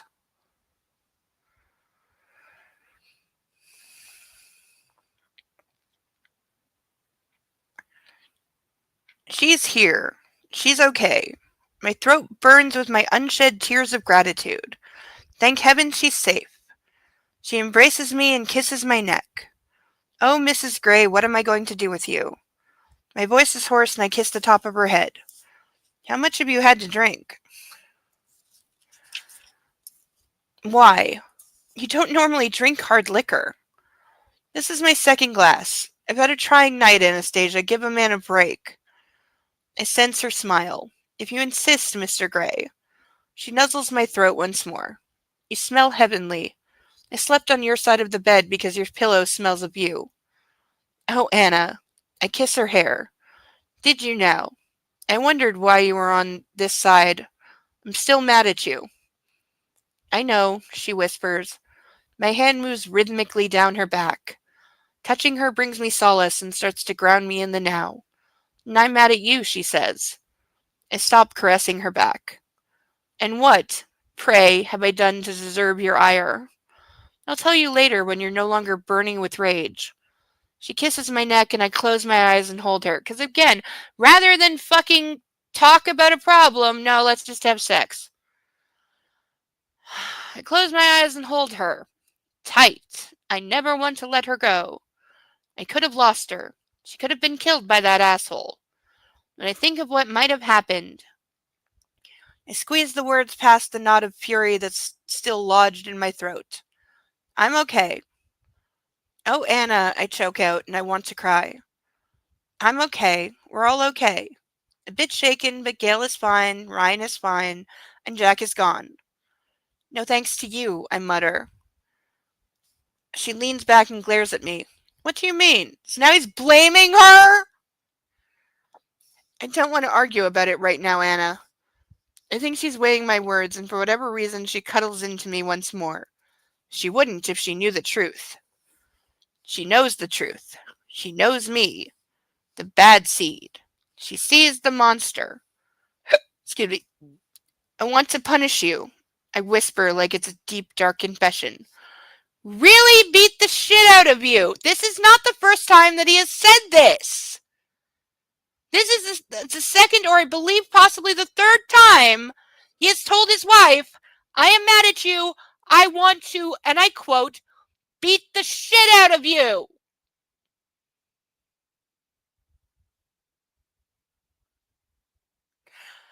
And we're supposed to be madly head over heels in love with this fucking toxic, murdering douchebag. Ugh! She stills. I know, she whispers. That's not what I expect her to say. And then it gets worse because he says, maybe I will.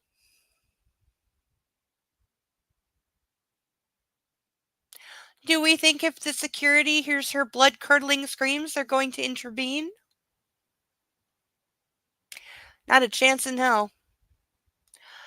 I hope not, she says, her voice quiet but unwavering.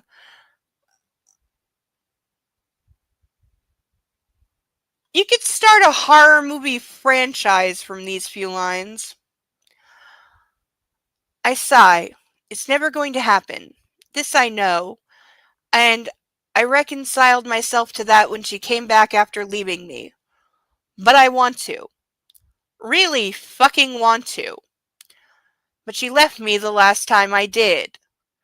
Now she's my wife, and here we are.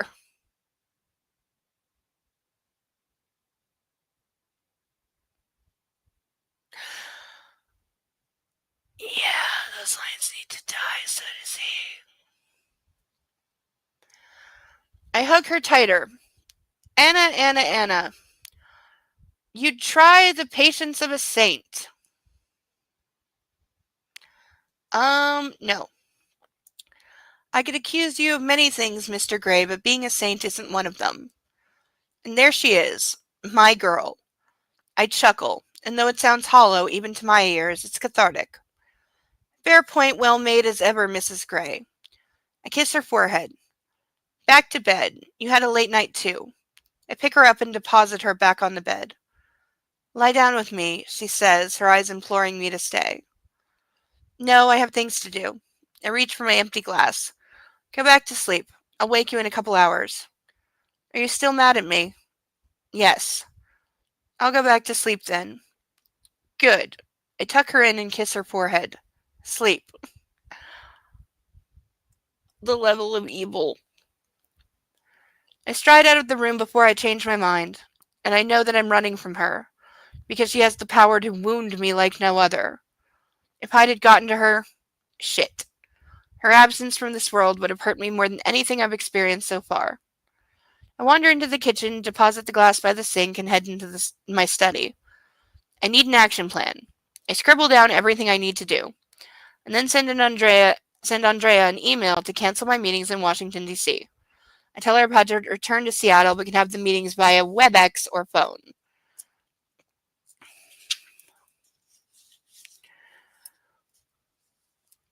I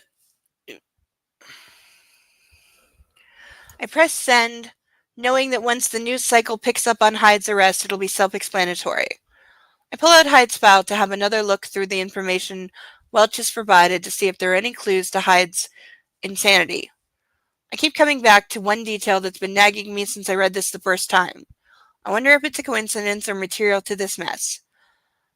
Jackson Jack Daniel Hyde, date of birth February 26th, 1979, Brightmoor, Detroit, Michigan.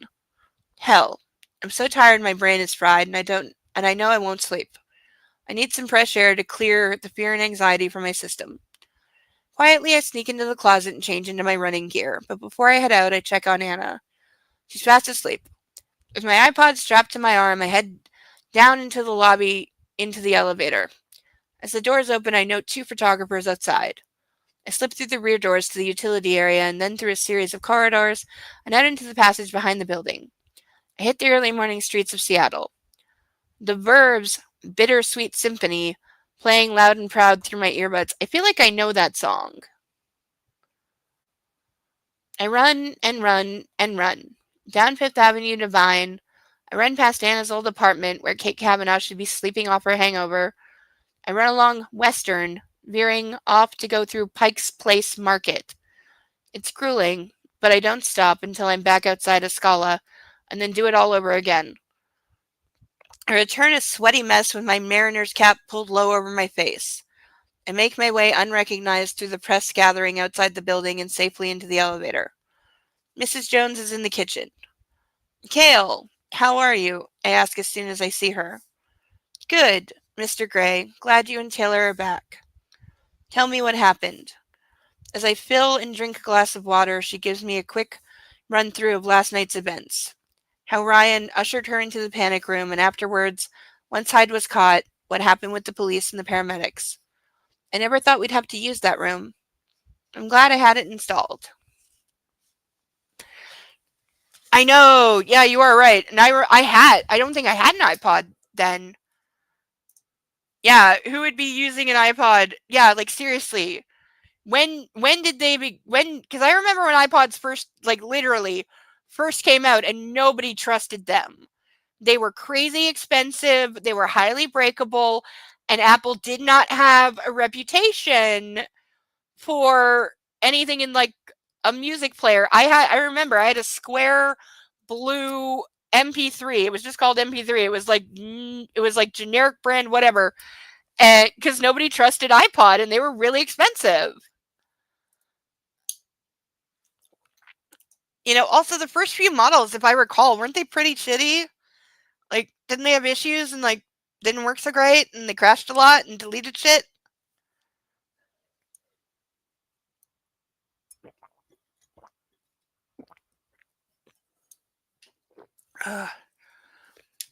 Yeah, like what year did like proper iPods really come out?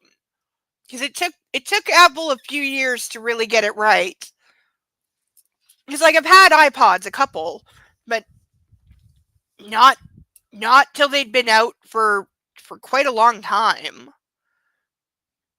iPod was originally released in November 2001. Really?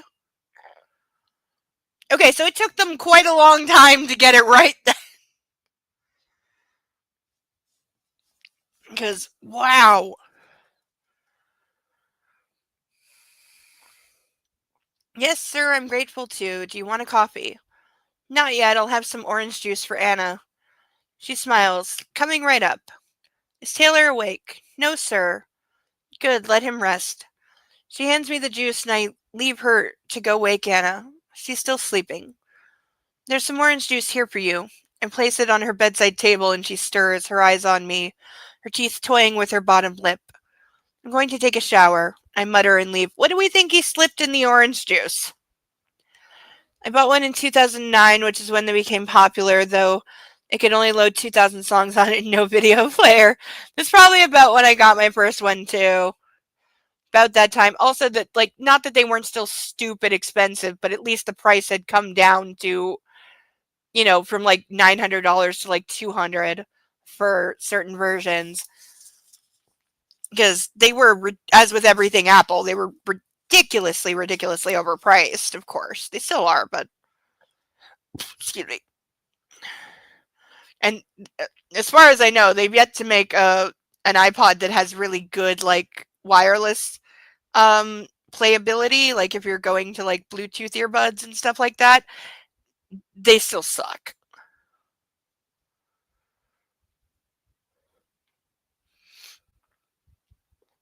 I strip quickly, leaving my clothes on the bathroom floor. My run has done little to improve my temper. I start washing my hair vigorously and mentally run through a checklist of what I have to do this morning. I sense Anna before I hear her. Oh, of course, she's again, because he's still mad, she's going to come in the shower with him. She closes the shower door and steps up behind me and places her arms around me. I stiffen at her touch. I reserve the right to bail at any moment because it's after midnight. I have done my duty for the evening, so they're discontinued as of 2022. Did they really stop making iPods? Really? Because I guess like everybody's phone just can do it now. Like I don't know. I have like maybe 20 songs on my phone because I just never bothered to load it, but I could. Though my phone is like a 10-year-old model, but it still works. iPhone. Oh. Right, they upgraded to iPhone that now has all your music on it. Okay, yeah. Fair play, because they do charge like $2,000 for an iPhone, and there are fucking morons who are willing to buy one like every 12 months, because gotta have the newest thing, even though it's really fucking stupid. And it has like 1% improvement on the old thing, but you will stand in line for 4 fucking days just to get the latest, newest whatever, and duh.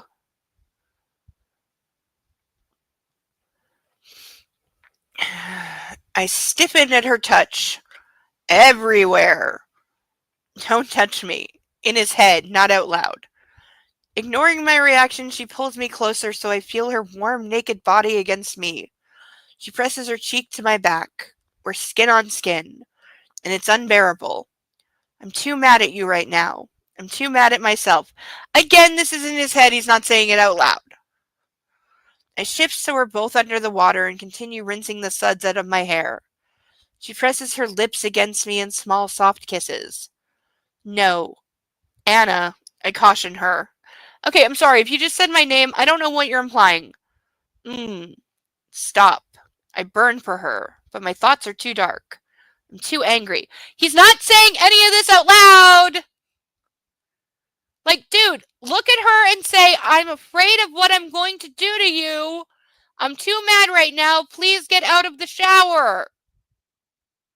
But he's not doing that. He's not saying anything out loud.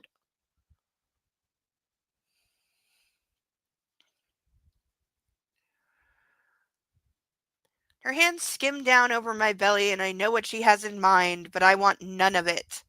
I want all of it. Schizophrenia? All of her. No. I place both of... Okay, we're missing a word here. I place both of mine on hers and shake my head. Don't, I whisper. It just says I place both of mine on hers. Both of your what? Like, I assume they're implying he places both his hands on hers to stop her from touching him because he's too pissed off right now, and I get that, but it doesn't say hands, it just says I place both of mine on hers and shake my head. She steps back immediately as if I've slapped her, so I turn around and her eyes flit to my erection. It's just biology, baby. Oh yeah, because you totally can't control that. You fucking, kill me. I clasp her chin. I'm still fucking mad at you, I whisper, and rest my forehead against hers, closing my eyes. And I'm fucking mad at myself. I should have stayed in Seattle. Well, at least he gets 1 point for insight. But again, he always has insight. He just never listens. She reaches up and strokes my cheek, and I desperately want to give in to her tender touch. Don't be mad at me, please. I think you're overreacting, she says. Well, yes, he is. He always does. Are you kidding me? What? I straighten so her hand falls to my side, and I glare at her. Overreacting, I rant. Some fucking lunatic gets into my apartment to kidnap my wife, and you think I'm overreacting. You don't know that's what the plan was? Again, he was probably there to shoot you fucking idiot. But he's paranoid and on a rant, and he's been simmering for hours, so he's about to go fully violent as fuck. Like, again, in a horror movie, this is where he snaps and kills her. She gazes up at me, but doesn't back away. No, that's not what I was referring to. I thought this was about me staying out. Oh. I close my eyes. I left her for one night, and she could have been kidnapped or worse. Murdered by that asshole. Christian, I wasn't here, she whispers in the gentlest of tones. I know. I open my eyes, feeling hopeless and worthless at once. And all because you can't follow a simple fucking request. I don't want to discuss this now, in the shower. I'm still fucking mad at you, Anastasia. You're making me question my judgment. You don't have any judgment! I leave her and grab a towel as I stalk out of the bathroom. I want to hang on to my anger. It protects me and keeps me away from her. It keeps me safe. Safe from more complex and difficult feelings.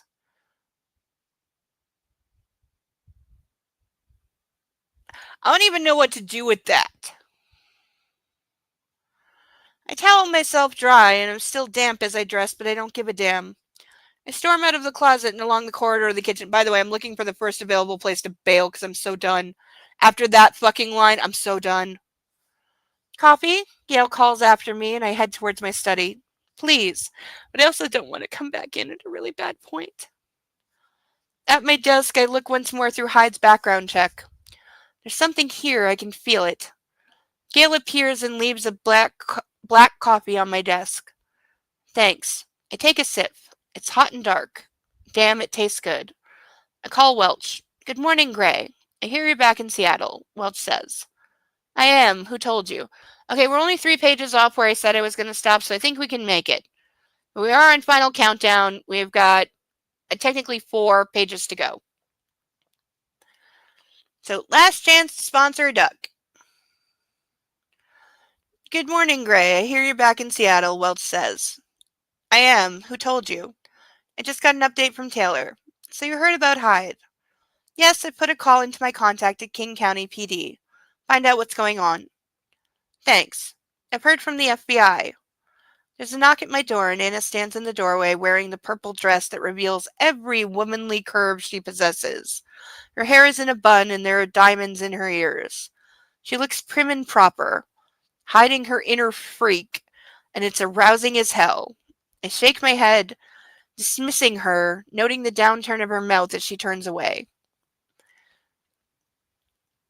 Okay, the whole disgustingness of that interaction. Sorry, Welch. What did you say?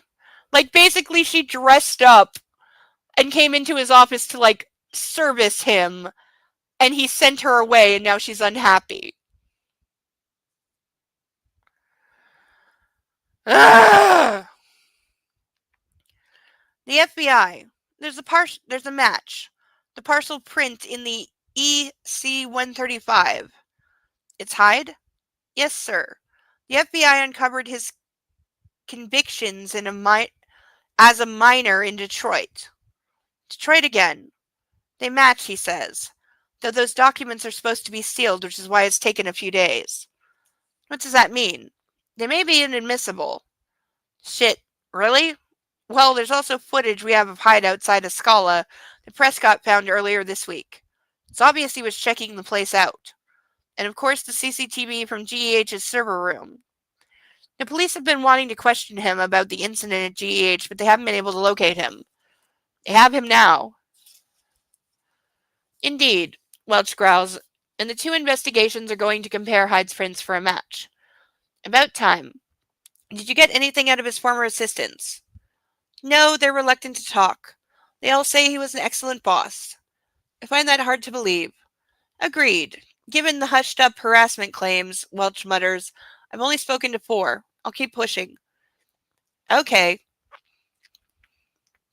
What do you want to do about the heightened security around your family? Let's keep it for now and see where this goes with Hyde. We have no idea if he's working alone or with someone. Okay. I'll report back when I've heard from my contact. Great. Thanks. I checked my emails. There's one from Sam letting me know that he's been inundated with pressing inquiries about last night. I respond telling him to send all inquiries to the King County PD press office. Taylor enters. Good morning, sir. Did you get some sleep? He blows out a breath. A few hours. Enough. Good. We have a great deal to cover. He pulls up a chair and we run through my to-do list. And finally get a carpenter to fix the door. Will do. Briefing at 10 with the entire team. I'll let them know. Taylor says, please. Sawyer and Ryan are in their racks. I'm assuming they're asleep. Prescott is sifting through the CCTV from last night to find out how Hyde got in the building. Good. Sir, he says in a way that gets my immediate attention. Yes? I'm grateful we came home last night. Maybe you have a sixth sense or something. Oh, don't freaking indulge his... No. Don't reward his crazy. I'm taken aback. Taylor, I was just mad at my wife. And psychotic! His sudden smile is wry and world-weary. Happens to us all, sir. Don't justify his crazy! I nod, but his words are not reassuring. He's divorced. Don't go there, Gray. Thank God Anna and Gail are safe, I add as I get up. I'm hungry for my breakfast. Yes, sir. He follows me out of the study. I've made you an omelet, Gail says to me and gives us both a huge smile. Maybe Taylor and Gail will tie the knot. Who knows? Ignoring them, I take a seat at the kitchen counter, and once Taylor has left the room, I ask Gail if Anna ate. She did, Mr. Gray. An omelet, too. Good. As if I've conjured her by mentioning her name, Anna appears in the doorway wearing her jacket. You're going? I ask in disbelief. To work? Yes, of course. She moves closer. Christian, we've hardly been back a week. I have to go to work. But I rake my hand through my hair, feeling anxious. What about yesterday? Hyde. The kidnapping. By the way, he's made the kidnapping up in his head. Out of the corner of my eye, I notice Gail leave the kitchen. I know we have a great deal to talk about, Anna continues. Perhaps you've calmed down. Perhaps if you've calmed down, we can do that this evening. Calm down, I whisper, and I'm immediately incandescent again. This woman is pressing every single button I have this morning. What, by telling you that she's not going to talk to you when you're a violent rage machine? No, Anastasia, I don't know what you mean. Oh, she flushes embarrassed, you know what I mean. No, Anastasia, I don't know what you mean. I don't want to fight. I was coming to ask if I could take my car. No, you can't, I snap. Okay, she's asking permission to drive her own goddamn fucking car. I'm not asking permission. I'm getting in the car and fucking driving. Okay, she says quietly. And just like that, all the wind is out of my sails and I'm no longer mad, just tired. I was expecting a battle. Prescott will accompany you. My tone is softer. Okay, she says and steps towards me again. Last 2 pages. Oh, I hear a puppy. No, I can't pick you up right now. Oh. Yes, of course he still has the keys. Okay, hold on. I have to take one of these off and cuddle a puppy. Because of course he wants to say goodnight to everybody because he's the puppy. Come here, you. It's okay. Come here. Come on, Bo. Good boy. Come on. Come on, come up. Come on, up, up, up. Oh, you stubborn little thing. He just wants his belly. Yes, you want your belly. I know you want your belly. Okay, come on. Up, up. Come on. Hurry, hurry. That's a good boy. Good boy. Come on. Good boy. That's a good boy. Up. Yes. Oh, there's my good boy. Yes, he is. Yes, he is. He's the best puppy in the history of puppies. Yes, he is. Yes, he is the best puppy. Yes. Oh, he's so good. E.L. James forgot that sentence structure doesn't work unless it's inside one of 2 sentences, not 2. Once you split them, further context is required. Yes. The FBI wouldn't be contacting you about their investigations, especially about things like fingerprints or other forensic results. You're entirely right. And yes, persnickety, I was so thinking that he definitely, not only does he have the keys, he's like disconnected the battery in her car and like stolen her spark plugs or something. He's definitely done that. He has 100% disabled her car. I promise you that. I absolutely full fucking promise you that he has done that. Sorry, puppy needs me. Puppy needs his cuddles. And we have 2 pages left, and I'm going to read them with the puppy. We've got like a page and a half. So we're going to read them with the puppy. Everything is better with the puppy because he's a puppy, and look how cute he is. Look how cute he is. Look. Look at how cute he is. Look at how cute the puppy is. And he's so sleepy, and he's a puppy. And ain't he just adorable? Yeah. He's just so cute. Oh, and yes, that's definitely why she needs permission to drive her car. Because, yeah. No, he controls all, and she's just given up any hope of, like, fucking freedom. It's called OnStar. He called OnStar. Oh, Cerebellum. I love it. Yes, that is next level, but totally true. Can they do that, by the way? I don't drive, so I know OnStar exists, but I don't really know what it is. Can they actually just remote disable your car? Can they actually do that? I mean, it wouldn't surprise me these days with technology and stuff, but seriously.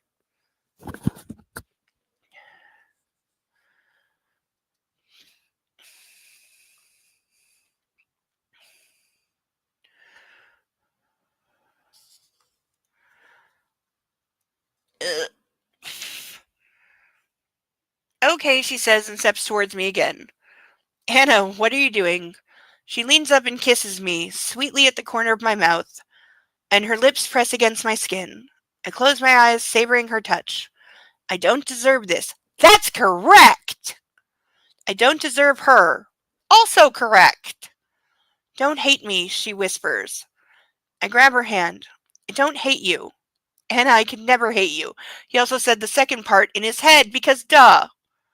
You haven't kissed me, she whispers. I know, but I want to. Damn, Greg, carpe diem.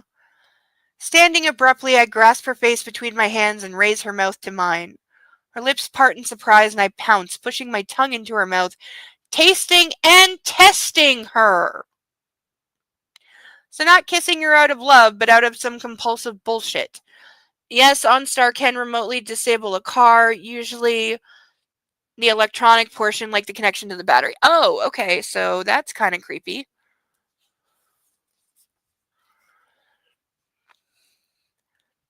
She tastes of heaven and better times and minty toothpaste.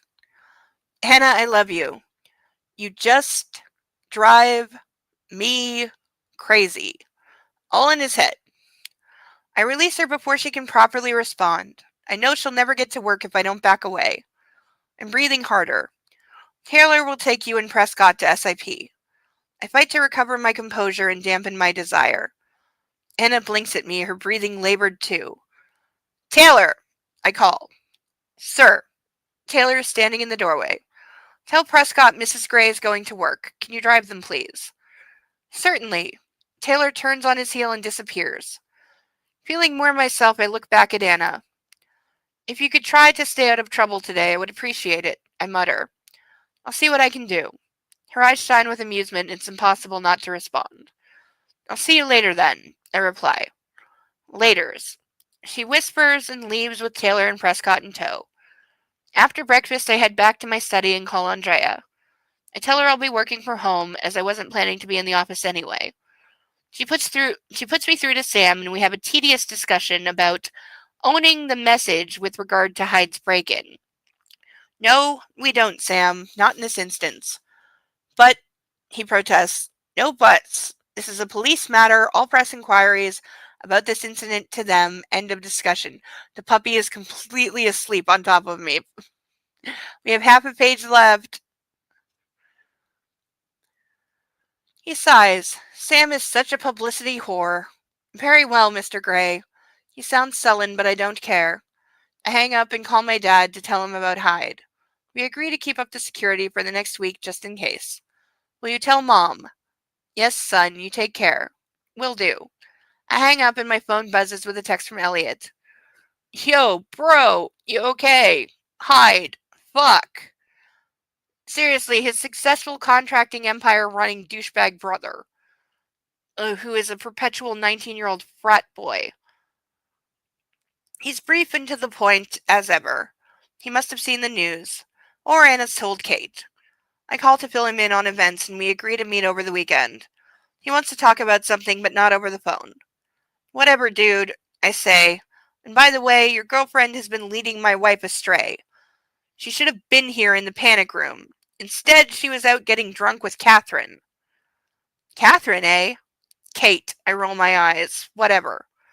And you're telling me this why? I don't know, dude, just sharing my thoughts. This is not how grown men talk. Elliot sighs. You'll have to take it up with her. Oh? Have they split up? What does that mean? He continues before I can ask any questions. This guy who follows me around, do I still need him? Let's see what happens with Hyde over the next few days. Okay, hotshot, it's your money. Laters, Elliot. And that is where we are stopping for this evening. Must be an odd-numbered chapter. It is indeed. It is chapter 25. Persnickety calls it correctly. Yep, it is chapter 25. It's still got another 40 pages. So that's all of next week. So there is the line drawn in the book. And that is where we are stopping. That was actually over page count. It was closer to 50. Puppy's going, why are you moving me? I'm sleepy. Why are you moving me? I'm very sleepy. I need to be sleeping, Mommy. You're supposed to be sleeping. I'm sleepy. I'm a really sleepy puppy. I was a good boy today. I did lots of things. I ate all my food and then I got hiccups. Because he eats his food too fast and then he gets hiccups and then he comes to me for cuddles because he has hiccups. And then as soon as they stop, he goes back and eats more food too fast to get hiccups. And then, it's a cycle. Because Because, why would you ever eat your kibble slowly when you can gulp it down as fast as possible?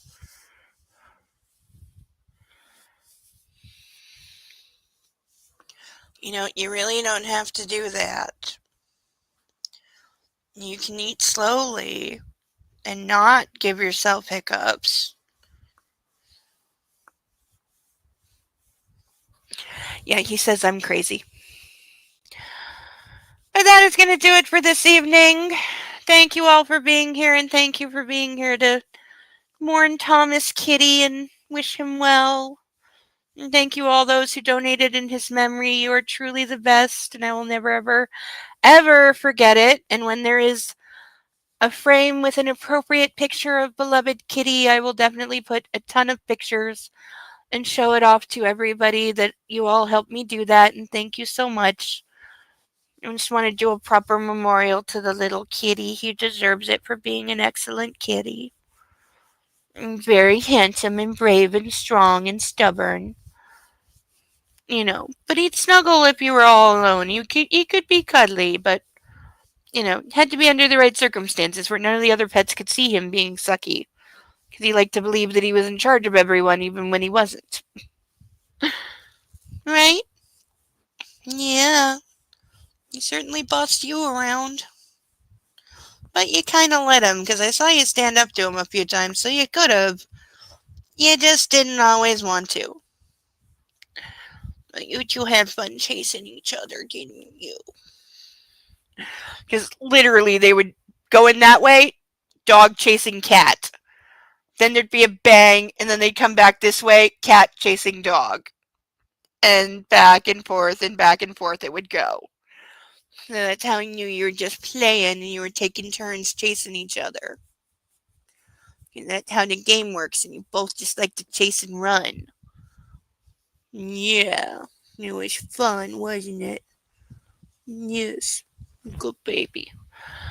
Oh, so that is going to do it for this week. Thank you, everyone, for being here. Thank you all for your very generous support. Say goodnight to all of our wonderful ducks and our wonderful pets. Here's the puppy.